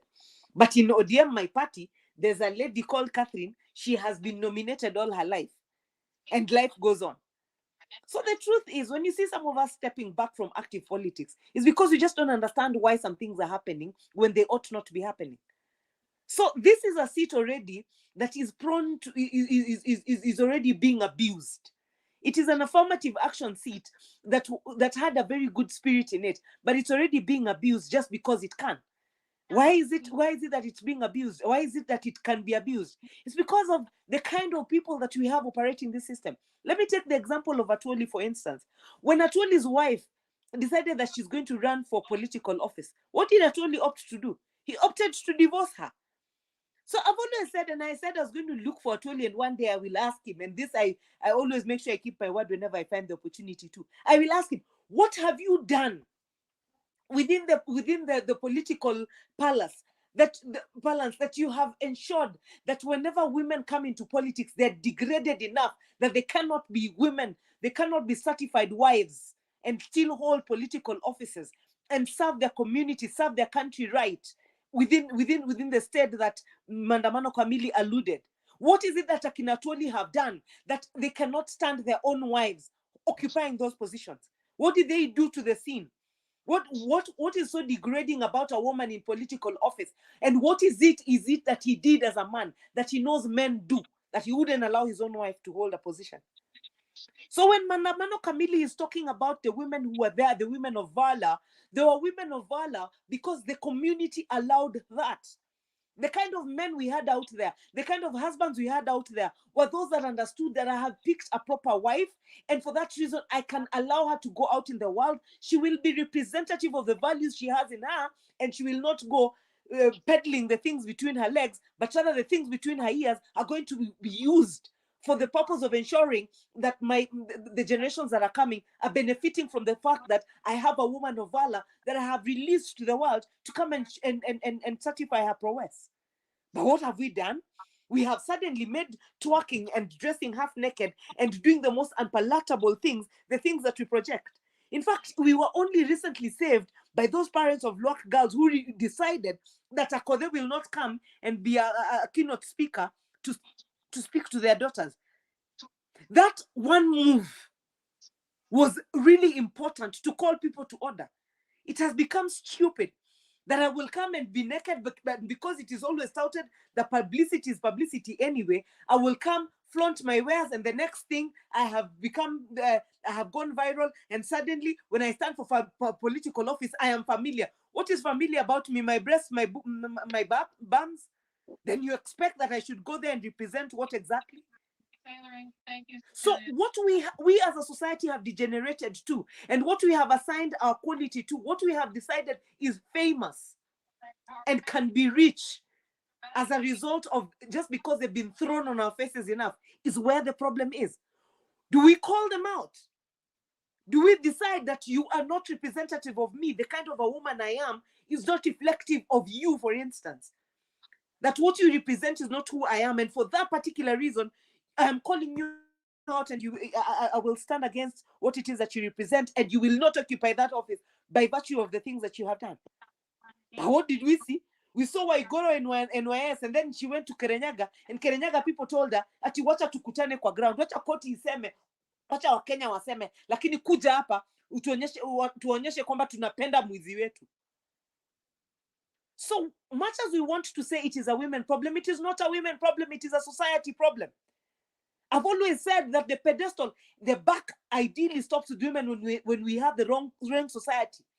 When I have raised a son who cannot stop and listen to me, cannot stop and listen to my pleas. I don't know if any one of you saw what that lady went to do at Pastor Ezekiel's. When she went and took 6 million and said that I'm laying my life down for my son, take all the money, give me back my child. If Ruto's mother was a woman worth a sweat, we would not have had a thief at the highest level. If we had that Mama Mboga's Ruto's mother today, we would have had a Kenya worth calling, worth mentioning. Now, that woman is the epitome of motherhood. And if we do not make that woman famous, if we do not make that woman who took that money to Pastor Ezekiel and said that I am laying this money down for the blood of my child, that I will want my child back, I will want him poor, but he will be my child anyway. But I will not take that does not belong to me, that my son has not made in a manner that I can attribute is clean. The moment we have those kinds of women raising children, then we have our country back. But the moment we have, they have brought you and you do not know where it's come from, unaenda kwa mtaa ukisema mimi ni mama nani, we have failed. And do not at one point attempt to mention the Pasaris of this world, the Vinyangarikas, the Girishis of this world, what's her name? Wakina Alex, Uyu Omangas of this world. Those guys are not representative of women leaders. Some of us exist. The only reason you haven't seen us in places where we should be is because we have a system that does not recognize that what I have in my brain is what will translate into what a little girl is going to grow up and say, I want to become Irina Imba. I want to represent my nation with those kinds of brains, because she is celebrated for what it is that she brings when she assigns a value to the fact that I've got the premium of being a woman. Yes, Njiro. Okay, sio kukukata. I want you to, as you explain this, I wanted you to also guide us on. You can see we already now have a menace in the name of Ruto, and you know, in every liberation, women are very important. I'm not saying like the Kenyan women to do the same, but I'm just trying to like there was a time. I'm not saying that Kenyan women to do that. I'm just trying to say like the agitation which women do. Like I remember when there was a certain government in Africa, which I think some people wanted their president to go, and I read it in the news somewhere like where now women were saying that after I think the military was able to overturn that government, women, I don't know if it was a category or real, like they were saying like kama kuna mtu ya jeshi na ana bibi, we are now ready to become part of the wives. Like you see, like they gave a lot of motivation. So what I'm trying to ask is, what do you think is the motivation spirit which the Kenyan women can bring, especially when you look at the temperament of Ruto? You know, like that temperament is not something which I think women can accommodate almost in the whole country. But can you tell me, what do you think women in Kenya, the role of women towards ensuring that UDA government is either goes down or is not there? What do you think women can do? The role of women is simple. The role of women is just simply calling themselves to order and calling their children to order.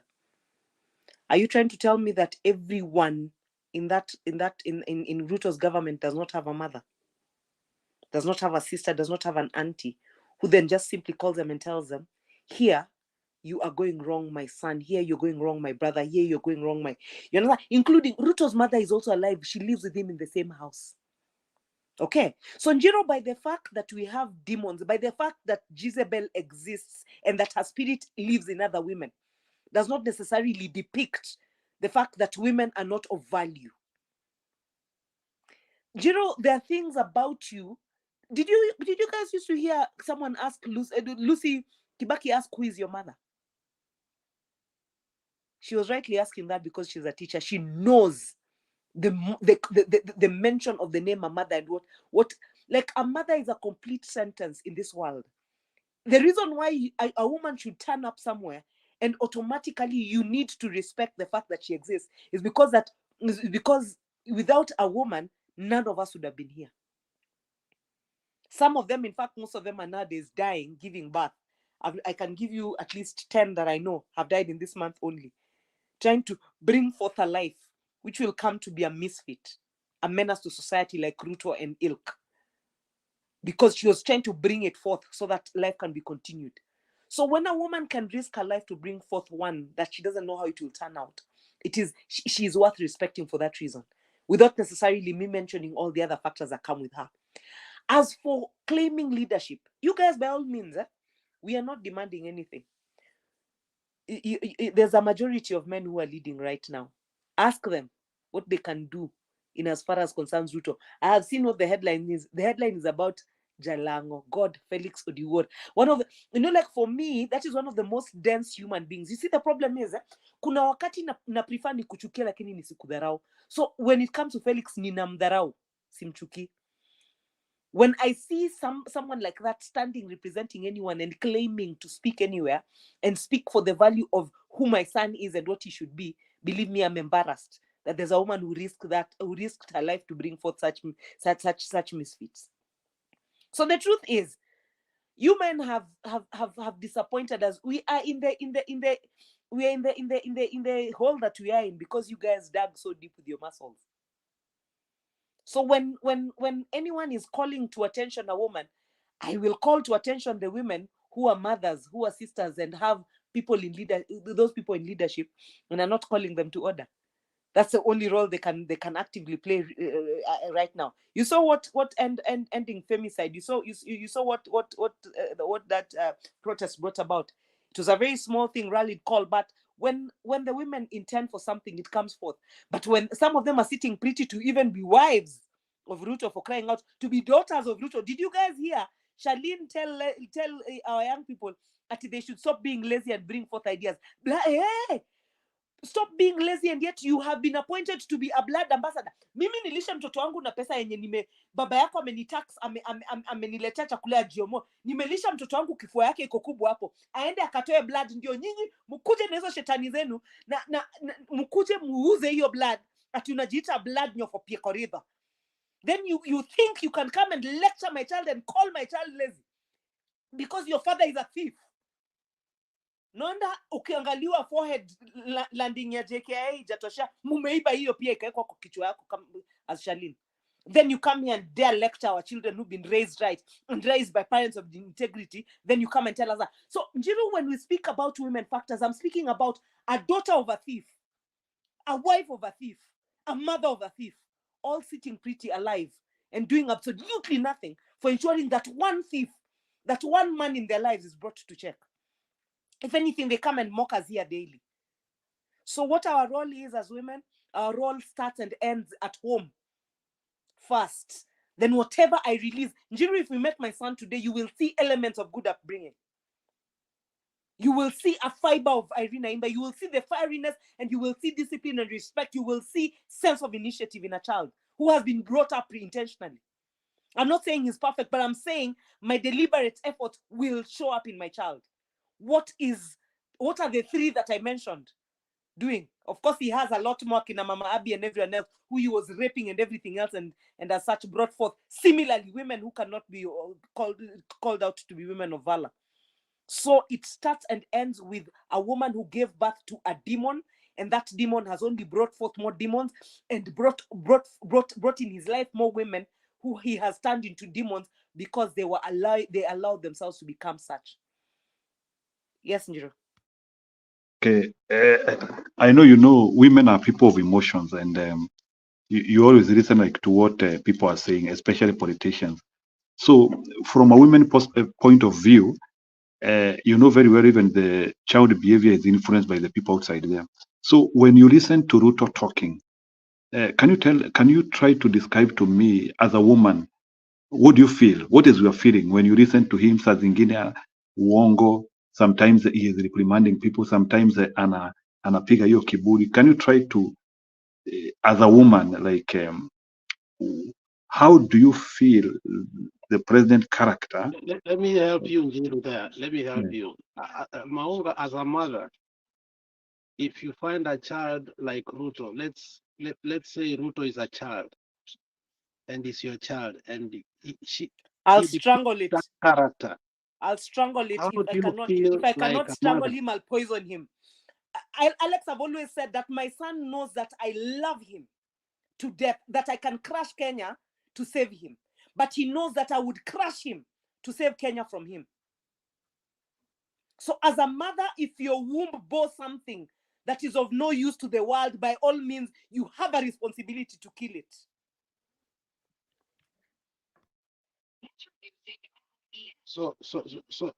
Alex, maliza swali yako. It's a generational. It looks like it's a generational curse problem. It is an Ahab. It is a Jezebel problem. A witch brought forth a demon and raised it within all the demonic environment and put in everything that is evil in it, and it has manifested, and we are seeing it. Sadly, it has come to the level of policy where it affects a lot more than it should.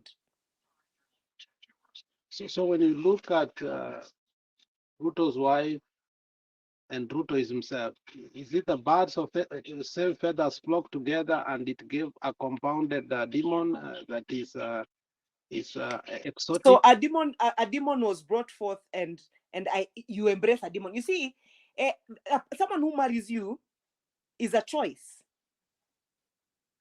It's not an obligation. It's not like the mother you find, you know. So this is someone who has been. Why is she even still there? We know she is battered. We know that she has a womanizer of a husband. We know she's married to the devil, and she's still there. So I don't know. That obviously automatically makes her devil. You can't commune with with demons in hell and then be anything different. So as mothers, when you give birth, you will know this child will succeed, this child will give you trouble. No. That is why you can kill it. That is why you have a right to kill it and tell God that, forgive me, Lord, or do whatever it is, but out of my loins will not come, out of my womb will not come something that will be destructive to many other mothers, if my resolve is right. If there's a woman who exists like the one who was at Pastor Ezekiel's the day before yesterday, if we have 100 of those mothers, you will see 100 rally calls of properly raised children who then are deserving of being called Kenyans and deserving of being called human beings. Ruto isn't one of them. So Ruto's problem is not an impulse problem. It is a problem from childhood that was passed to him. Yes, it's systematic, yes. And he was born by a I have never heard about his father. Nobody talks about Ruto's father. I don't know if he's alive or dead. I have never really heard, but I've seen her mother a couple of times. Is the absenteeism of a father, does it affect even that demon even further? So this is what happens, yeah. You men, I'm sorry, sometimes I risk sounding vulgar. I don't know. Tukokwa tumefika ile hata mkikata itakuwa na shida, yeah. So you men, sometimes good sex is enough to confuse you enough so that you'll be told this woman is this and this, and you will not be interested in listening to anybody else. And as I always keep saying, I'll be able to see something that a woman, I'll see something in a woman that you will not see in 20 years as a man. And if I tell you about it as a woman in your life who cares about you, you'll probably be able to rubbish me because anakutingishia kiuno vizuri. So when the reality finally strikes, because it eventually does, when you live with someone long enough, eventually their true colors show. So when eventually that happens, men have an opportunity and they have the option of bolting. A woman cannot bolt from the child's life. Very rarely will you find that she's actually left the children behind. So she will be permanent in this child's life. But that demon that her father found and was able to copulate with and was able to bring forth a bigger and even worse devil, because now it's a male one, and so the spirit of the mother has gone into it, and now the environment under which it has been raised is worse. Then now he embraces it and grows it into, now he becomes Satan's favorite demon and becomes Satan's best friend, and so he takes forth his agenda without necessarily being baited. So in comparison, when you look at Uhuru, you can see even when he was the president, he still had humor, charisma, and I mean, when he laughs, we feel genuinely laughs. So he was raised by a mother to the extent that the man knows Kikuyu like any other, though he was the president's son. He went to Brookside, all the best schools. Later allow me to give credit to Kikuyus. Allow me to give credit to Kikuyus. You know, when it comes to Kikuyus, a child belongs to the mother. If you want to see the reason why Kikuyus are so tenacious, The culture of Kikuyus is one that actually depicts that a child belongs to the mother. So whatever a woman is doing with her child from the Kikuyu culture is because she knows this is mine permanently and pensionably. We Luos, we Westerners, you know, tunaweza kukurudishia mtoto wako kwa sababu baba eventually hufuata mtoto wake. But as for Kikuyus, they always know that this is mine to move with. So they raise that child knowing fully well that this is mine to keep. So I've got to do right by it. And that is why you will see ordinarily most Kikuyus, their children have a certain, they have certain patterns, including even history of theft. It's because their mothers are go-getters and everything. When especially they've been raised by a lot of single mothers, it's because they've seen the struggle and they're probably trying to run away from it. They're very hardworking people. So sadly, when it comes to even hard work, sometimes even stealing, they will go at it with the same zeal. So when we want to see the culture of our people, sometimes it's reflected in their children and the things that culturally they have benefited from in knowing as the norm. They may not be the right things, but sometimes when you look hard enough into someone, you look hard enough that you want to find something good in them, you'll always find something good in them. And that's the one good thing I found about Kikuyus. Their mothers always raise them with intention. When a woman is intentional, and you men in the panel know, and even the ones who are listening in the comment section know that when a woman akitaka kitu akikutaka atakupata. So when a woman decides that I'm going to raise my child right, she will do it right. But she has to be a right person first. Alex, wende unatuambianga kwamba babako alikwambia kwamba Mkalenjin atakamua malize aache usaa.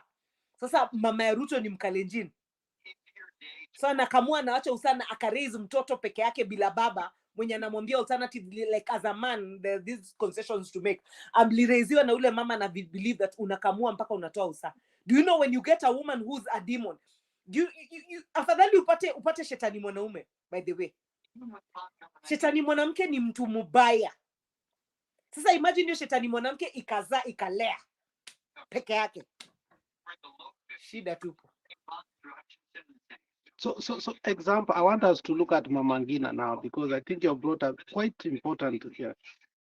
Mama Ngina did a very good job even after Hayati Mzee Jomo Kenyatta died.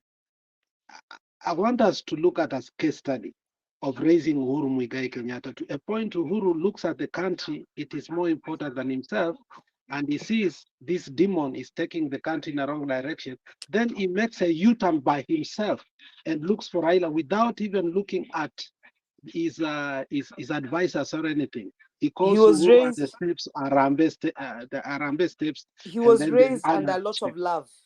Alex, I'll tell you one thing. When we take hatred out of this world, when we take greed out of this world, and we give the world love, the reason animals are usually so loyal is because when you domesticate an animal, all you will show it is love. You will not domesticate it to show it cruelty. Anything that is loved responds, even the hardest criminal, when they have been nurtured around love, and that love has been deliberate, and it has been reassuring, trust me, it transforms it. Mama Ngina was very, very instrumental in what Uhuru did with Raila. She went to Raila's house that night. I hear there's actually a room reserved for her. Akasema atoki unless aongee na Raila before she sent in Uhuru. She was the icebreaker. Mama Ngina put Uhuru on mentors' paths. Moi was one of the mentors. The reason Moi alisema Uhuru tosha is because Mama Ngina alienda kamlilia kamwambia usiponitunzie huyu mtoto wangu amepotea, ameisha. Ameingia kwa pombe, ameingia kwa life. I'm giving you to him. Baba yako alimwacha nyuma na akakuacha wewe kama baba yake. Take over this boy and raise a son for me. So Mama Ngina was very deliberate and decided that she needed the male factor in Uhuru to show up. A bit of it was missing at some point. And that is why ile party uliambiwa alienda anakuanga wa hiyo dini. But trust me, I can never underrate the role of a man in a child's life, in especially a boy child's life. I have seen what my brother's death did to our children, but again, I have seen what he left in them that is seeming immortal. Just because he was in their lives not for too long, but there are things that you see each of our children do And because God blessed us with more sons than he did girls.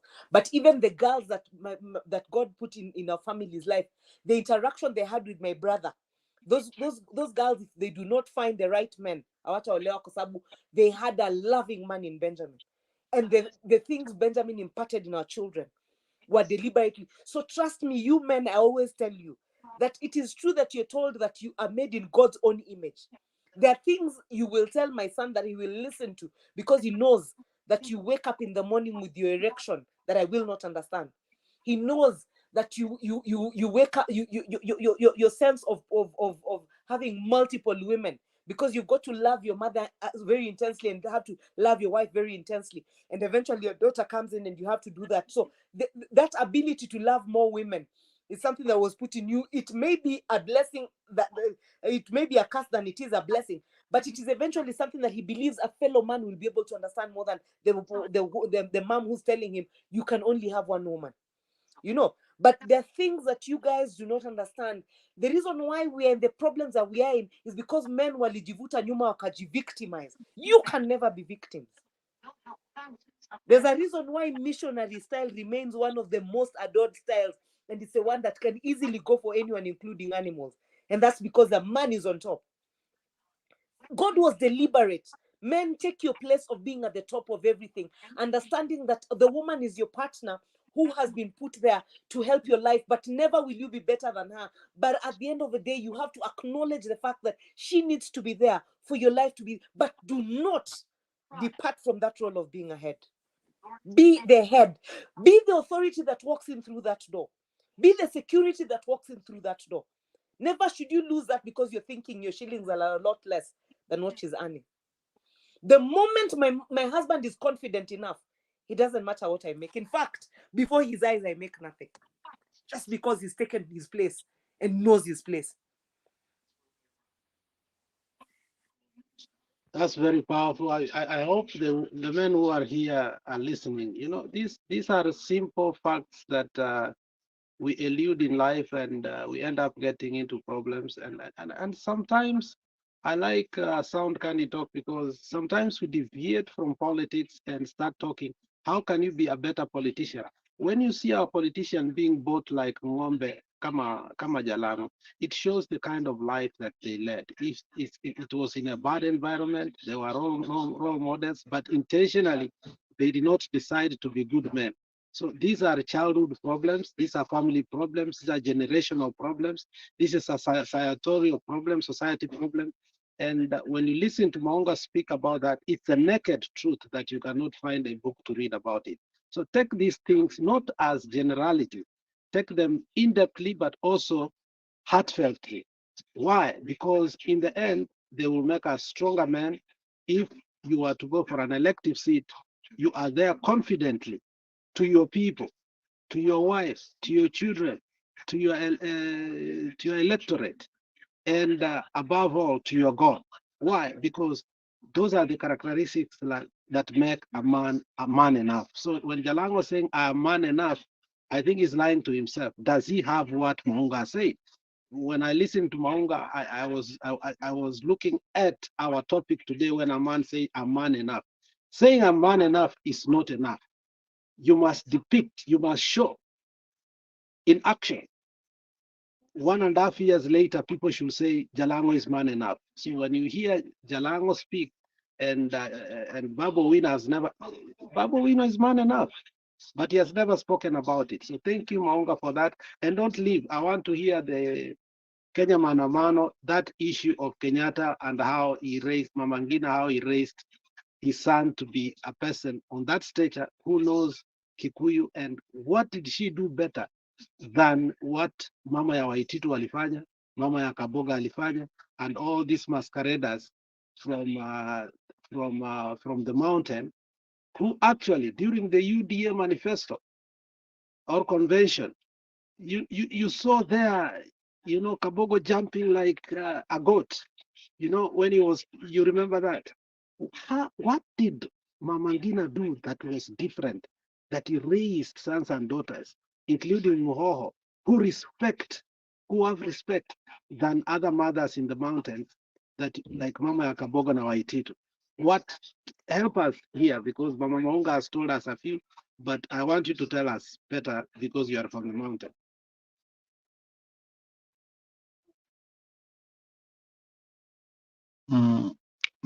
Maandamano kamili ni kama hatupati. Umepata swali? I got it. Maandamano kamili ni kama I think I got it. Asante sana Alex kwa hilo swali lako. Asante Maunga, because the much you have talked is really touching. Na ni mambo ya kuonyesha you have done due diligence to dig out and know exactly how things go. Pokuwa anakuwa na mama most of the time, sababu mama ndiye kumlea, ndiye kumnyonyesha, ndiye kila kitu. And I'm saying that because I have children. And the much you stay with your children, you learn their characteristics, you learn their behavior, you know where they are, what they are doing, what they are thinking. Mama anakuaga ndani ya ubongo ya huyo mtoto wake. Kiumungu, kwa sababu ninasema hivyo, sababu Mungu ndio ameumba huyo mtoto na mama yake, akawaunganisha. So the moment that child was born, mama alianzana na huyo mtoto, waliendeshana pahali wamefikishana, mtoto amekuwa mkubwa, ameanza kwenda shule ama ameanza kwenda kivyake. But as far as I see, there are some women who have failed their duty, either due to problems or mtoto akawa mkorofi sana, aka give up. Huyo mtoto akawa ako kivyake. And there are other women who sees their children are getting lost and they don't care. There are other women who sees this child is insulting elders, is insulting anybody on the street, but she don't care. These are small things that matters a lot for a child to grow up. Na hizo zote ni nani ataweza kuziona? Ni mama, kwa sababu ndio wanakaribiana. What I would say is that Uhuru kwa wakati ule alikuwa amepotea. Mama yake alikuwa na hofu. Na mama yake alikuwa amefanya kazi. Si ati alipotea one day akaenda. It was times and times and times and times. Paka ikafika wakati ya kuwa, no, I'm going to speak to this guy, my son, seriously. Na nikiwa niko na upande mwingine ambao naweza tumia huyu mtoto atoke kwa hiyo kuregea, hiyo ameregea, ameenda kwa mambo mabaya, I want to do something. And I don't think mama ya Uhuru had a happy time when that boy was astray. I believe she was mourning and she was very bitter about, and also being frustrated. What am I going to do? This is a grown-up man. He has his home. How do I intervene? Na ndio unaona mama aka cross the other side. Na labda ali take time isifike hapo ya kwenda kumuunganisha ama kuongelesha mtu mwingine ndio amsaidie. Sababu utaonekana umefail wewe kama mama. Na kwa kuwa wewe ni mama wa kiongozi aliyekuwa hapo nchini, unajaribu kufichilia yale ambayo yanakupata. Lakini ikafika kiwango, mama akasema no. Badala ya mtoto wangu apotee hivi, wacha nijaribu this side. Let me see whether there is something that can work. But in good faith, something worked. And the boy took the way his mother took him. And I believe Uhuru today, he can know his mother is a savior for him. na vile alimueleza na vile waliongea, it was a good moment and a happy moment when Uhuru accepted what his mother wanted. Kwa sababu si anaweza kataa, anaweza sema mimi hiyo kitu sitaki. But he had a moment of listening to his mother. And those children who are close to their mother, sometimes they run away, but it comes a time that they sit down and think. And the mother does not give up. Continue with that motherly attachment, with that motherly, approach, trying to make this boy understand that I really love you. I don't want you to get lost. I know you can do it and you can do this. Let's work it out. And those are the moments that when you talk to your child as a mother, being serious and being honest, is the moment that that attachment comes right. Sasa Uhuru alisikiza mama yake, akapata njia, akaona kweli mama ananiambia kitu cha muhimu. Na labda mama alimwambia umefanya hii, imefail. Umefanya hivi, imefail. Ni kwa sababu gani? Ya hii tabia uko nayo. Can you stop? We see how it will go. Jaribu uone kama ni mbaya. And Uhuru tried. Now they are good friends. They are working together because the mother never gave up. Mama yake hakukubali mtoto wake awe muragai. Because there are those women who accepted their children, hata akienda aibe, akuje na hakupigwa, hakuumizwa, bring it on. Let's enjoy. Anakosa kuwa na nidhamu ya kuambia mtoto wake, hiki kitu umetoa wapi? Rudisha pahali umetoa. Rudisha. Wacha ile tabu tuko nayo itukule.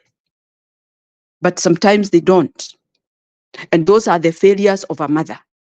I don't want to talk about a father. I want to talk of a mother. Because the attachment of a child with the mother is stronger with the children. It's stronger than the father. And so I'm trying to say this. Uhuru last minute saved him. And he listened to his mother, and his mother never gave up. Na kwa sababu Uhuru alikuwa amezaliwa kwa familia ambayo iko na nidhamu, maisha yake ikawa imerekebishwa na akashika njia.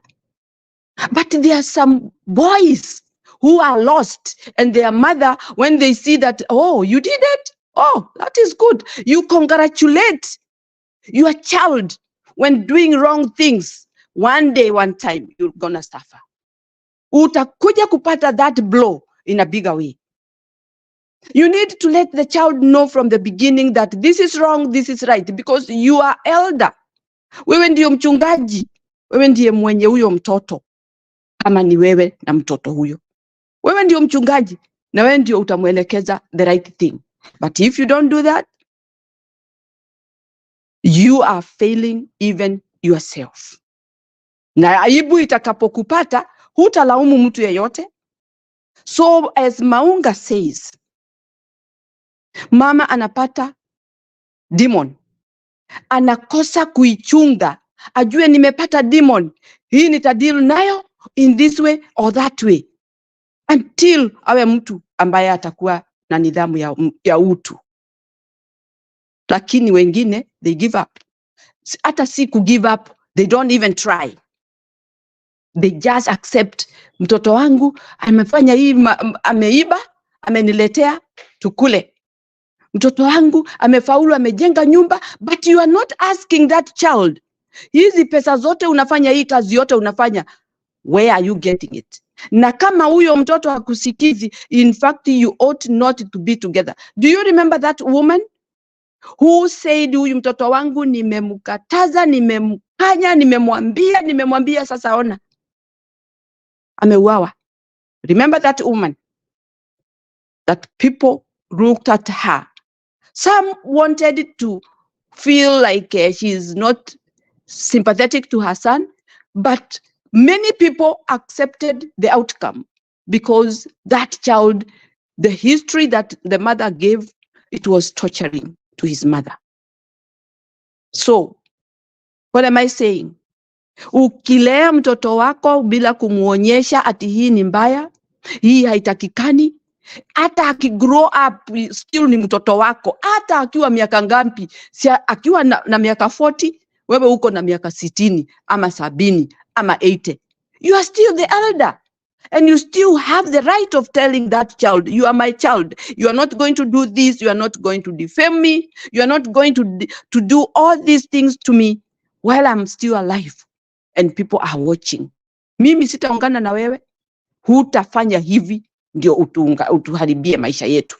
Mimi maisha yangu nitaishi vile inatakikana, vile ipasavyo, lakini si kwa sababu yako.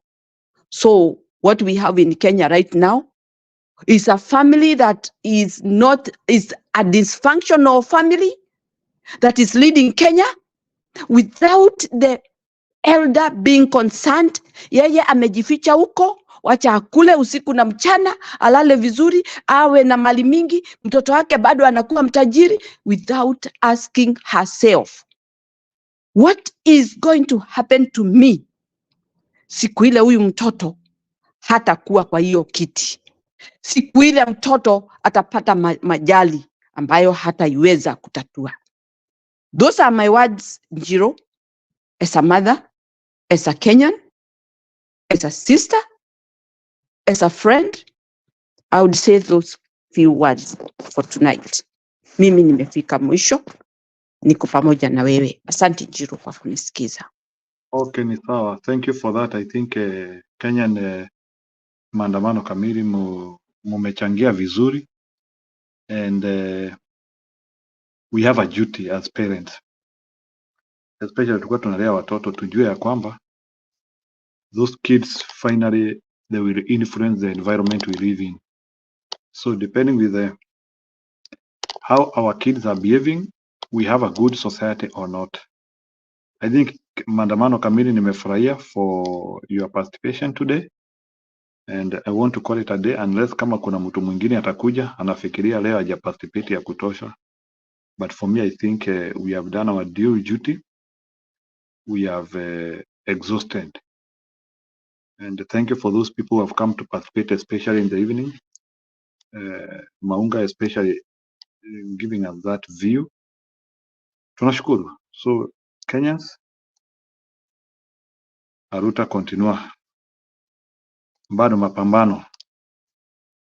So, we are not stopping for less. We are not accepting less.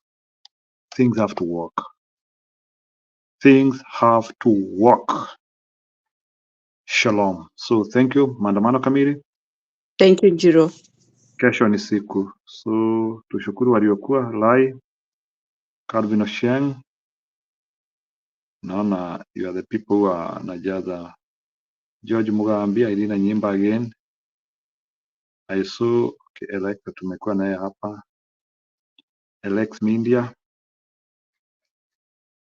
Yeah, so people are many today. Our issue groups waone. Fatun Mohammed leo hakuwa very huge in the show. Karo alikuwa akaenda. Joy Ombesa leo sijaona akituandikia. We have so many people. Jesh J sijaona leo. I think today the chat comment is a bit very new. Asri TV as usual. Kabiro, salam kabisa, tunaonanga. Okay. Shaman Hussein was there. Tuni Muhammad walikuwa hapo. Karo. So watu walikuwa wengi, hata Mr. Aaron and Samwimbo, Julius. So people are so many today. Charles Green. So tukunane kesho. So maybe naweza kuwa sijakutaja. Naona Calvin hapo anasema asante bwana. Okay, Jino, okay. Tunashukuru, let's continue. Kesho ni siku. We value you. Leo sikuona Njuria. Sijui kama amechoka kama ni nini. So sikuona Njuria. Okay, sawa. Elector ameniambia tufunge. Okay, sawa. Let's cross over. Thank you. So donations. Kama uko na kitu ya kupea shughuli unaweka hapo. The station needs cash. So ukiweka kitu hapo tunashukuru. Thank you. Tonight. Hii mradi ulianza kati serikali ya Uhuru Kenyatta. Kenya is the most stable democracy in Africa. Kenya is the gateway to the East African market. Kenya is the leading regional financial hub. Na eneo hii yote Makueni mlisimama imara juzi. Manake maandamano iko kwa sheria yetu. Kama wewe umekasirika, wewe huna imani na yale serikali inafanya, una haki ya kufanya maandamano. Mimi nimeangalia na nimeona ya kwamba hii serikali tuko nayo ni serikali ya majabasi. Na hata niwaambie, ukisimama imara vile nimesimama straight namna hii, hakuna mwenye anaweza kukupanda kwa mgongo. Unajua hivyo? Tonight, Sound Candy Talk.